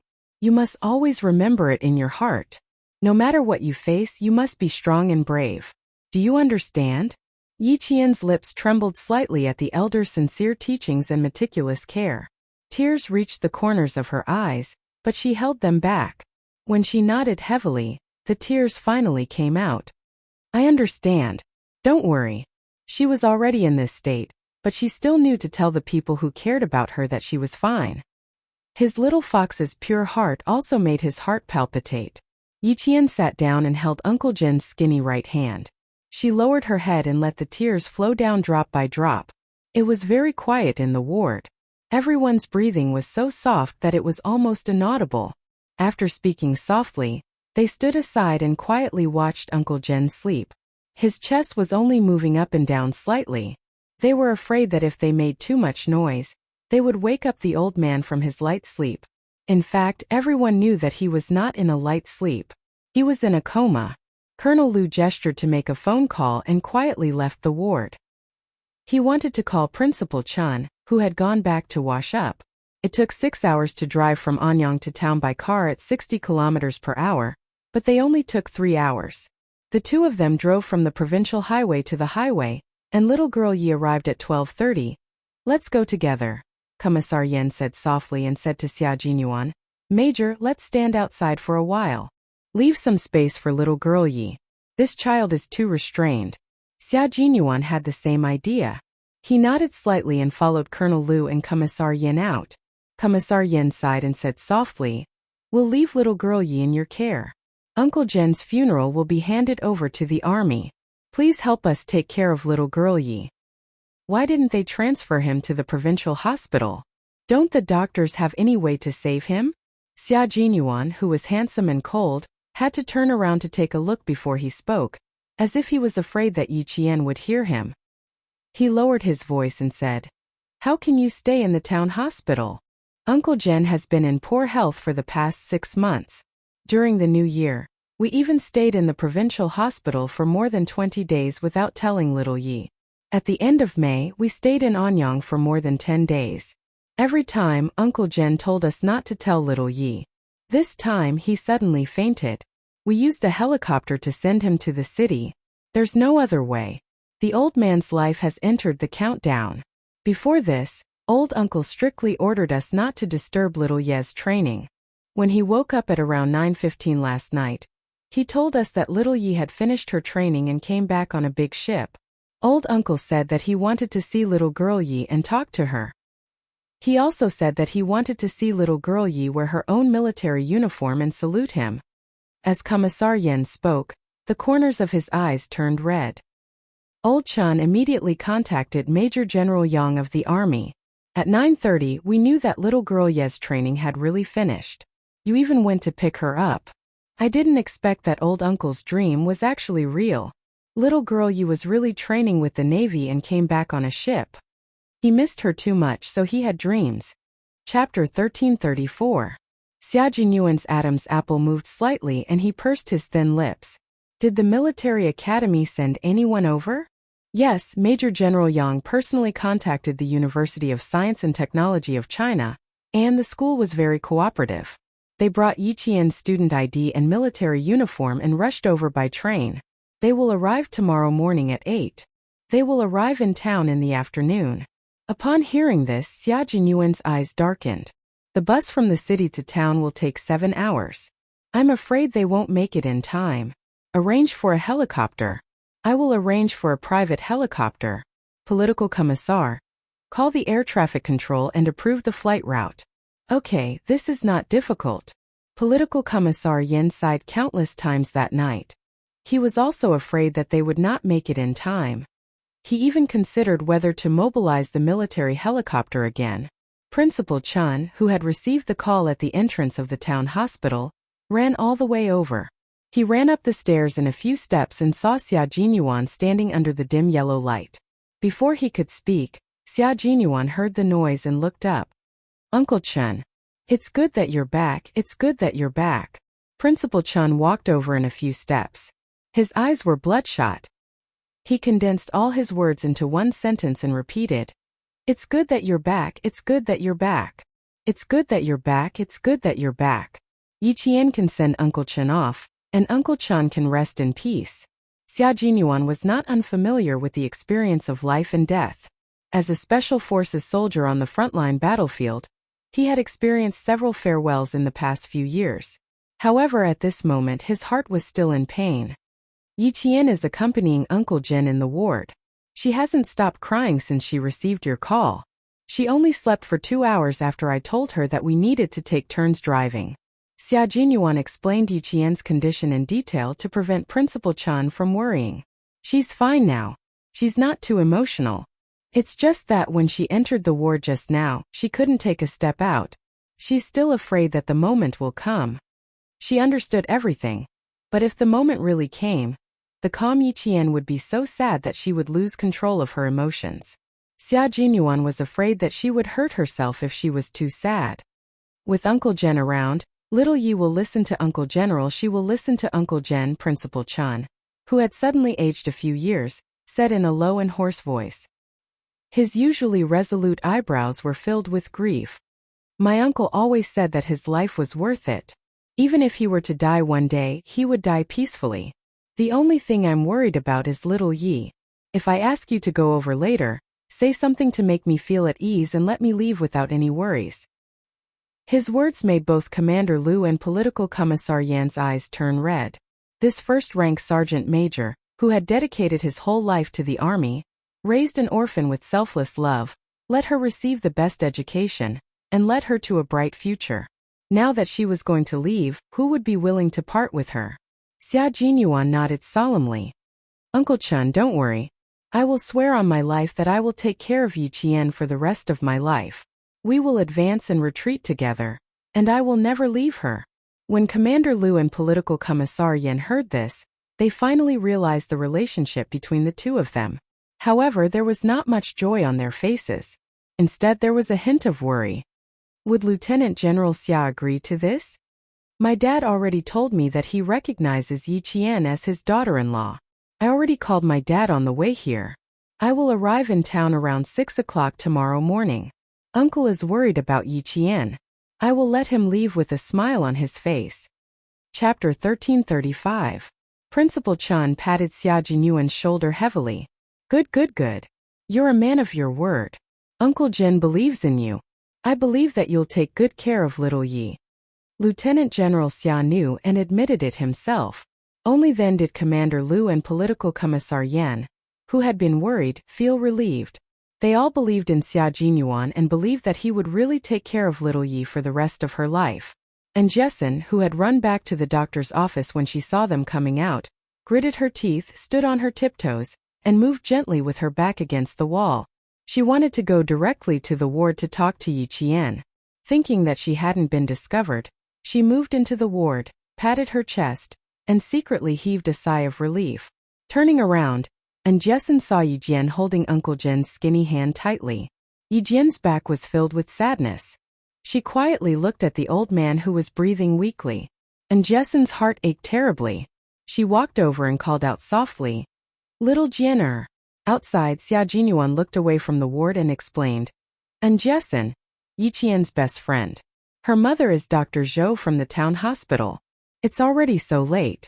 I'm afraid she's waiting for Yi Qian to come back." That child is not bad. Principal Chan recognized in Jessen. He saw her bend over and put her arms around Yi Qian's shoulders. His gaze was gentle as he said, "She's a sincere person. She can play with little Yi." It should be said that the girls in little Ye's dormitory were not bad. They often called during the summer vacation. A girl named Li Qian saw that she couldn't find Yi Qian, and was afraid that something had happened to Yi Qian.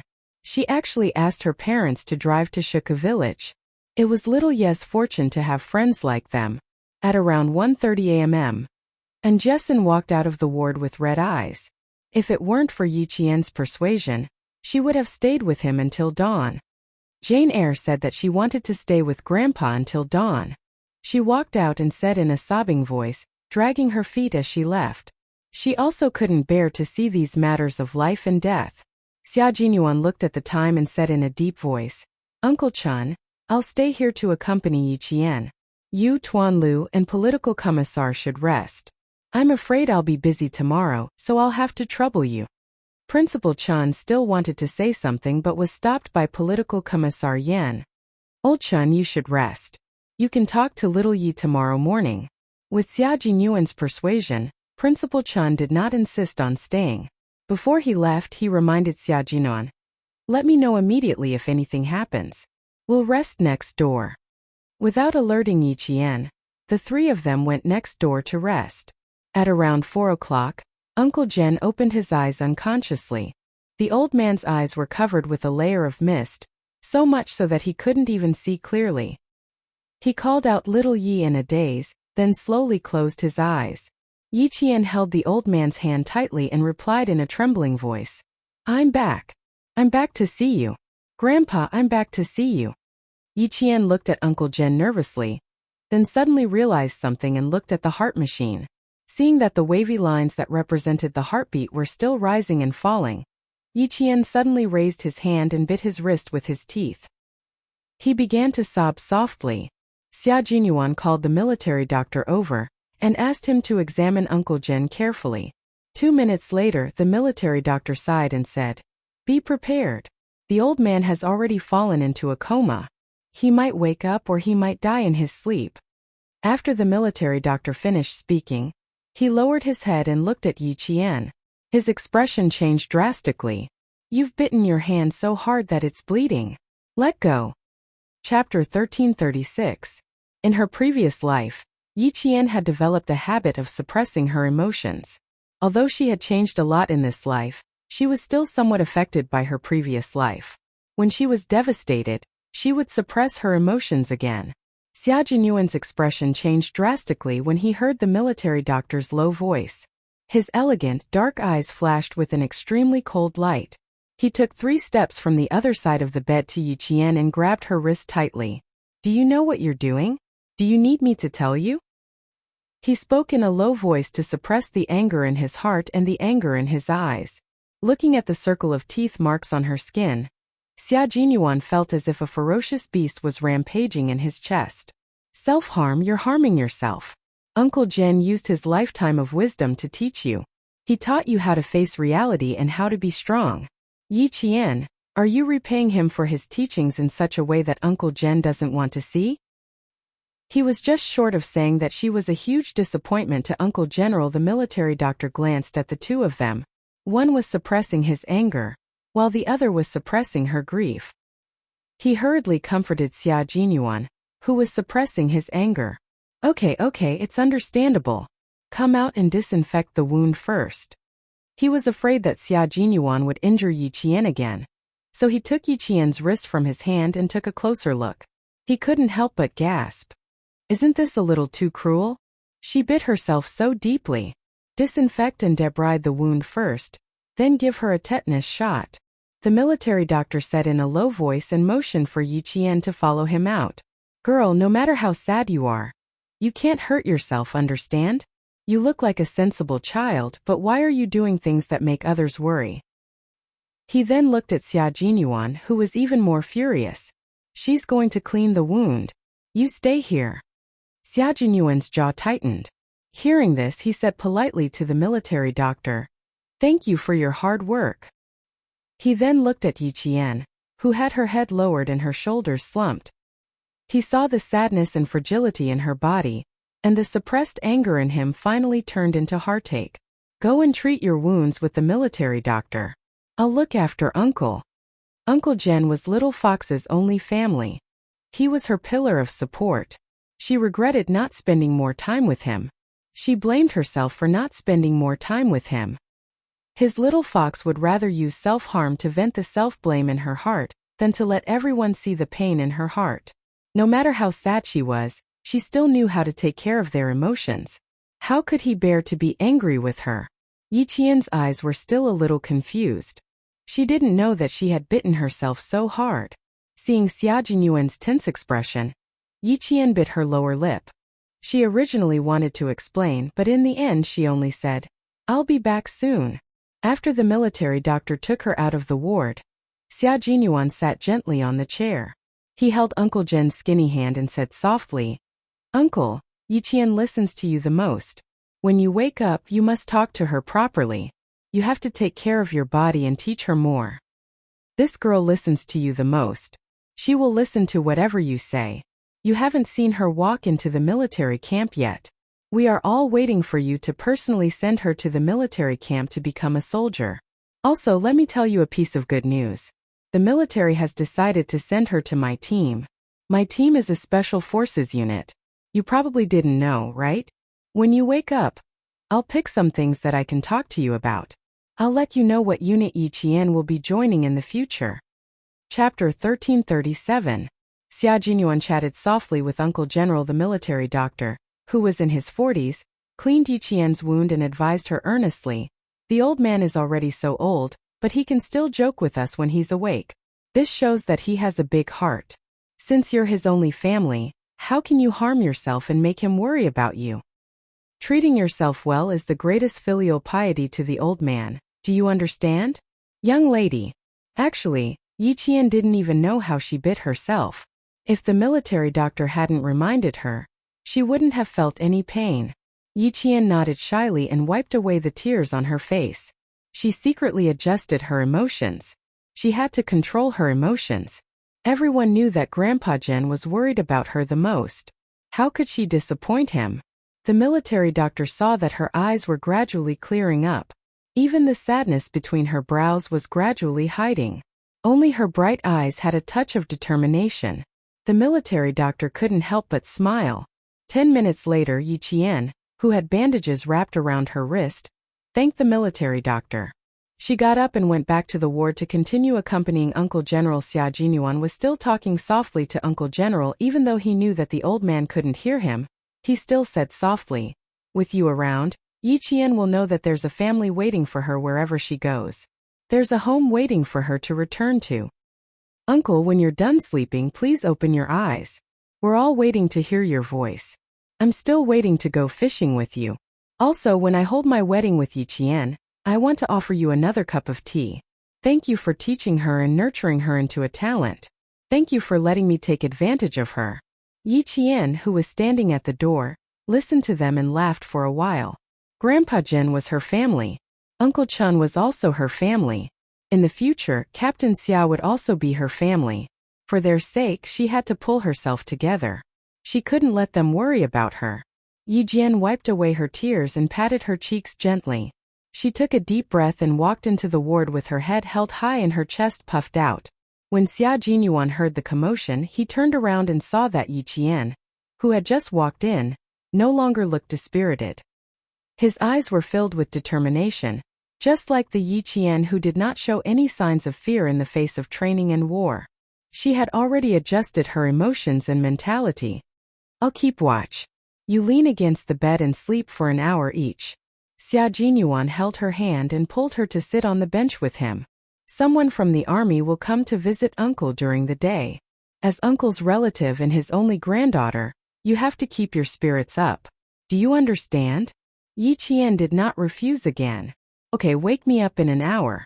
She had to keep her spirits up and let Grandpa Jen see her in her best state when he woke up.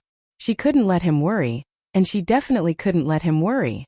After adjusting her mentality, Yi Qian didn't sleep very well. However, she still slept until 6:30 in the morning. In a daze, she heard Xia Jinyuan talking. "Dad, come over with the leaders from the military academy. How many guards did you bring?" They arranged for a private helicopter. The captain can only carry 5 people. 2 leaders from the military academy are coming, so you can only bring 1 guard. Yes, everything has been arranged. The air route has been approved. The 2 leaders from the military academy will only arrive at Anyang train station at 8 o'clock. Dad, go to the train station and wait for the 2 leaders from the military academy. Only Xia Jinyuan could directly arrange for Lieutenant General Xia to wait for someone at a certain place. Chapter 1338. Yi Qian knew that Xia Zhong would be coming, but she did not know that the military academy leaders would be coming as well. She suddenly stood up from her sleeping position and heard a familiar voice. "Little Yi, you're awake." It was Principal Chen's voice. "Uncle Chen." Yi Qian turned around and saw Principal Chen pouring water into a kettle. When she saw another relative of hers, her eyes reddened. "You've worked hard these past few days. I came back too late." "Silly child, don't be so polite." Principal Chen, who had slept for a few hours last night, felt much better. His eyes were no longer bloodshot. "Come, take a cotton swab and put some water on the corner of Uncle Chen's mouth to moisten his throat." Yi Qian immediately took the cup and cotton swab. She looked very serious as she gently took care of Uncle General Xia Jinyuan, who was making a call outside the door, turned around and saw that Yi Qian had woken up. He said a few words and then hung up. The two military doctors who were patrolling the room in the morning came together with two nurses. They were going to do a daily checkup on Uncle Jen.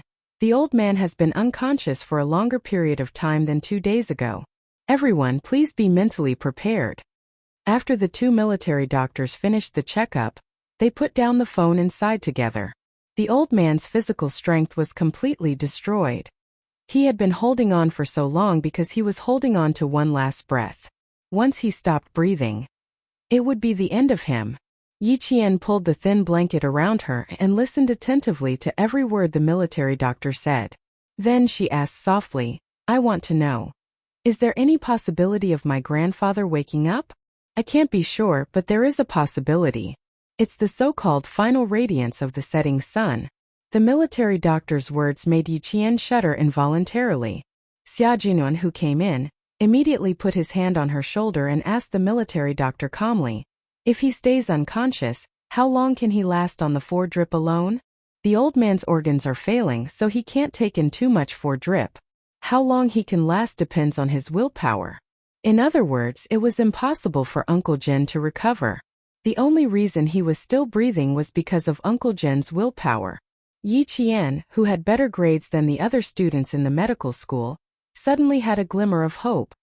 "You mean that my grandfather's brain is still conscious, and there's a high possibility that he'll wake up, right? You can think of it that way." The military doctor nodded.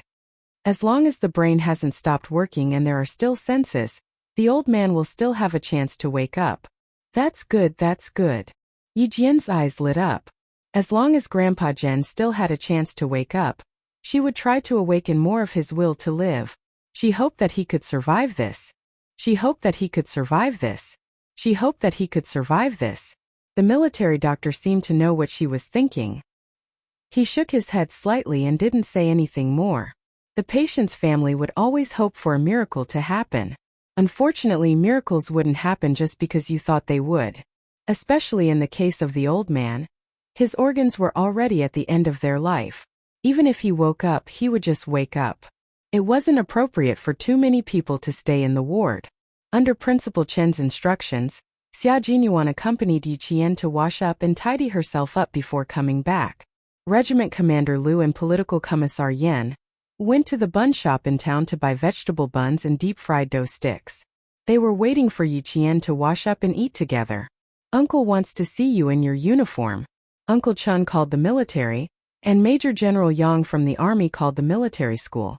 They hope that the school can cooperate and fulfill the old man's wish. Chapter 1339. The school leaders will arrive at the Anyang train station at 8. I'll get my dad to pick them up, and then we'll take a friend's private jet to come here together. There was water flowing out of the tap, and the sound of the water seemed to drown out his voice. Yi Qian splashed the cold water on his face, and the sad emptiness in his heart seemed to have been torn apart. This was Grandpa Jen's last wish. She wanted to rouse Grandpa Jen's will to live, but the old man knew in his heart he really couldn't do it. "I'll let Grandpa see my most spirited side." Wiping the cold water off his face, Yi Qian looked up with bright eyes and stared at himself in the mirror.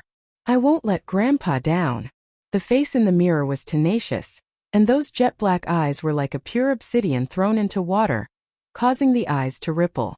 The corners of her mouth slightly tightened, revealing a trace of stubbornness. Although her facial features were beautiful, there was not the slightest bit of delicacy.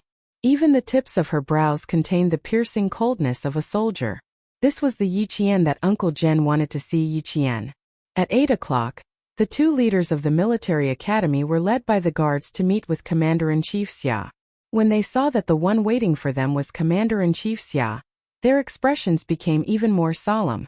They carried Yi Qian's military travel bag with his military uniform, and saluted the lieutenant general with the gold stars on his epaulets. At 8:37 they took a private helicopter and rushed to Fujian town. The helicopter needed to land on the training ground of the recruit training camp. When the helicopter circled over, the boom boom boom of the propellers made the townspeople look up at the sky, and they pointed and talked with curiosity. Yijifan stood on the side of the street. His eyes, which were growing more and more powerful with each passing day, were gloomy. His gaze fell on the private helicopter that was beginning to descend. His daughter, who had been staying in Shuka village, called him and said that Uncle Jen was sick, and they even sent out the military's helicopter. At that moment he realized how capable the old man who dared to scold him was. After leaving the army for so many years, he was still deeply cared for by the army. How could he be just an ordinary veteran? The reason why Yi Qian could go so far and climb so high was because she had the help of such a capable old man. That was why she had the courage to leave the Yi family and face the Yi family. Yi Jifan realized that he might be able to make friends with a high-ranking officer in the army. He immediately arranged his work and rushed back to the Shuku village. He wanted to see a high-ranking officer arrive so that he could make arrangements for Uncle Jen's funeral as the representative of the Shuku village. This way he would have a chance to make friends with the high-ranking officer. A few days after Yi Jifan returned to the village, all the villagers recommended him to visit Uncle Jen at the hospital on behalf of all the villagers. The first day he came, he was turned away by Principal Chan before he could even enter the ward. However, he did not give up and still came to the hospital early. This was the fourth day. Looking at the descending helicopter, a smile appeared in his gloomy eyes. Being refused entry for 3 days, it was worth it. Commander-in-Chief Xia waited for the helicopter to land and jumped off immediately. He walked with only one bodyguard with him, and the 2 military school leaders who came down after him could not help but jog. "Dad, run a few steps. If you can't, take a motorcycle here. Uncle Jen is awake, you have to hurry." Xia Jinyuan gripped his phone tightly and said in a deep voice. The military doctor said, "Uncle Jen will wake up soon." Chapter 1340. Riding a motorcycle. Commander-in-Chief Xia couldn't even remember how many years it had been since he last rode on a motorcycle. As a lieutenant general, he was summoned by his son. After the meeting, he had to arrange his work while walking. He didn't even change out of his military uniform before rushing over. Commander-in-Chief Xia looked down at the golden epaulet on his shoulder that represented his military rank. He waved his hand and signaled for the guard to come over. "Go and find a motorcycle." He turned his head and said to the 2 school leaders, "Let's ride there together." Since the lieutenant general had expressed his opinion, the 2 school leaders naturally had no objections. They immediately rode the motorcycle to the town hospital. Xia Jinyuan said in a low voice and returned to the ward. At 9:40 a.m., Uncle Jen suddenly opened his eyes. Before Yi Qian, who had been watching over him, could speak, Uncle Jen said first, "I think I saw the little girl come back." His voice was so weak that it was almost inaudible. However, his misty eyes suddenly brightened up and he looked much more energetic. No one was happy about this state. Everyone's heart skipped a beat. It was the final radiance of the setting sun. "Good boy, Grandpa doesn't like it when you cry." The old man's weak voice spoke intermittently. His eyes were full of kindness and peace as he gazed at the child in front of him who had worried him for nearly 20 years. "It's good that you didn't cry. As soldiers we bleed not tears. You have to remember this. If you cry too much, your heart will be filled with cowardice." Yi Jian held the old man's hand tightly, which was so thin that he could not even lift it up. She nodded gently and replied, "I remember. I will always remember your words. Shed blood but not tears. I will always remember your words." Her heart was trembling uncontrollably and she was flustered. Even though her body was shivering uncontrollably, Yi Jian forced herself to keep a faint smile on her face, so that the old man who was looking at her could feel at ease. "Grandpa knows. I know you are a good boy. Unfortunately, Grandpa." "Grandpa." The old man suddenly coughed. It was not a gentle cough, but a series of heavy coughs. The smile on Yi Qian's face instantly faded. "Please rest for a while. Don't talk, don't talk." Everyone saw that Yi Jian's shoulders were trembling violently. She placed one hand on Uncle Jen's chest so that the old man's breathing could return to normal. The military doctor raised the pillow higher so that Uncle Jen could sit up straight. At the same time, he gently patted the back of the old man's neck so that he could breathe more smoothly. Principal Chan, who was clenching his fists, had already looked outside the ward several times. He could not hide the anxiety on his face. Us. Oh. Listen. Uncle Jen's coughs, which sounded like he was going to cough his lungs out, finally calmed down. However, Uncle Jen's face was getting paler and paler.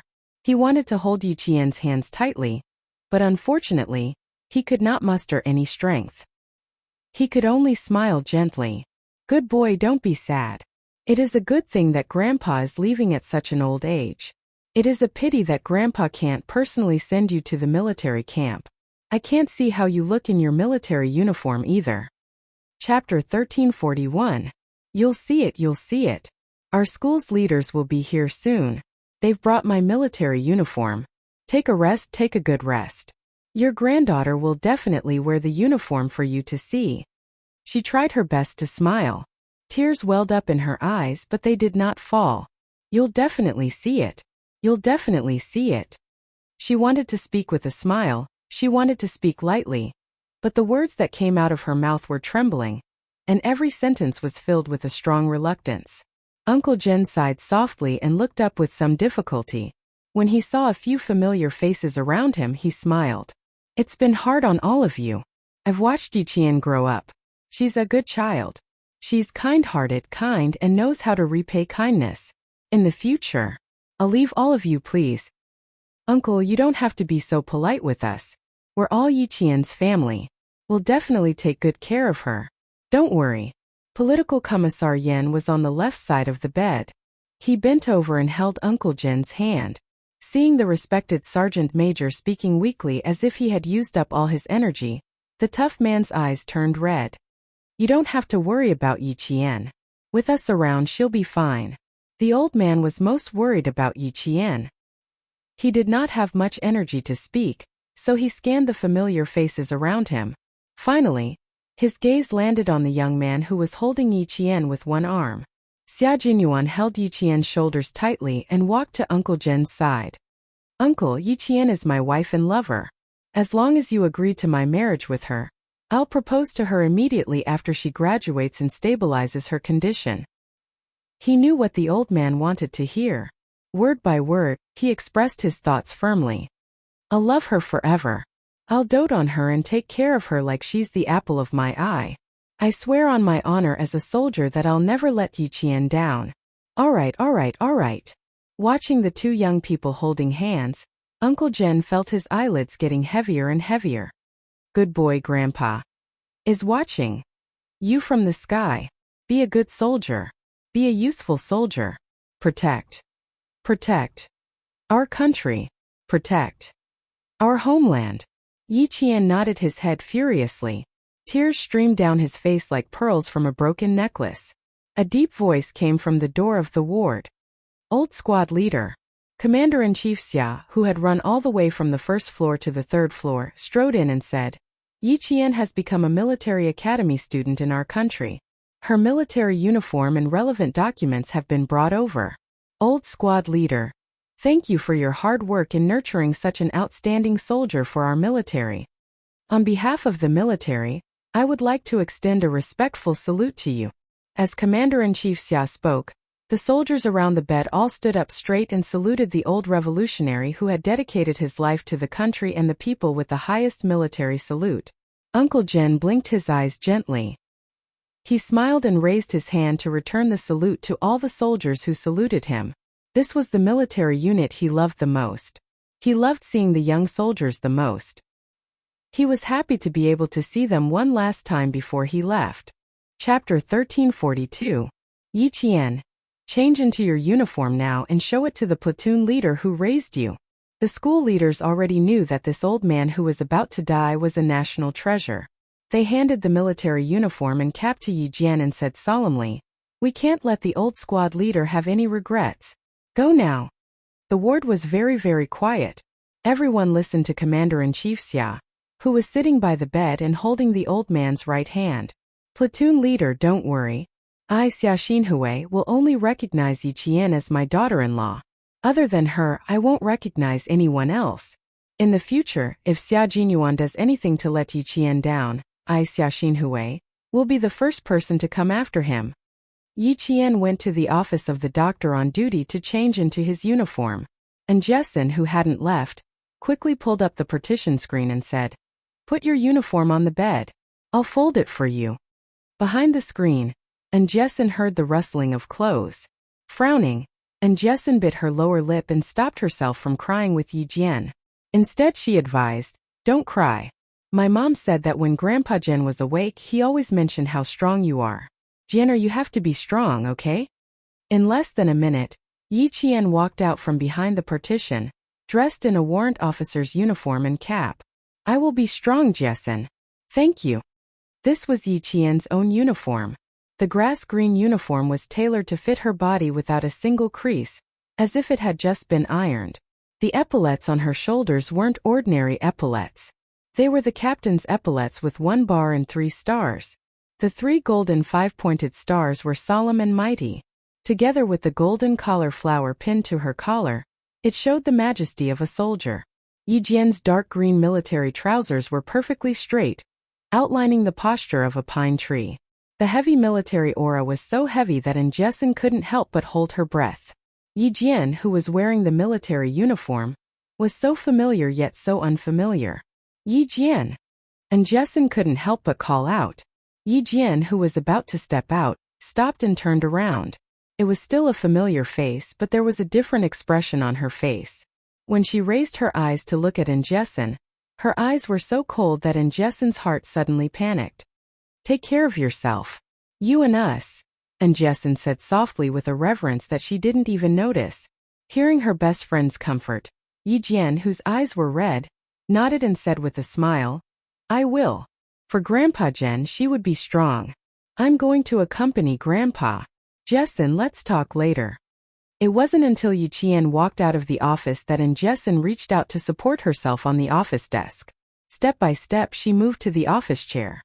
Her knees were a little weak as she slowly sat down. The familiar Yi Qian had a strange expression on her face.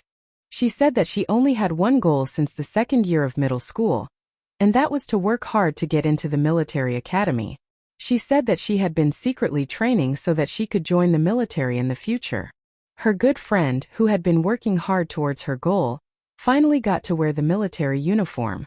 It was great. It was really great. She would no longer have to endure the disdain and suffering, and no one would dare to bully her anymore. It was great. It was really great. Sitting alone in the office, Jessen covered her face with her hands. One moment she would laugh and the next moment she would cry. She was happy that her good friend could achieve what she had today, but she was also sad that her good friend's most beloved family member would soon pass away. Chapter 1343. When Dr. Zhou came in, he heard his daughter crying and laughing. He was shocked. "Jessen, what's wrong with you?" "Jessen seems to be like this all the time. She's quite real," someone said in a sweet voice sounding familiar. "When we were in junior high, Aunt Zhou, Jessen bullied me a lot." This voice, damn it. Ying. And Jessen, who was still crying, suddenly raised her head and glared at Ying. She said coldly, "Mom, I'm not close to her. You don't have to take her words seriously." Ying, who had a smile on her face, suddenly froze. Her watery almond-shaped eyes flashed with malice. "You child." Dr. Zhou did not say much. He only pretended to be angry and patted his daughter's shoulder. He turned to Yijifan, who came in. "Mary, I'm sorry. I don't even know how to address you." Ying took the lead and said with a smile, "My dad is now the director of the Provincial Construction Bureau." There was no lack of bragging in her tone. "Director Yi, please take a seat first," Dr. Zhou said politely. He did not show any restraint because a director was standing in front of him. "I'm afraid Uncle Jen's ward is too crowded. I'll bring Director Yi over later." She represented all the villagers of Shuka village to visit Uncle Jen, and the village chief of Shuka village, Zhang Difu, personally called. She had no choice but to help even if she did not want to. Yijifan thought Uncle Jen was just an excuse. His real purpose was to make friends with the high-ranking military officer standing in the ward. When he heard that, he seemed a little surprised. "Crowded? Are there many people here?" "They're all standing in the ward, and the air is not circulating. Won't this make Uncle Jen more uncomfortable? There should be people here." With the military doctor watching over him, there shouldn't be a problem. After Dr. Zhou finished speaking, he pushed in Jessin and scolded her softly. You haven't eaten breakfast, right? Go down and have breakfast. Had she not heard enough about Yi Qian and Yi Ying's family? Why did he let this girl remind her? Fortunately, she had Yi Qian to take care of her during her 3 years in high school. Otherwise, with her stubborn personality, who knew how much she would have suffered? And Jessin, who didn't want to stay, got an excuse. She didn't even look at Yi Ying as she strode out.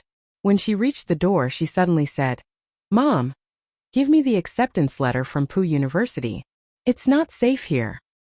Ying was too cunning. She had better not tear up her notice. Ying, who just showed off that her father was the director of the construction bureau, clenched her teeth. And Jessin, she did it on purpose. He did it on purpose. Dr. Zhou really gave it to him. What's not safe? Go home after breakfast. Don't stand in front of me and be an eyesore. That's right, she did it on purpose. And Jessin walked back and gave Ying a provocative look. She took the notice and left. She had to tell Jane Eyre that Yi Ying and her father were definitely up to no good. And Jessin took a left turn to go downstairs and a right turn to go to the ward. Yi Zhifan narrowed his eyes slightly and gave his daughter, Yi Ying, a look, indicating that she should go and check on the situation first. Dr. Zhou, who was cleaning the table, saw this and sneered disdainfully in his heart. She really didn't understand how Yi Zhifan could be promoted to the position of director of the Provincial Construction Bureau. It was not easy to go to Uncle Zhen's ward. 2 sentinels reached out to block her and said to Yi Ying, Please go back. Thank you for your cooperation. Chapter 1344. And Jessin heard the commotion and turned around. Her face turned cold and she said in disgust, Daughter of the Chief of Construction Bureau, don't embarrass yourself here. It's cooler over there. Go away. Then she said to the 2 sentries seriously, Brothers, this girl is Yi Ying. She used to bully Yi Qian every day. She even schemed against Yi Qian in high school. You must stop her. Don't let her in. The 2 sentries kept their expressions unchanged. They stopped Yi Ying, who was stomping her feet in anger, from taking another step forward.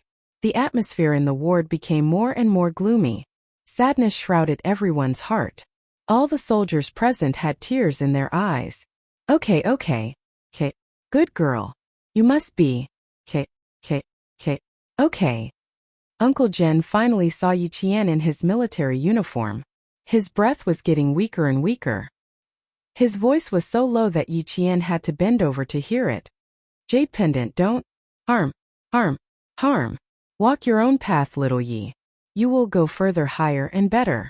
Good girl, you didn't disappoint Grandpa's expectations of you. You made so many military achievements without a word, and became a military cadet with a military rank. You are the first. Go with peace of mind. I'm relieved. Old Chen, I'll leave it to you. Gradually, his voice faded away. The device monitoring his heartbeat made a sharp sound. The wavy line that represented life suddenly straightened. Yi Qian clutched the white bedsheet tightly. She clenched her teeth and didn't let her tears fall. Grandpa Zhen said that she couldn't cry. He didn't want her to cry. He also said that his life was worth it, and that he didn't have any regrets. He also said that he was going to accompany his old comrades and play Go with his old leaders. Don't cry. She couldn't cry. She took off the breathing mask and the foredrip that could no longer flow. She carefully laid the old man's body flat. Yi Qian did everything by himself. Even Xia Jinyuan didn't interfere. This was the last thing she could do for the old man. She just wanted to finish everything by herself. Salute. Taking a deep and heavy breath, Yi Qian stood up and saluted along with all the other soldiers to the old squad leader, who had maintained the integrity of a soldier until his death. Overturn the flag. 4 first lieutenants in spring and autumn uniform walked into the ward with the national flag in their hands. The first lieutenant, who was holding the national flag, opened a corner of the national flag meticulously, and another first lieutenant took over the corner. Then, the 4 first lieutenants each grabbed the corner of the national flag and covered it with the sacred national flag bit by bit. The 4 lieutenants stood at attention and saluted, paying their respects to the first-rank sergeant major. The sentries standing at the door saluted. The 2 sentries standing in front of the door saluted as well. They were all paying their respects to the deceased first-class sergeant major. Uncle Jen chose to cremate the body, so he had to send it to the city. Xia Jinyuan carried one corner of the bed. Principal Chun, Regiment Commander Liu, and Political Commissar Yan each carried the other corner of the bed. They walked out of the ward step by step with a sorrowful expression on their faces. Commander-in-Chief Xia and the 2 leaders from the military academy walked on both sides. Yi Qian walked at the very front with a picture of Uncle Jen in his retired military uniform. She walked with steady steps and looked straight ahead. She was like a steel spear, carrying with her a sense of fearlessness. She kept the promise she made to Uncle Jen. She wouldn't cry as she sent off her loved one.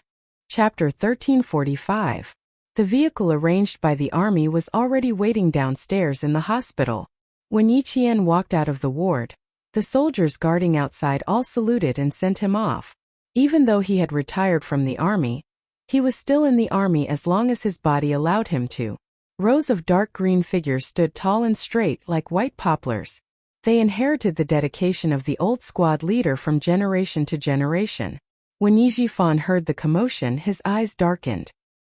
He walked out of Dr. Zhou's office with a sad expression and secretly told Ying, "Old Uncle Jen has passed away. Yi Qian won't have too much time to pay attention to you. Show your face to the senior officers in the army." "Dad, I know what to do." Ying nodded slightly. The light in her eyes was a little frightening. This was her chance. A chance to push Yi Qian out of the army. Dad said that the army took good care of this wretched girl because of old Uncle General. Now that old Uncle Jen was gone, this wretched girl would be all alone, and she would have a chance to push Yi Qian out of the army. The senior officers in the army would take good care of her for Dad's sake. Ying was quite confident in herself. She had the looks and talents. She was good at literature and dancing. Her father was the director of the Provincial Construction Bureau. How could she be inferior to Yi Qian? In the past, old Uncle Jen took care of Yi Qian. That was why this wretched girl had the upper hand. Now that old Uncle Jen was gone, other than her good looks and her good grades, what other redeeming qualities did she have? Yi Ying's eyes flashed with disdain. She raised her chin arrogantly. So what if she got into the military academy? Without someone to take care of her, she was nothing. Let's see how long she can be arrogant. When she thought about how she would soon replace Yi Qian, Ying was so excited that even her fingers were trembling. However, her expression was the same as Yi Jifan's. She looked sad and even her eyes were filled with tears. Since the senior officers in the army valued old Uncle Jen so much, she couldn't help but cry. Yi Ying, who had lowered her head to gather her emotions, forced tears out of her eyes in less than a second. Her eyes were red, and her expression was miserable. She looked even sadder than Yi Qian. Yi Jifan, who was standing at the door, did not move. His gaze was fixed on Yi Qian, who was holding the portrait in his hands. His expression was so cold that it made his heart tremble. Was he seeing things? Did he see wrongly? Wasn't Yi Qian an ordinary military academy student? How could it be? How could he have a military rank? Impossible. He had already asked around. The military academy graduates were only given the rank of second lieutenant. Yi Qian had not even entered the academy. How could he have become a captain? How did he become a captain? Dad, should we follow behind them? Yi Ying, who did not notice anything, urged him. She could not wait to go out.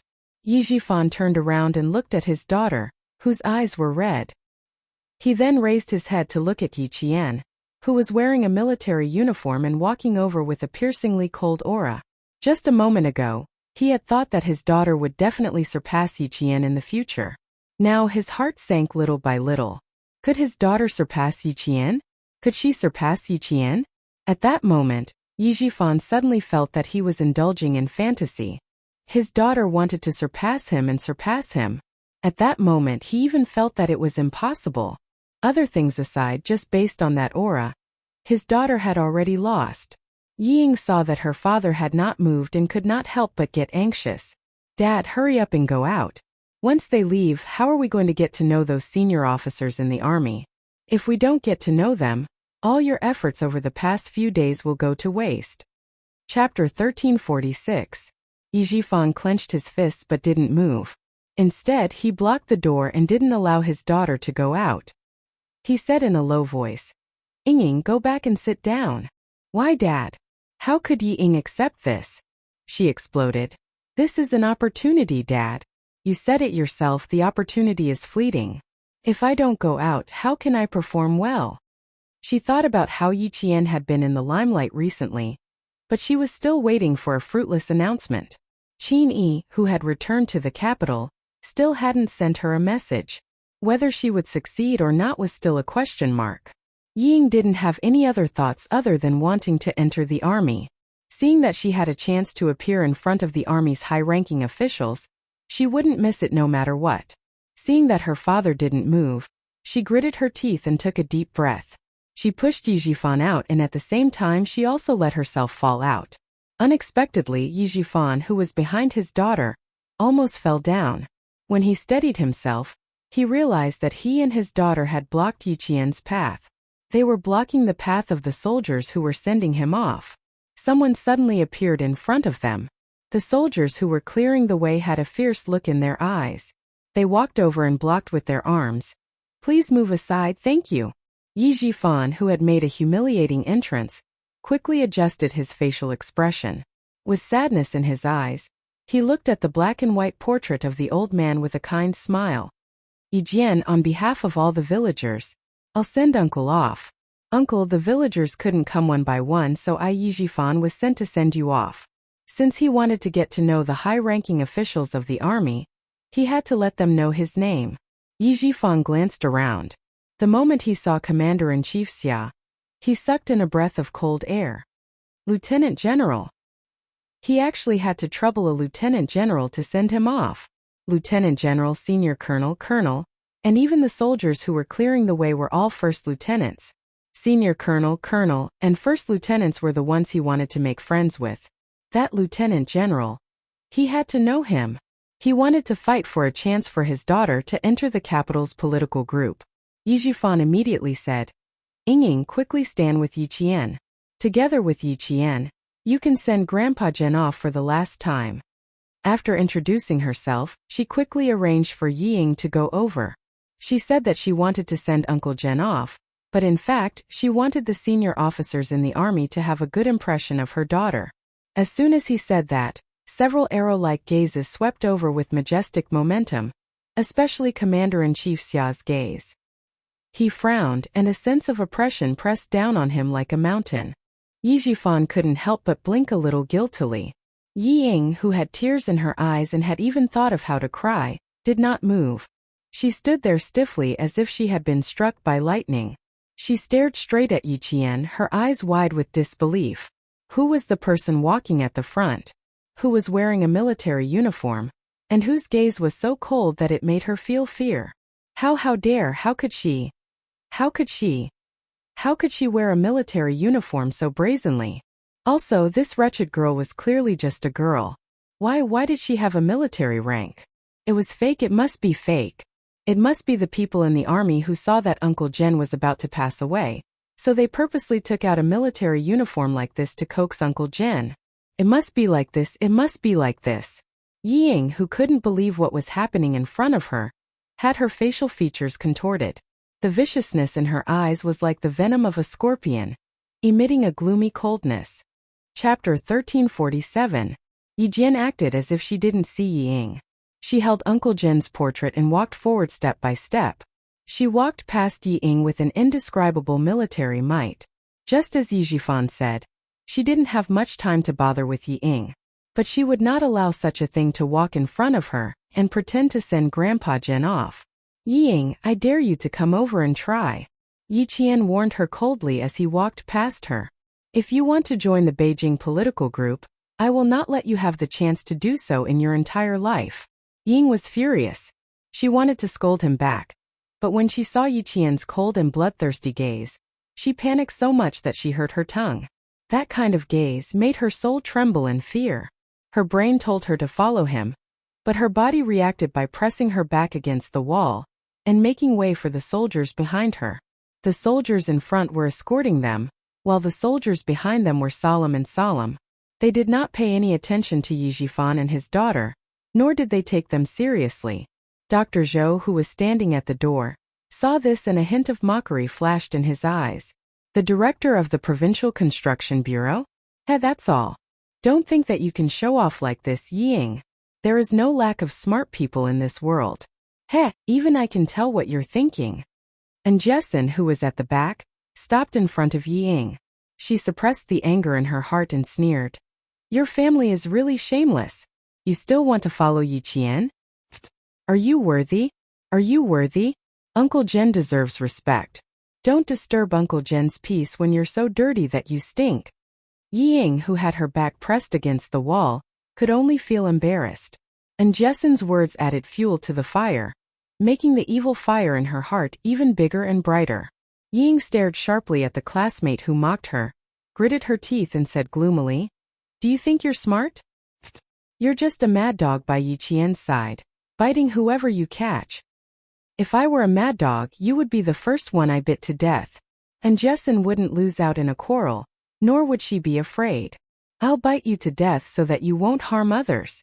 As an adult, it was not appropriate for him to interfere in the quarrel between two young ladies. Yi Jifan, who was as embarrassed as his daughter, snorted loudly and said to Dr. Zhou, Dr. Zhou's daughter is indeed amazing. Dr. Zhou replied with a smile. Director Yi, you flatter me. Our Jessen is a straightforward person. She's also good friends with Yi Qian. I also think that she's great for standing up for her friend. She didn't embarrass us. Since even the adults didn't care, what else could Yi Jifan do? He could only say to his daughter, Ying, don't waste your breath on unreasonable people. These people were nothing. There was no need to waste his time. What they needed to do was to catch up with that lieutenant general, and get to know the lieutenant general with the highest military rank in the escort team. Ying was so angry that her heart hurt. She stomped her feet, turned around and hurriedly chased after Yi Jifan. Dad, why does that wretched girl have a military rank? Is it fake? It must be fake. Who does she think she is? How can she have a military rank without even entering the school? It must be fake. Ying, who was in a hurry, asked anxiously. She wanted to get confirmation from her father. It must be fake, right? Dad, I don't believe it. How can she have a military rank? Then what's the point of her entering the Beijing government regiment? She doesn't have a military rank even if she's just a performing arts soldier. Chapter 1348. Yi Jifan was also confused. He said coldly, I don't know.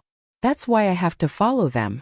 Also, don't act on your own when you get to the city. Do you hear me? Based on what you did just now, the soldiers were kind enough to save me some face. He was a lieutenant general and had at least 2 former bodyguards with him. If he rushed out so recklessly, the bodyguards might even pull out their guns. I'm sorry, Dad. I was too anxious just now. Ying also knew that she was too rash. When she thought of Yi Qian's warning in a low voice, she was so angry that her internal organs hurt. I'll listen to your orders when we get to the city. Yi Jifan didn't say anything else. He nodded slightly and quickened his pace to catch up with them. After the father and daughter left, and Jessen was anxious. Ying was a bad person. Nothing good would come out of it if she followed them. Jane Eyre would be busy with Grandpa Jen's funeral. She wouldn't have time to care about Ying. No, she had to follow them. She didn't have to do anything else but keep an eye on Ying. Mom, I'm going to the city. You can send me the tuition fees. And Jessen held her notice tightly and rushed out. She still had to go home to get her luggage and catch the 10:20 a.m. bus to the city. Dr. Zhou, who had long considered his daughter's relationship with Yi Qian, didn't even change out of his white coat. He picked up his wallet and chased after her. Take your luggage. Go to school directly from the city the day after tomorrow. Remember to bring your train ticket and student ID. Remember to keep your notice properly. And Jessen had been independent since she was young. She didn't even ask her parents to send her to the provincial capital when she was in high school. Now that she was in university, she didn't need them to send her. And Jessen took a few 100 yuan notes and a few dozen yuan of pocket money. She waved her hand and left the town hospital without looking back. From Fujian town to Anyang City, Yi Qian accompanied Uncle Jen, whose eyes were always closed, in the car. Xia Jinyuan, Commander Liu, Political Commissar Yan, and Principal Chen were with him. Commander-in-Chief Xia and the two school leaders were driven back to Anyang by Xia Jinyuan's car by the guards. They followed closely behind the army's car and went to Anyang together. At the end of August, the sun was very bright, and the temperature was always above 36 degrees. Uncle Jin's body couldn't be left there for too long. The funeral parlor vehicles arranged by the army were already waiting at the intersection of the provincial highway. On both sides of the vehicles, there were 10 soldiers in military uniforms and big-brimmed hats, waiting for the arrival of the old squad leader. 6.5 hours later, as the car slowly drove out, 20 soldiers saluted and welcomed the old squad leader out of the car. The coffin covered with the national flag was carried out bit by bit. Under the gazes of the soldiers, the coffin was gently placed on the vehicle of the funeral parlor. The atmosphere was so solemn that it made people hold their breaths. The grief that pervaded the air had infected every resolute soldier.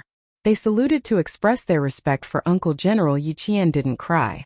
Instead, he gently stroked the coffin and whispered to Uncle Jen, who was always in a deep sleep, "Grandpa, many soldiers from your most respected army came. They all came to send you off. Are you happy?" "I'm very happy, very happy. The army will always remember you. They will never forget your contributions to the country and the soldiers. Rest in peace. In the future, I will inherit your dedication just like they did. I will wholeheartedly repay my country and my army. I will never let you down, and I will never do anything that will bring shame to you."